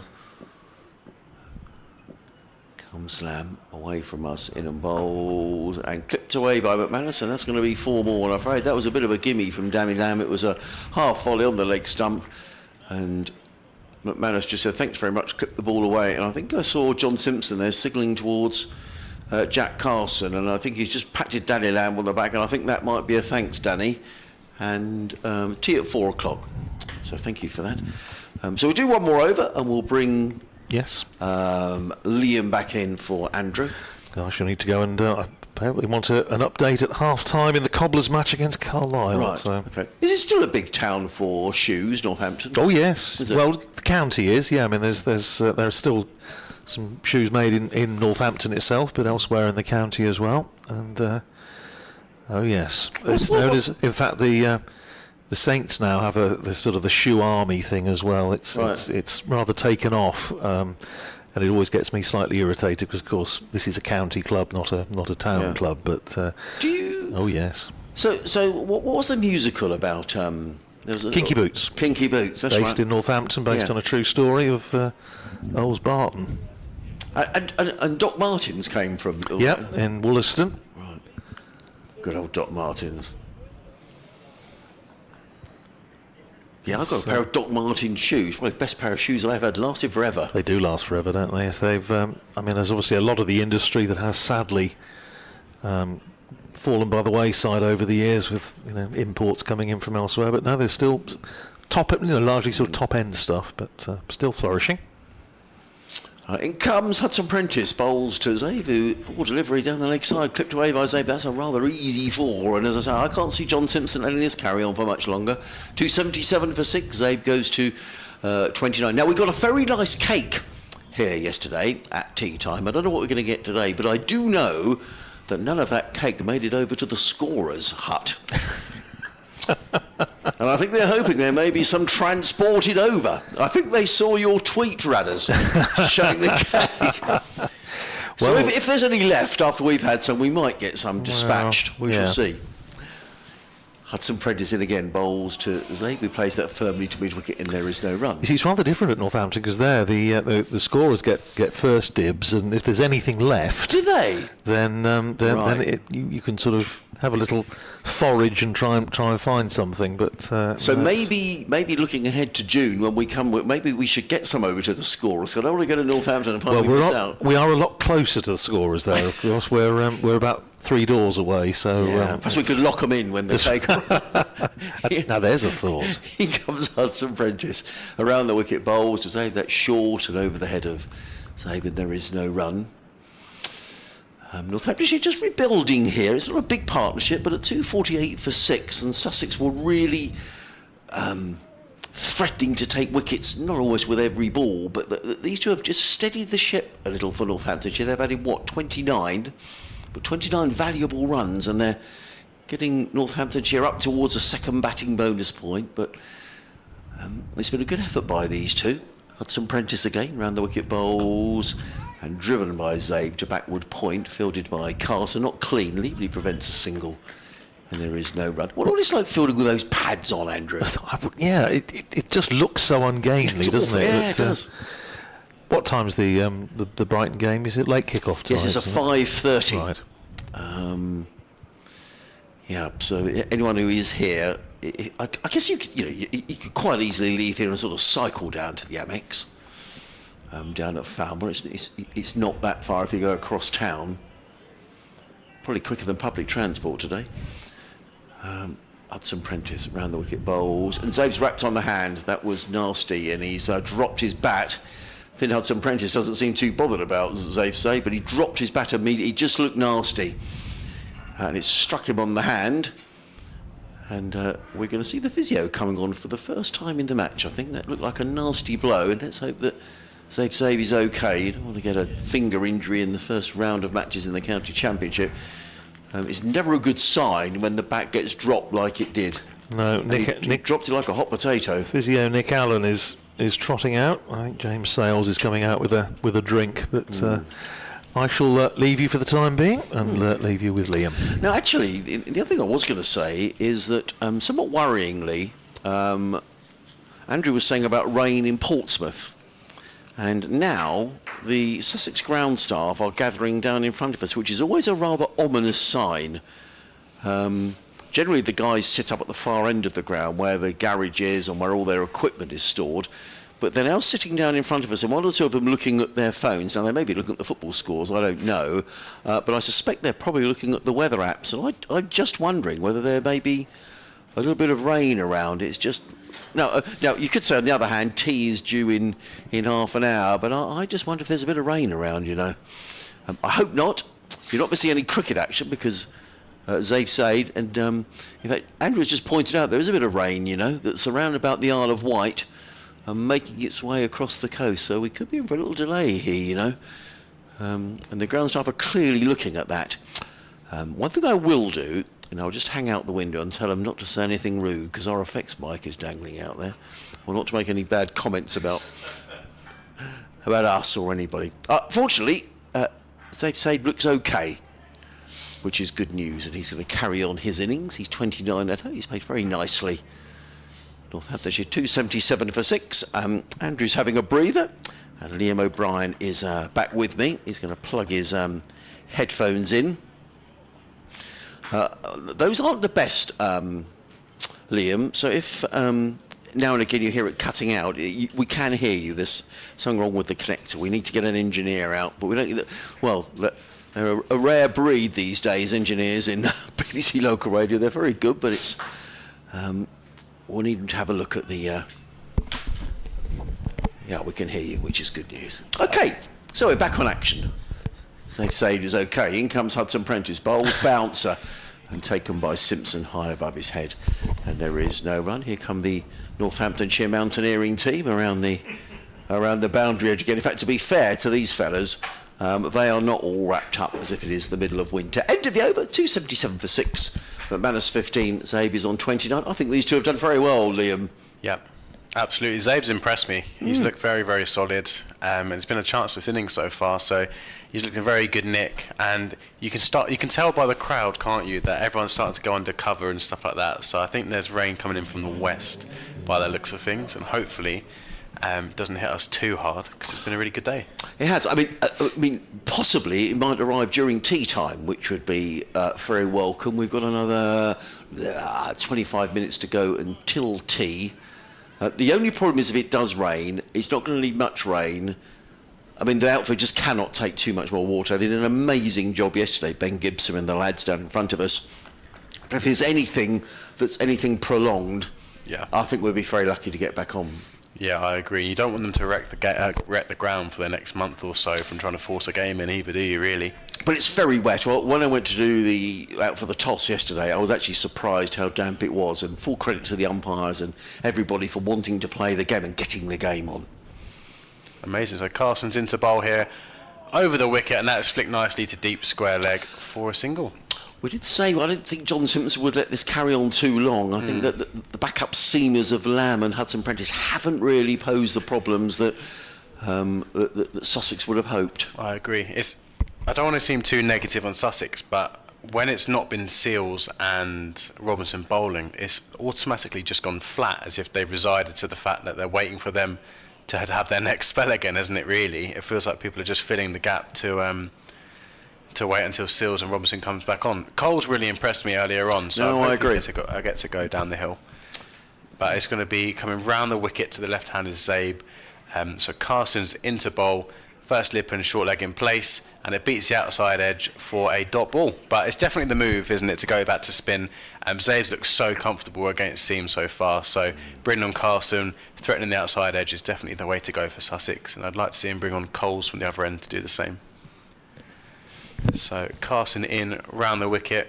You've got a short mid-wicket with Haynes there ready for a catch as well. So he's into bowl, big sweep, and that's swept down to deep square leg for a single. Zabe's really hustling for a second run, but not going to try and chance Seals his arm there.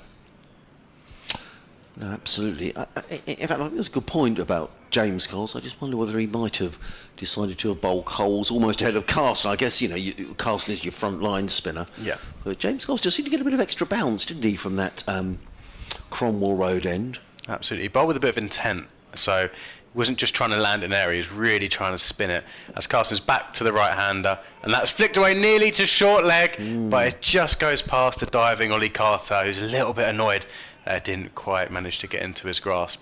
But it's an interesting thing about the spin. Obviously, we went to India and played a 5-match series against India, and all we spoke about is batters that try and beat the outside edge. So for me, being a right-hander, it was the left arm off spin causing us trouble. So it's a big thing with cricket here, as Carson's back into bowl, and that's flicked to the leg side for a dot ball. So yeah, a big focus of ours was bowlers or spinners that spin the ball away from your outside edge. So definitely getting Coles on against the right-handed batter here of McManus would be a good plan, so that has two bowlers each end that can trouble the right-handed and left-handed batters here. I just realised why we're not doing a 20 past update. It's 4:45, I think, in the half-time of the football. So Carson's into bowl, bit loopy, it's swept away to square leg, and he's nailed that for 4 runs. Absolutely brilliant shot. And it wasn't actually a bad delivery from Carson, but good bit of intent from McManus. Knew it's going to be a straighter ball, as Carson's been bowling a much more tighter line, and he has absolutely smoked that through square leg for 4 runs, which also brings up the end of the over. So Northamptonshire 283 for 6, McManus batting well on 20, Zabe looking very assured on 30, and just having a look here, it looks like Hudson Prentice is going to continue. I'm a little surprised by that. Danny Lamb is going off the field, so we're going to have a replacement. The replacement earlier was Charlie Tier, the young wicket-keeper, who's probably third in line with the gloves now, perhaps behind Ollie Carter and clearly John Simpson. It has got a bit gloomy around Hove, but if we can if there is a bit of rain around, if we can hang on for 20 minutes. I don't think it's a lot of rain, but there's certainly, Andrew showed us the radar, and actually coming from behind us, I mean, you got the west, you can just see it building behind the media centre here, so fingers crossed. But it is going to be Finn Hudson Prentice who's going to carry on bowling from the Cromwell Road end, bowling to Safe Zaid, who's in and drives beautiful. What a lovely shot that is. That's 4 runs. Stover pitching, isn't it, really? It's just driven beautifully away by Zaif Said for no run. I was just looking at Finn Hudson's bowling figures for last season. He took 20 wickets, but they came at 47, Liam. And when you look at Finn throughout his career, 67 first-class wickets at 36. I mean, 36 is okay, but when you're into your 40s, I think that's... I agree. You know, that's quite a lot per wicket. You know, he's coming in again now, around the wicket. Bowls, and Zabe plays into the offside a little uncomfortably, and there is no run. Now, you went to India. I'm a great lover of curries. I love my jalfrezi and my Bombay aloo and all that sort of thing. Yeah. Did you sample any of the local cuisine? Yeah, so I'm not going to lie to you. All I had was curry for 2 weeks. Right. Breakfast, they have a thing called a dosa. So it's like an Indian pancakey kind of thing. So I had tikka masala dosas for breakfast. For lunch, it was spicy noodles with a bit of a chili bean sauce, and then it was the spiciest curry they could cook up for the evening meal. So yeah. I was fully curried out. I've not had one since, to be honest with you.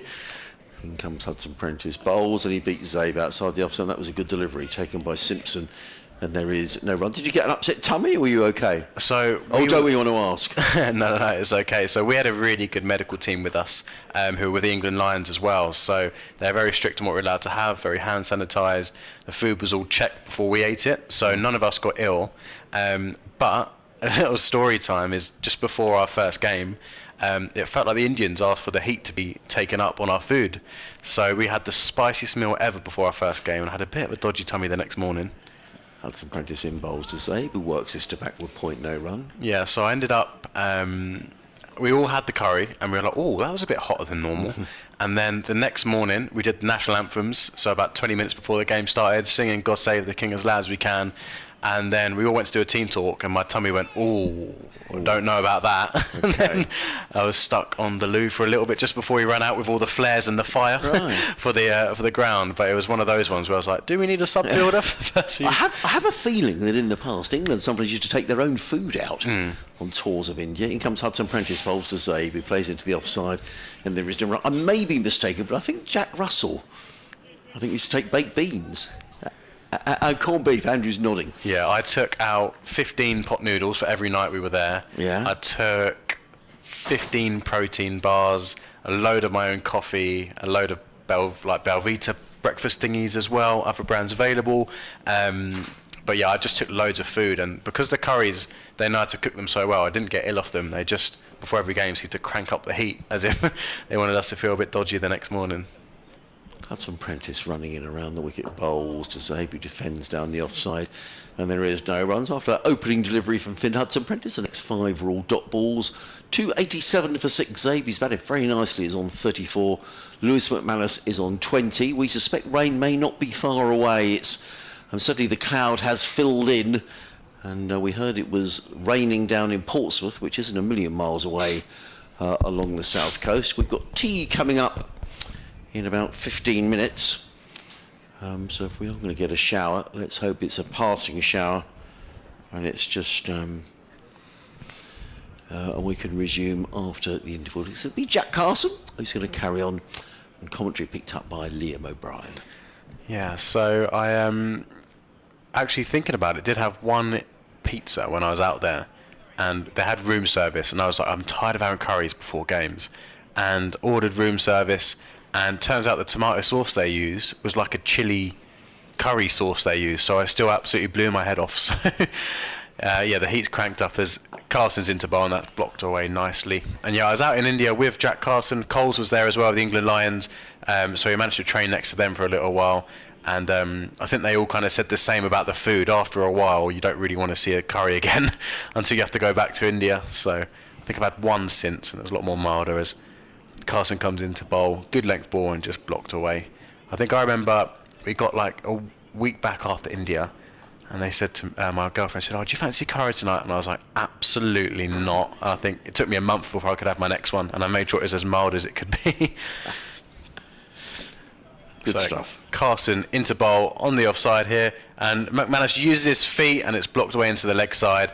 I think Carson saw it coming a little bit earlier and fired it down the leg side, but McManus managed to get a bat on that.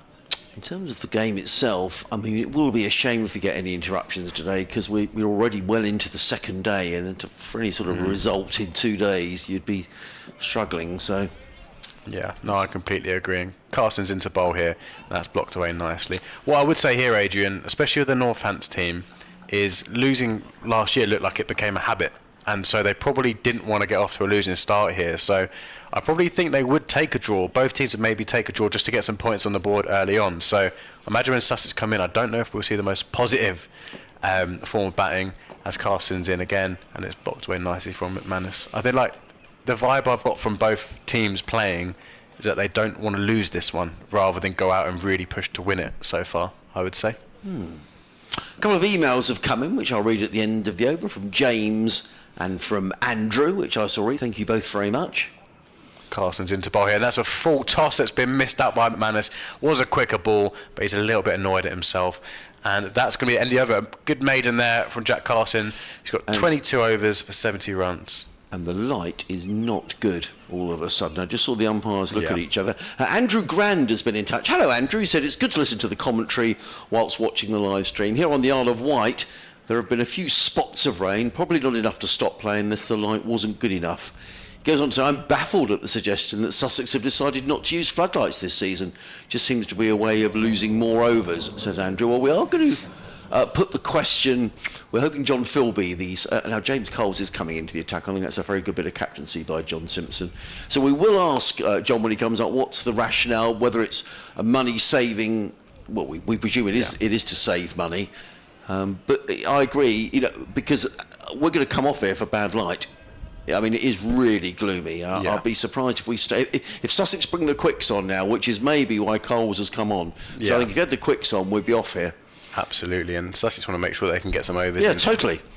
And James has been in touch. He's really enjoying the coverage, and he's watching from Chisinau, which is Chisinau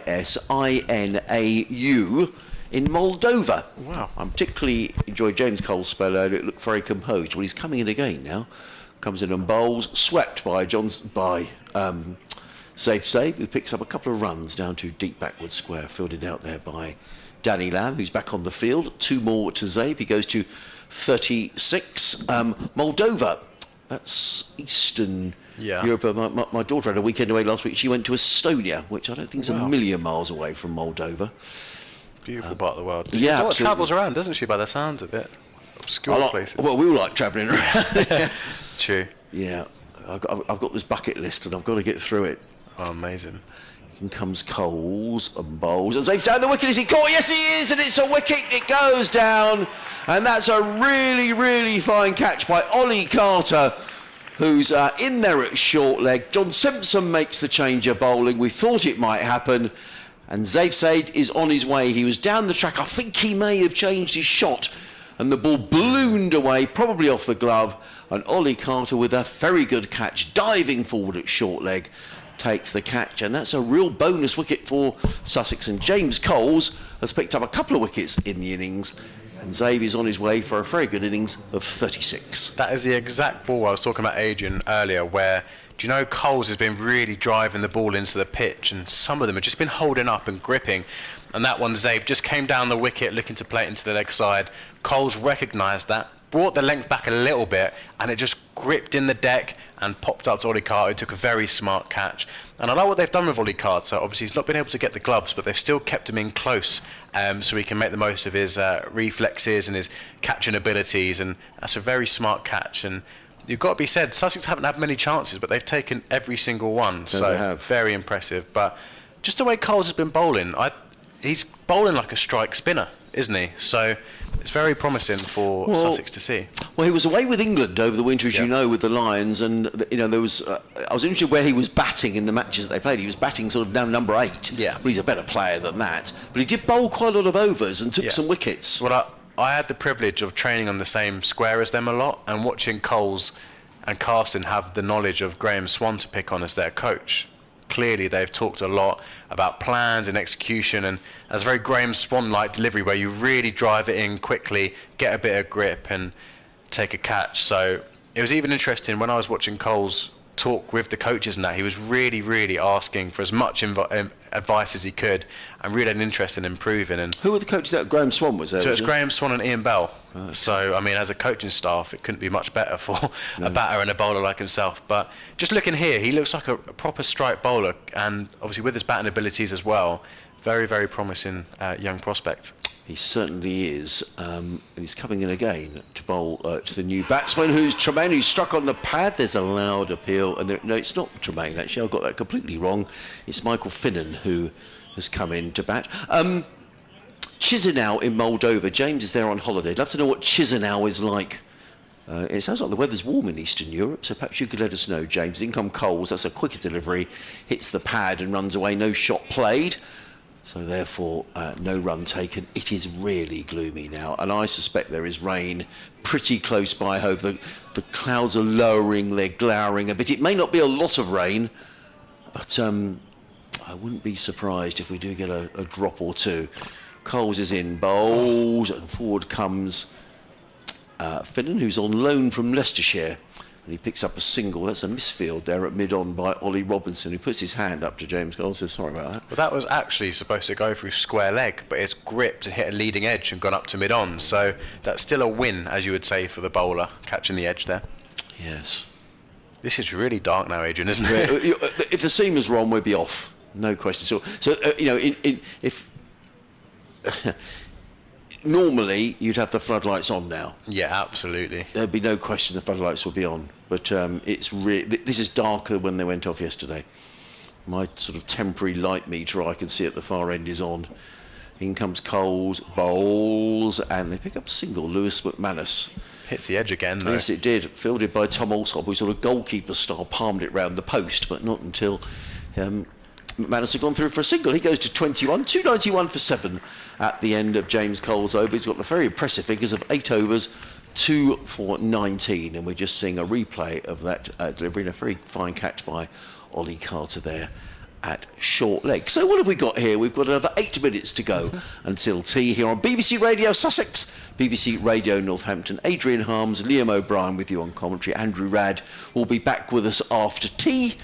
The ground staff are still perched down below us, looking at their weather apps, or maybe looking at the football results, who knows. And it's going to be Jack Carson who's going to carry on the attack. It's interesting you're talking about the floodlights. Coming to think of it, when we were here last year, do you remember the amount of times they'd still come off when the floodlights are on? Do you reckon that was a strong consideration of the impact the floodlights was having compared to possibly the cost?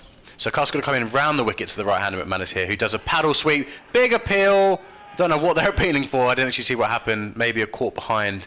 Smart glove work from Simpson, and it's been given not out. But there's clear plan here from Carson to bowl at McManus's legs with the short leg in, first slip, a 45. They're coming round the wicket, and McManus is trying to counter-attack that with a sweep, which is quite a safe option if he's coming round the wicket. It's quite hard to get out LBW that way. So Carson's going to come in for his second ball over round the wicket. Bit of a shorter length delivery, and it's left outside the leg stump, which isn't a normal thing to say, but dragged it down the leg side, and that's going to be a dot ball. And Lamb's down here at like a three-quarter length mid-on, so not quite on the boundary, but maybe you'll see Carson toss one up soon, hoping that McManus goes for the big shot. As he's into bowl here, full-length delivery, and that's blocked to square leg for a dot ball. And so yeah, I'm just looking at the ground staff down here, and I always just try and look for little speckles of rain or something like that, but they're sitting tight, so maybe they're confident that it won't hit just yet. So Carson into bowl now, round the wicket, pitched up delivery, and that's flicked just past Ollie Carter for a single down to deep square leg. But it's a clear game plan from Sussex here. McManus is kind of playing into their hands a little bit, because it just takes one to catch Carter's hand, who's got very, very good reflexes, being a keeper usually, and he could be gone there. And it's one of those weird scores, isn't it, there, Adrian, where they're in the driving seat a little bit earlier, but now 292 for 7, a couple of quick wickets, get Seals and Robinson on, and Sussex would be happy with 300 and 310 after the first innings, wouldn't they? Totally. Yeah, absolutely. Perversely, it's got slightly lighter in the last sort of minute or two, but now it's closed in again. Really dark on that. I can't see any umbrellas up, but people are huddled under there. But I think Carson in and that's blocked away nicely there from Finham. I think there's a stag do or something in as well. Some fellas over by the museum. I saw a guy going around with sort of like bunny ears on a bit earlier on. Maybe they're just missing the Easter spirits a little bit. Yes, maybe maybe that's what it was, but they were certainly not the normal sort of regalia you would expect to see. No, absolutely. Well, it's a really good crowd. I was just saying to Andrew earlier, really impressed with the crowd coming in on a Saturday, especially the Brighton game on soon as well. So casting in on the coming over the wicket, and it's blocked away nicely on the leg side. And that's one off the over, so 292 for 7. McManus settled on 22, and Finnan on 1.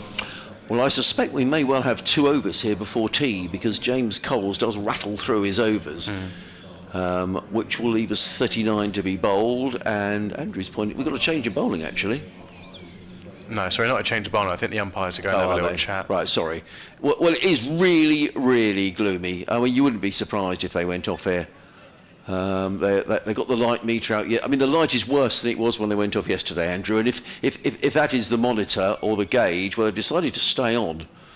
Well, it's one of those things, Adrian, where if you're in a normal club cricket, it wouldn't even be a consideration. I know, obviously, it's a light meter, but with spin, there's no danger. The batsman can clearly see the ball. The only real consideration, I think, with this kind of thing is when it's quick seam bowling, because the ball's such a blur when you have someone like Seals bowling at 90 miles an hour. Yeah. But I love the fact that the umpires have been positive in trying to get the game on. Even no, totally, and I think full credit to the umpires throughout the game, actually, even yesterday. In comes James Coles, he's in and bowls to McManus, and it's edged into the gully, fielded by Tom Alsop, and there is no... I can see... Is that an umbrella up? Peeping away to the southwest corner. But I think Coles there has hit the edge 3 balls in a row now, so he got 2 edges on the last 2 deliveries last over, and then 1 there again. So he's trying to get a little grip and turn, and he's bowling at such a good pace as well. So Sussex, I think, Allsorts put his helmet on just to get even tighter in its second slip. So they really fancy their chances here, Adrian. Coles in again, bowls and steered by McManus to mid-wicket now, run 22 of 43 deliveries from Lewis McManus, but he's done a good job. Northamptonshire edging towards their second batting bonus point. Coles again comes in, bowls, McManus forward, plays to short extra. Wouldn't it be lovely to have some lovely sunny weather? I think we're all a bit fed up with all this cloudy stuff, aren't we? Cloud and rain, you know, we just want to... some nice sunny weather. I don't want to tease you, but I got a little bit of a tan on. I went to Turkey last week for 7 nights. What was the weather like? 28 by the end of it, to be fair. Whereabouts in Turkey? Went to Belek, so like that for a little bit of golf. I think we're going off here. Yeah. I think it's about to absolutely hose it down, Adrian. Well, the umpires just took a little look, and I think it might well be raining. Well, everyone in the south, go the umbrellas. Here we go. And the ground staff, well, we said they were ready. We read the sign, didn't we? Because the ground staff moved. Now the advertising hoardings are being replaced. All of a sudden, everybody's running for the hills. So I suspect all of a sudden it's probably raining quite hard. And Ben Gibson and his team of hard-working assistants are getting the covers out onto the track. And... we're going to have a break in play. Well, it's come at a good time in that at least it's tea time.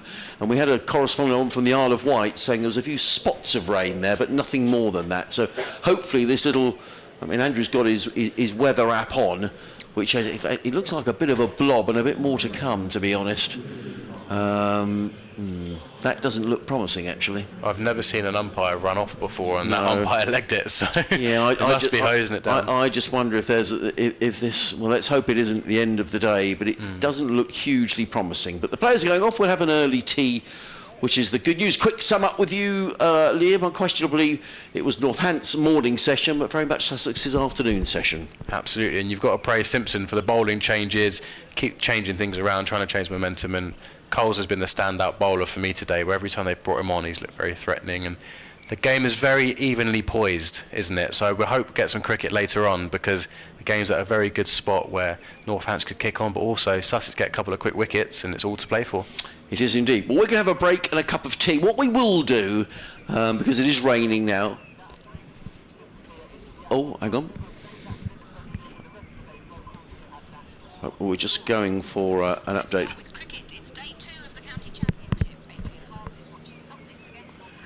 Yes, indeed. And in fact, the players have just left the field here, Sophia, because it's started to drizzle with rain. It's been threatening to rain pretty much for the last half hour. It also coincides with tea, so hopefully it won't be too long an interruption. But a very good session as far as Sussex are